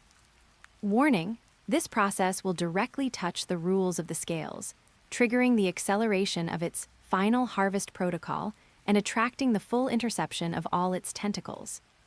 If successful, the monument will be formed, the contract can be established, the anchor can be freed, and perhaps a slim chance for delay can be gained. If you fail, you and the fragments will all become my fuel, and the harvest will become unstoppable. The choice was laid bare before them. Stepping into the core of the eye of the furnace to reforge the monument of contract under the direct gaze of the scales had an unknown success rate and would inevitably trigger a mad siege by the tentacles of the scales like the gravedigger, purifier, and rectification protocol. But if they retreated, all their efforts would be in vain, and the harvest would still come. There was no hesitation. We are willing to try, Jiang Yu said decisively, looking at the silver dragon, Dr. Wesker, and Ivy. The silver dragon's eyes were resolute. I go with you. Dr. Wesker pushed his broken glasses, his eyes filled with the fanaticism and calmness of a scholar facing the ultimate truth. This is the moment to witness history and truth. Ivy gripped her recorder tightly. The data must be recorded. Good. Jiang Yu took a deep breath and controlled the battered, chaotic silver cocoon, beginning to move slowly toward the center of the massive eye of the furnace vortex. This action immediately provoked the four major powers. Stop them, the combination of the key and the furnace will produce an uncontrollable variable. The Bone Monarch was the first to erupt, the chains of annihilation turning into a heaven-covering net that swept toward the silver cocoon. Purification must be executed immediately. The luminous magistrate and the high-level purifier struck at the same time, their pure white purification torrent and order repulsion field merging into a spear of light that pierced through the energy sea. Execute final protocol. Clear all high-activity variables and recover all rule sources. The rectification protocol executor led the combat machines, firing data deconstruction blades and energy cannons simultaneously. Terrifying attacks came from all directions, vowing to tear Jiang Yu and the others, along with that fragile silver cocoon, to shreds before the furnace. The silver dragon roared, burning the last of its origin, its dragon body's silver light more intense than ever as it tried to open a spatial barrier again. Dr. Wesker and Ivy also poured all their energy into the silver cocoon's defense. But in the face of the full combined attack of the four top powers, this defense was like paper. Right at this life or death moment. And noisy. The thought from the eye of the furnace carried a clear sense of impatience. The vortex suddenly expanded. Infinite golden energy, like a floodgate-opening torrent, erupted violently with the eye of the furnace as the center. This was not an attack on Jiang Yu and the others, but an indiscriminate, pure furnace origin energy shockwave covering the entire energy sea domain. Booms, booms, booms, boom. In the face of this grand energy tsunami that seemed like the wrath of the entire world's underlying rules, the attacks of the four major powers were like snowflakes thrown into a sea of fire, instantly submerged, dispersed, and melted away. The Bone Monarch's throne was overturned, its annihilation field flickering. The luminous magistrate and the high-level purifier were washed by the golden light until their radiance dimmed, and they retreated repeatedly. The rectification protocol executor and its combat machines were scattered in disarray, their data streams flashing wildly. The furnace had cleared the field in the most brutal way, winning the final opportunity for Jiang Yu and the others. Quick, my power, is also accelerating the awakening of the scales. Time is short. The thought from the eye of the furnace came as an urge. The absolute darkness at the center of the vortex slowly opened a crack like a gateway, revealing an interior of unimaginable high temperature and rule density. Jiang Yu and the others no longer hesitated. Controlling the silver cocoon, they turned into a resolute beam of light and plunged headlong into the central gateway of the eye of the furnace. Light swallowed everything. The energy sea outside, the roars and attacks of the four major powers, the vibrations of the entire Flamefang volcano. All sounds and sights rapidly receded and blurred. The last things perceived were the eye of the furnace slowly closing, and the final echo left by that grand thought. Contract reforging, begin. May your paradox, in the midst of desperation, open a new possibility. The true final test officially began in the core of the furnace, under the gaze of the scales, contract rebuilding. The moment he stepped into the eye of the furnace, all external perception was stripped away. There was no light, no sound, and no temperature, only an omnipresent, soul-shuddering presence and density of rules. It felt like being at the singularity before the universe was born, or the final moment where all things returned to Guisu. Jiang Yu felt as if he had been thrown into the core furnace of a forging star. The 3 contract tablet fragments, 3 crystal core fragments, and the chaos germ between his brows became the only certain coordinates in this indescribable environment. They resonated with each other, emitting an increasingly intense light that illuminated. No, not illuminated, but defined a small surrounding area. The silver dragon, Dr. Wesker, and Ivy pressed close to his side. Relying on their soul links and the last of their energy connections, the 4 of them barely managed to keep their consciousness from dissipating. Condense your will, with the key as the guide, the fragments as the material, call upon the contract's true name. The grand intent of the furnace will become incredibly close, as if echoing directly in the depths of their souls. Jiang Yu understood that this was the most critical moment. He closed his eyes and sank his entire mind into the core of the resonance. With paradox as the key, I bear the Watcher's will. The packed steel, originating from protection, established by rules, returning to balance. Now there are 3 fragments, bearing the glory of the past and the sorrow of betrayal. Please, with the fire of the furnace, cleanse the dust, mend the cracks, and restore wholeness. He chanted the true words he had realized from the resonance of the tablet fragments loudly. Every syllable pulled at the power of the germ and the crystal core fragments, turning into tangible rule patterns that flowed into the 3 tablet fragments floating before him. Dr. Wesker and Ivy also threw in their mental power without reservation, helping to stabilize the architecture of the resonance. The silver dragon, with its spatial talent, struggled to maintain a relatively stable domain in this chaos to serve as the anvil for the reforging. As the true words continued, the 3 tablet fragments began to vibrate violently. Piercing light burst from the cracks at the edges as they slowly moved closer, attempting to piece together. However, at the very moment the fragments were about to touch, a cold, absolute gaze that seemed to come from a higher dimension suddenly descended. Like invisible shackles, it death-gripped and suppressed the merging process of the tablet fragments.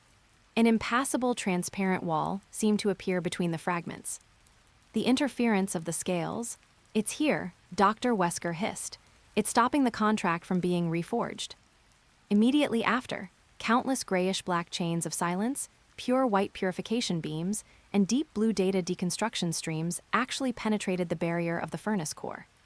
Manifesting from all directions, they frantically attacked Jiang Yu and the others, as well as the 3 tablet fragments. The 4 major forces had not given up.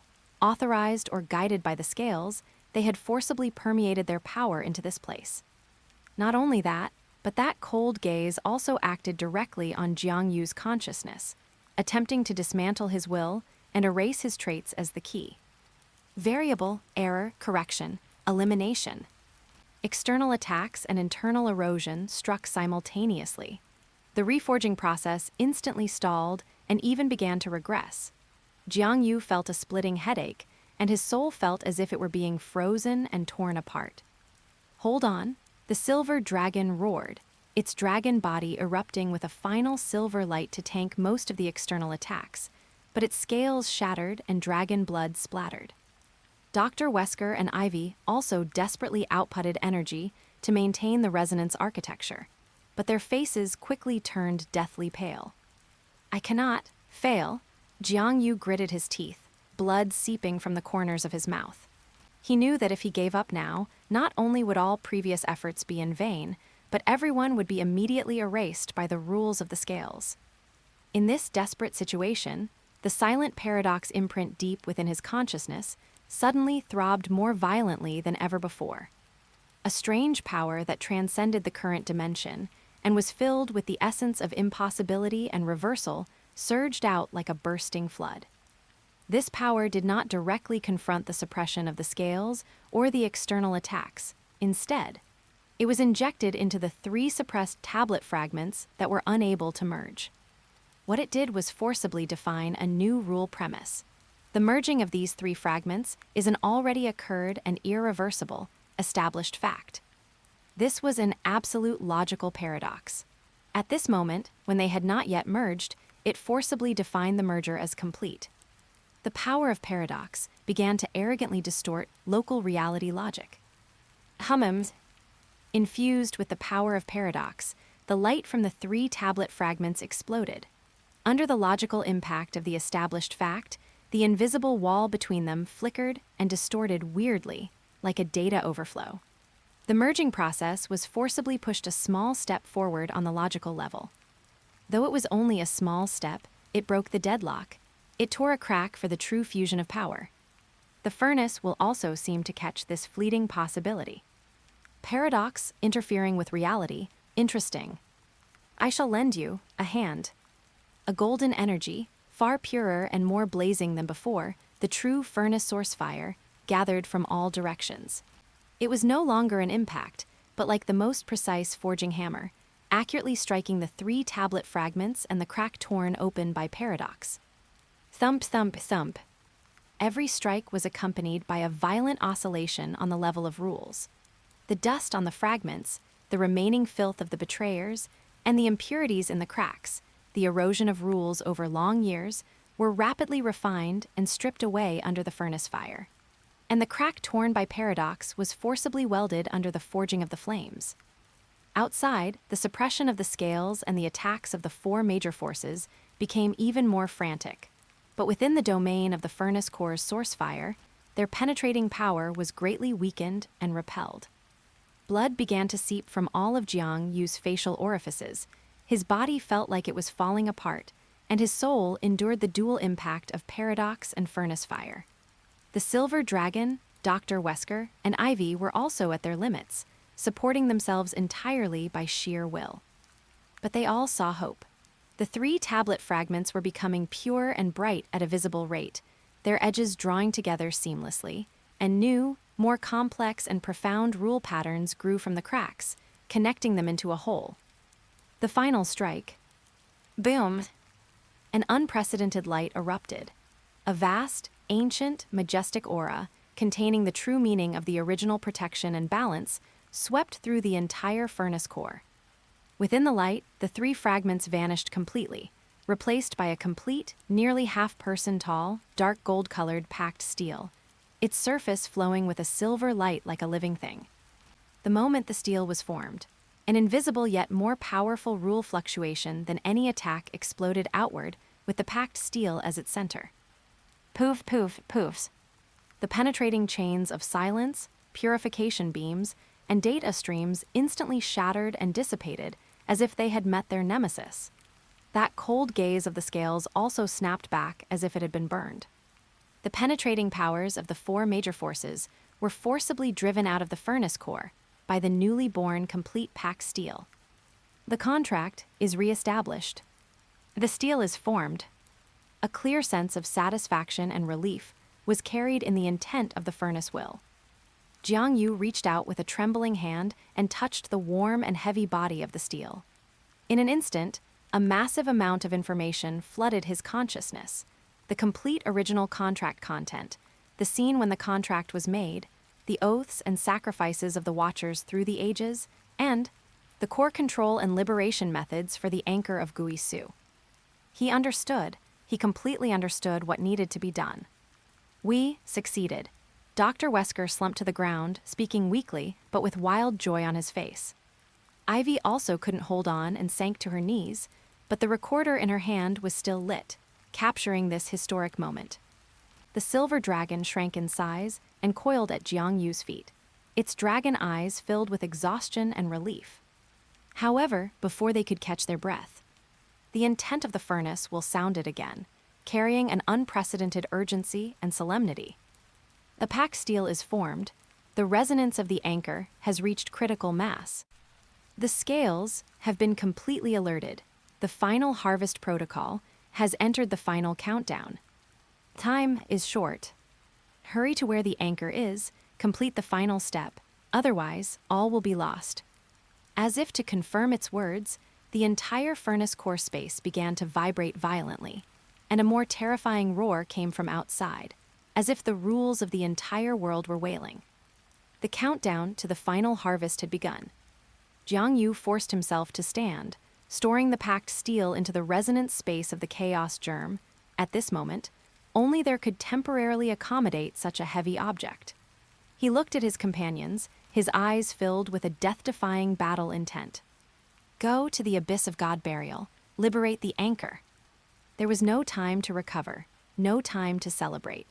Supporting each other, and pushed by the last of the furnace will's power, the 4 of them were spit out of the furnace core like 4 meteors, returning to the energy sea that was still chaotic, but already showing signs of an apocalyptic scene.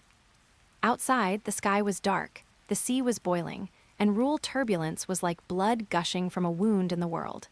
In the distance, from the direction of the abyss of God burial, came an unprecedentedly strong resonance, the anchor of Guisu's mixture of pain and longing.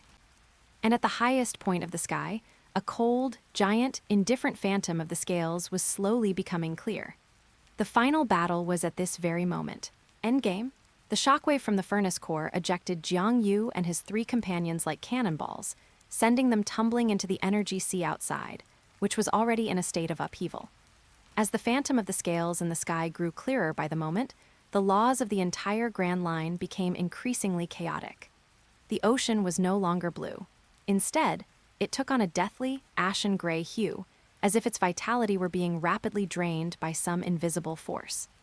Quick, to the abyss of God burial, the silver dragon endured his injuries and reverted to his draconic form. Carrying the three on his back, he pushed his speed to the limit, tearing through space toward the southwest. The sights along the way were harrowing. The sea surface was littered with the white bellies of dead fish and the carcasses of marine creatures. Plants on several islands withered at a speed visible to the naked eye. The climate had completely spiraled out of control, with thunderstorms, hurricanes, and hailstorms alternating in the same stretch of sea. In some areas where the spatial structure was fragile, tiny black cracks, resembling shattered glass, had begun to appear. The impact of the final harvest was no longer confined to the level of rules. It had begun to directly erode the foundations of the material world. The pack steel is continuously resonating in my consciousness, and the connection with the anchor is growing stronger. Jiang Yu sat cross-legged on the dragon's back, adjusting his breathing to recover while sensing the distance. The anchor is in great pain and very angry. It has been bound by shackles for too long, and the harvesting power of the scales is attempting to recycle it along with the entire experimental field. Dr. Wesker's face was pale, but he continued to rapidly analyze the data Ivy had recorded. According to the information from the pack steel, the core step to liberating the anchor is for the key, Jiang Yu, to take the lead, using the complete pack steel as a medium. In front of the anchor's physical form, all twisted shackles must be severed, and a new contract connection based on the principles of protection and balance must be reestablished. This process will release a massive amount of primordial power of Gixu, sufficient to temporarily expand a powerful rule barrier. Theoretically, this could delay the harvesting process of the scales and buy us time to find a fundamental solution. But this also means the anchor's power will be completely exposed, attracting a frantic struggle from all factions, Ivy said worriedly. The gravedigger, the purifier, and the rectification protocol will never sit idly by.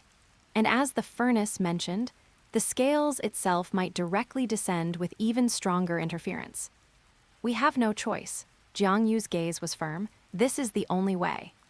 With spatial travel and the silver dragon's extreme speed fueled by burning his origin, they arrived at the abyss of God burial again in just half a day. The scene before them was even more terrifying than before. The surface of the massive, cage mountain was now covered in spiderweb-like cracks, and from within, a violent light of intermingled dark silver, dark red, and deep blue pulsed, like a bomb that could explode at any moment. The surrounding seawater had been completely pushed away, forming a massive vacuum zone that reached straight to the seabed. In the center of the vacuum zone, directly above the cage mountain, floated a horrific vortex over 1,000 meters in diameter, composed of countless shattered rules and energy turbulence. The top of the vortex seemed to connect to the phantom of the scales in the sky, which was gradually solidifying. The physical form of the anchor was inside that mountain, enduring dual pressure from within and without, on the brink of collapse. And in the airspace around the cage, the various powers had already gathered, and tensions were at a breaking point. To the east, the Bone Throne loomed. The Bone Monarch sat upon it, backed by a vast, sky-covering army of gray-black silence. Countless bone warships and undead creatures filled the sea, and his domain of silence spread like a cold wave. To the west, holy light pierced the ashen sky. The luminous magistrate stood side by side with the high-ranking purifier. Countless light-winged warriors formed battle arrays, their pure white purification fields and order repulsion fields overlapping, turning a portion of the sea into an absolute realm of purity. To the north, a deep blue data storm swept through. The Rectification Protocol Executor led a massive legion of combat machines. Various giant war machines never seen before floated in the air, cold scanning beams blanketed the area, and data chains wove a massive net in the sky. To the south was an even more chaotic region. Not only were there remaining members of the shadow cult worshipping frantically, but there were also various, variable individuals or small factions with powerful but chaotic auras watching from the sidelines. Some were drawn by the phenomena of the final harvest, while others coveted the power of the anchor, each harboring their own hidden agendas. When the silver dragon appeared carrying Jiang Yu and the others, all eyes instantly focused on them. In particular, the unmistakable, intense resonance Jiang Yu shared with the anchor and the packed steel instantly confirmed for all factions. He was the crucial key. The key, carrying the complete packed steel, the bone monarch's cold intent rang out. Hand over the steel and the key, and the harvest may be delayed, granting you an end that returns to silence. Heretics and variables must eventually be purified. The high-ranking purifier's words were devoid of emotion, yet carried the deepest killing intent. Highest priority target confirmed. Executing final clearance protocol, recycling all rule sources. The mechanical voice of the rectification protocol executor issued the command. Without any nonsense, the three major factions moved almost simultaneously. Chains of silence, purification beams, and data deconstruction torrents swept toward Jiang Yu and his group from three directions like three destructive waves. Their goal was clear: capture or kill the key, seize the packed steel, and control the anchor. At the same time, several figures among the watching variables and factions in the south could no longer restrain themselves. They used various means to join the fray, either openly or covertly. Silver Dragon, to the top of the cage. That's where the shackles are weakest and the anchor's resonance is strongest, Jiang Yu shouted. Simultaneously, he unleashed the full power of the chaos germ, the silver light of chaos forming a barrier to protect everyone.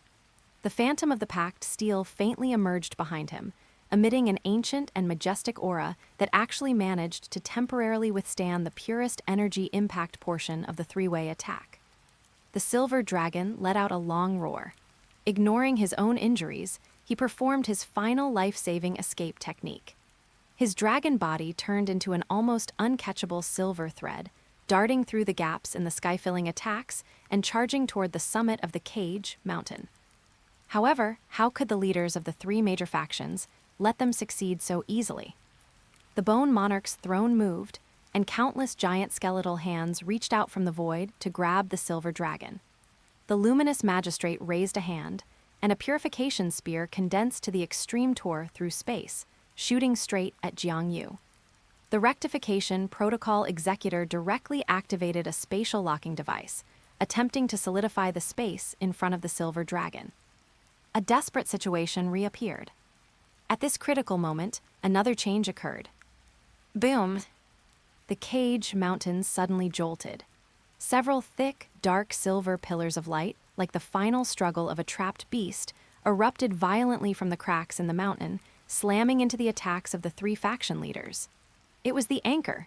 It was actively helping Jiang Yu and the others. Not only that, but the phantom of the scales in the sky also seemed to become more unstable due to the anchor's fierce resistance and the appearance of the packed steel. The rule suppression force it cast down experienced a brief moment of turbulence. Seizing this opportunity, the silver dragon burned his last bit of origin. The silver thread suddenly accelerated, as if teleporting, finally breaking through the layers of blockades and landing on the cracked summit platform of the cage mountain. In the center of the platform was where the shackle energy extraction device, which Jiang Yu had previously destroyed, had been located. It was also the point where the anchor's physical form, that dark silver heart, was closest to the surface underground. At this moment, the ground of the platform was cracked, and from within emanated an intense dark silver light and a painful resonance. As Jiang Yu and the three others landed, they immediately felt a vast and tragic will envelop them. It was the will of the anchor. Key, steel, finally. Sever shackles, release me. Quickly, the reaping blade of the scales is about to fall. Jiang Yu did not hesitate for a second. He immediately sat down cross-legged and sank his entire mind into the packed steel within his consciousness. The silver dragon, Dr. Wesker, and Ivy formed a triangular formation around him, preparing to face the frantic attacks that were sure to follow. With the packed steel as the medium, and the key of paradox as the guide, the ancient covenant of protection is re-established today. Twisted shackles, defiled contract, break for me. Jiang Yu pressed his hands against the ground. The packed steel in his consciousness erupted with unprecedented light. A stream of dark gold light, condensed to the extreme and containing the complete rules of the primordial contract, followed his guidance. Ignoring the obstruction of the mountain, it poured directly into the anchor's physical form below. Simultaneously, the chaos germ between his brows operated at full capacity. Combined with the power of the 3 crystal core fragments, it turned into countless fine rule blades carrying the intent of balance and severance. Along the path opened by the packed steel, they precisely sliced toward the twisted shackles of dark red and deep blue that bound the anchor. Screech crack. The tooth-aching sound of rules snapping echoed from deep within the mountain. The entire abyss of God Burial vibrated violently. Under the impact of the complete contract rules and the power of the key, the shackles entwining the anchor began to snap and dissipate one by one. "No, stop him!" The leaders of the 3 major factions roared in fury. No longer caring about their mutual wariness, they simultaneously launched their most terrifying attacks at the platform. Their armies surged forward like a tide behind them. The Bone Monarch's domain of silence transformed into a sky-blotting bone claw that swiped down. The purification and order powers of the luminous magistrate and the high-ranking purifier merged, striking as a pillar of pure white light that pierced heaven and earth. The rectification protocol executor activated the overload mode of all war machines, and a deep blue torrent of destructive energy swept in. The watching variables in the south also took the opportunity to strike, mixing in all sorts of bizarre attacks. The Silver Dragon, Dr. Wesker, and Ivy were instantly submerged. The defenses they had built with all their might shattered like bubbles. The Silver Dragon's scales were torn off, and blood sprayed. The shields of Dr. Wesker and Ivy overloaded instantly, and they fell to the ground coughing up blood. The aftershocks of the attack slammed into Jiangyu, but he could not move, nor could he stop. He gritted his teeth until they cracked, blood flowing from his eyes, ears, nose, and mouth. He poured all his power and all his will into the packed steel and the germ, frantically severing the shackles. 1, 2, 3. The shackles were snapping rapidly. The anchor's resonance grew stronger, and dark silver light surged wildly from the cracks in the mountain. Just as the last few crucial shackles were about to be severed, the phantom of the scales in the sky finally solidified completely. An indescribable will, as if it were the rules of the universe itself, cold, absolute, and indifferent, descended with physical weight. Irreversible rule disorder detected in the experimental field core stabilization device, Anchor of Guisu. Illegal interference detected from high-dimensional variable paradox key and unknown rule collective, packed steel. Final harvest protocol, executing immediately. Objective, erase all variables, recycle all rule sources, reset experimental field. As this grand, heartless voice echoed throughout the world, on one side of the scales, a massive, peerless, reaping blade composed of pure end and void rules slowly appeared. It locked onto the abyss of God Burial below, onto the anchor, onto Jiangyu, onto everyone. The true doomsday judgment had arrived, the way home. The blade of harvest hung at the zenith. Though it had not yet fallen, its power already caused time and space to stagnate and all laws to wail. The Bone Monarch's claws, the pillars of purifying light, the torrent of data, and even those opportunistic attacks appeared pale and powerless before this absolute rule of ending. Like snowflakes cast into boiling water, they quietly melted away. The abyss of God Burial fell into an eerie silence.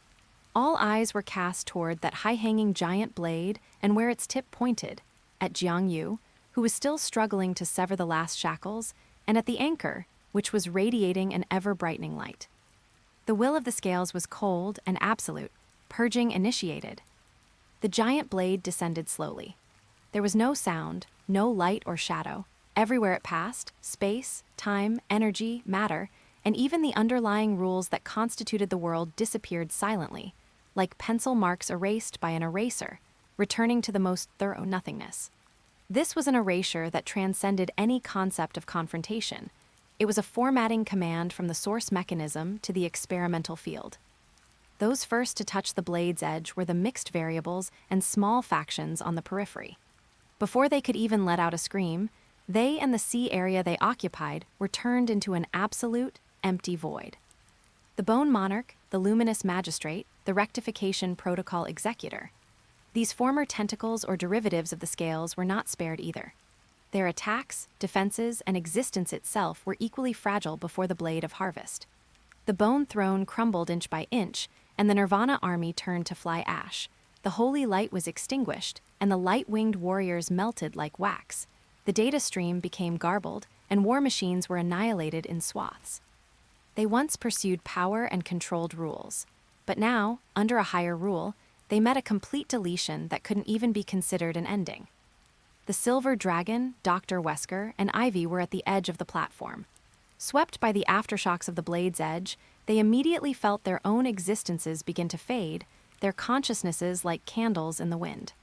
They looked toward Jiang Yu at the center, their eyes holding no fear, only endless resentment and a trace of extremely faint, entrusted hope. Jiang Yu bore the brunt of the pressure. The giant blade's primary targets were him and the anchor. His body felt as if it were being erased from all dimensions simultaneously, and his soul endured unspeakable tearing pain.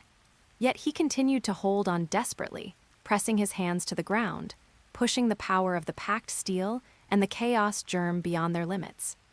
Just a little more, he could feel the most core and stubborn shackles on the anchor vibrating violently under the impact of contract rules and paradox power. Cracks were spreading, and they were about to snap completely. However, the speed of the blade of harvest was faster than his speed in severing the shackles. The tip of the blade touched the edge of the platform. The silver dragon let out a sorrowful roar, and his draconic body began to turn transparent.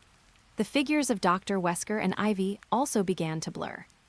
At this critical moment, when everyone thought all was lost, deep within Jiang Yu's consciousness, that paradox imprint, which had accompanied him through the void, through trials, and had triggered all possibilities, suddenly underwent an unprecedented ultimate transformation under the stimulation of the Blade of Harvest's absolute erasure rule.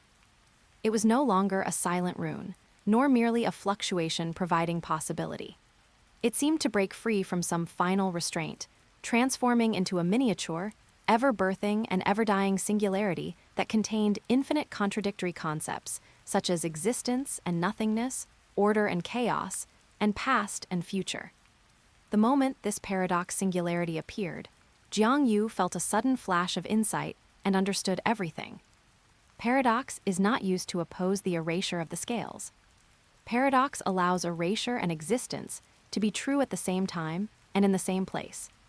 He took the essence of this paradox singularity and combined it with his actions to sever the shackles, the protection and balance of the packed steel, the inclusion of the chaos germ, the anchor's desire for freedom, and the wills of the silver dragon, Wesker, Ivy, Hancock, Amazon Lily, and all the creatures struggling to survive in this experimental field.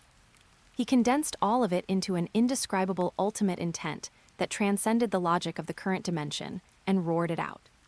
This anchor shall be free, this contract shall be protected, this world shall have a future. Even if the scales wish to erase, I rely on paradox, this thought shall not perish.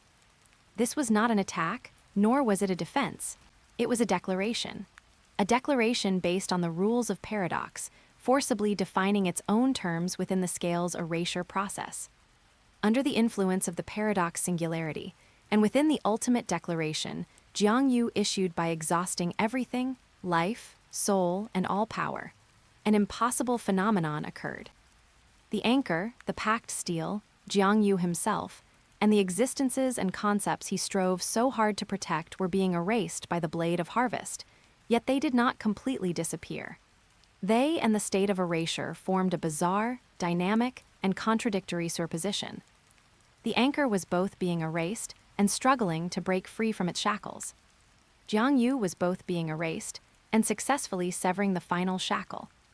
The packed steel was both being erased and radiating the complete light of a re-established contract. The silver dragon and the others were both being erased and seemingly frozen in time, waiting for a result. This absolute contradiction exceeded the rule-processing capability of the scales, which was based on absolute order and one-way logic. For the first time, a perceptible stutter appeared in the operation of the Blade of Harvest. That grand, cold will seem to fall into a brief state of logical confusion. Unresolvable rule conflict detected. Core protocol encountering paradox interference. Analyzing, redefining target state, error, reanalyzing, error.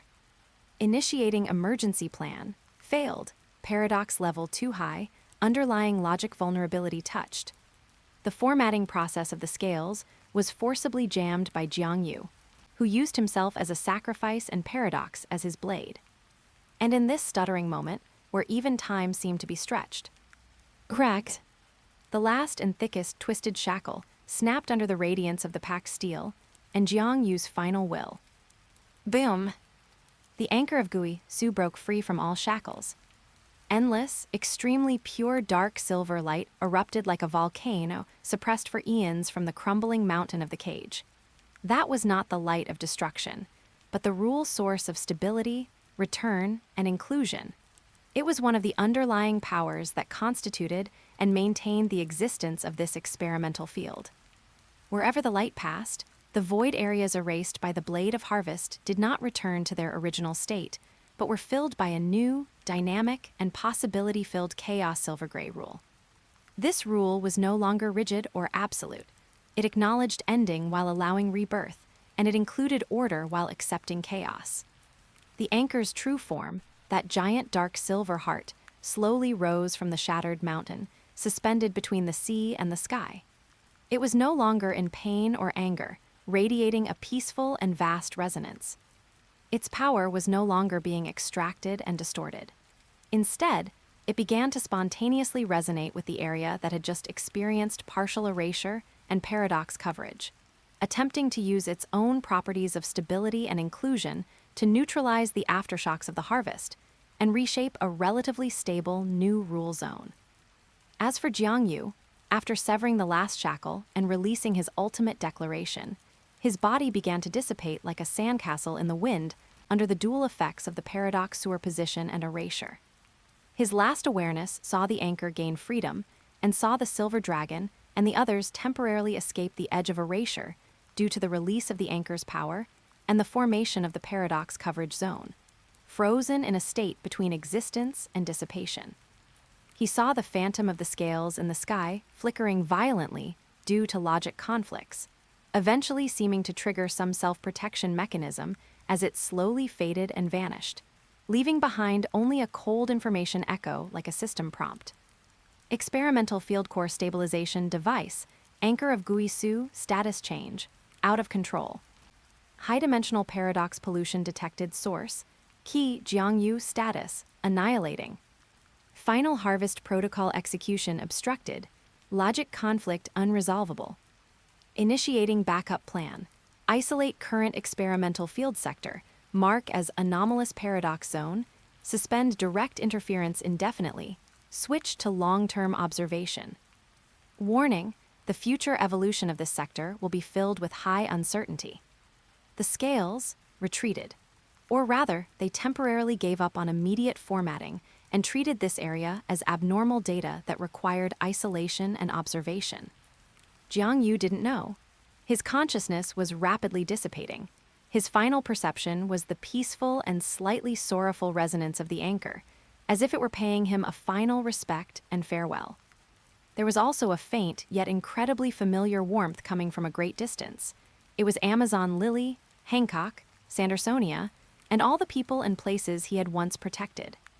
Their existences and their thoughts were like scattered sparks of fire, piercing through the chaos of the paradox coverage zone to gently touch his soul, which was about to be completely annihilated. This is fine. His last thought, carrying a hint of weariness and relief, quietly dissipated into the sea breeze that had returned to being surging, but was no longer pure destruction. Jiangyu's body, along with the now-dimmed paradox imprint that had exhausted its power, completely turned into points of light and merged into the dark silver radiance released by the anchor and that new chaos silver-gray rule, becoming indistinguishable from them.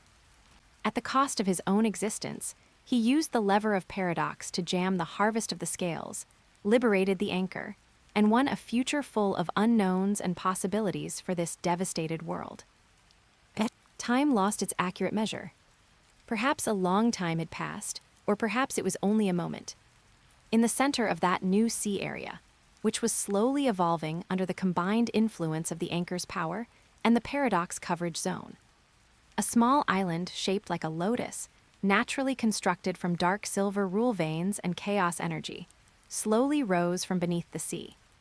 In the center of the island, a plant of strange form, neither tree nor vine, its branches and leaves flowing with a chaos silver-gray luster, was quietly poking out a tender sprout beside a warm crystal emitting a faint Gixu resonance. Beside the crystal, a silver dragon scale covered in cracks and lacking luster, along with a few broken lens shards and metal parts, vibrated gently in the sea breeze. On the distant horizon, a scarred yet stubbornly sailing dark gold ship, the Dawnbreaker, was slowly approaching this new sea area, known as Return Island or the Ruins of Paradox. On the bridge, the blurred but still standing figure of the silver dragon, his body much smaller, his aura weak but stable, gazed at the sprout with a complex expression. Beside him were Dr. Wesker and Ivy, supporting each other, their complexions pale but their eyes bright. Further away, in the direction of Amazon Lily, a beautiful figure stood on the cliff, gazing this way, unmoving for a long time.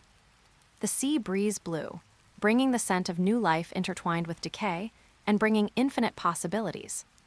Old rules were broken, old shackles were snapped. The shadow of the scales temporarily receded, but did not disappear. The anchor gained its freedom, becoming the new stable core of this anomalous paradox zone. And that traveler, who used his body as a key and his thoughts as fire to ignite all these possibilities. His return path seemed to end here. But it also seemed as if, in another form, it had just begun in this new world he had helped create, filled with paradox and the unknown. The end. All right, legends, that's it for today. If you're ready for the next chapter, smash that like button and flood the comments right now. Remember, we've got 3 days to prove this story needs to continue. Subscribe so you don't miss the drop, and I'll meet you in the next audiobook.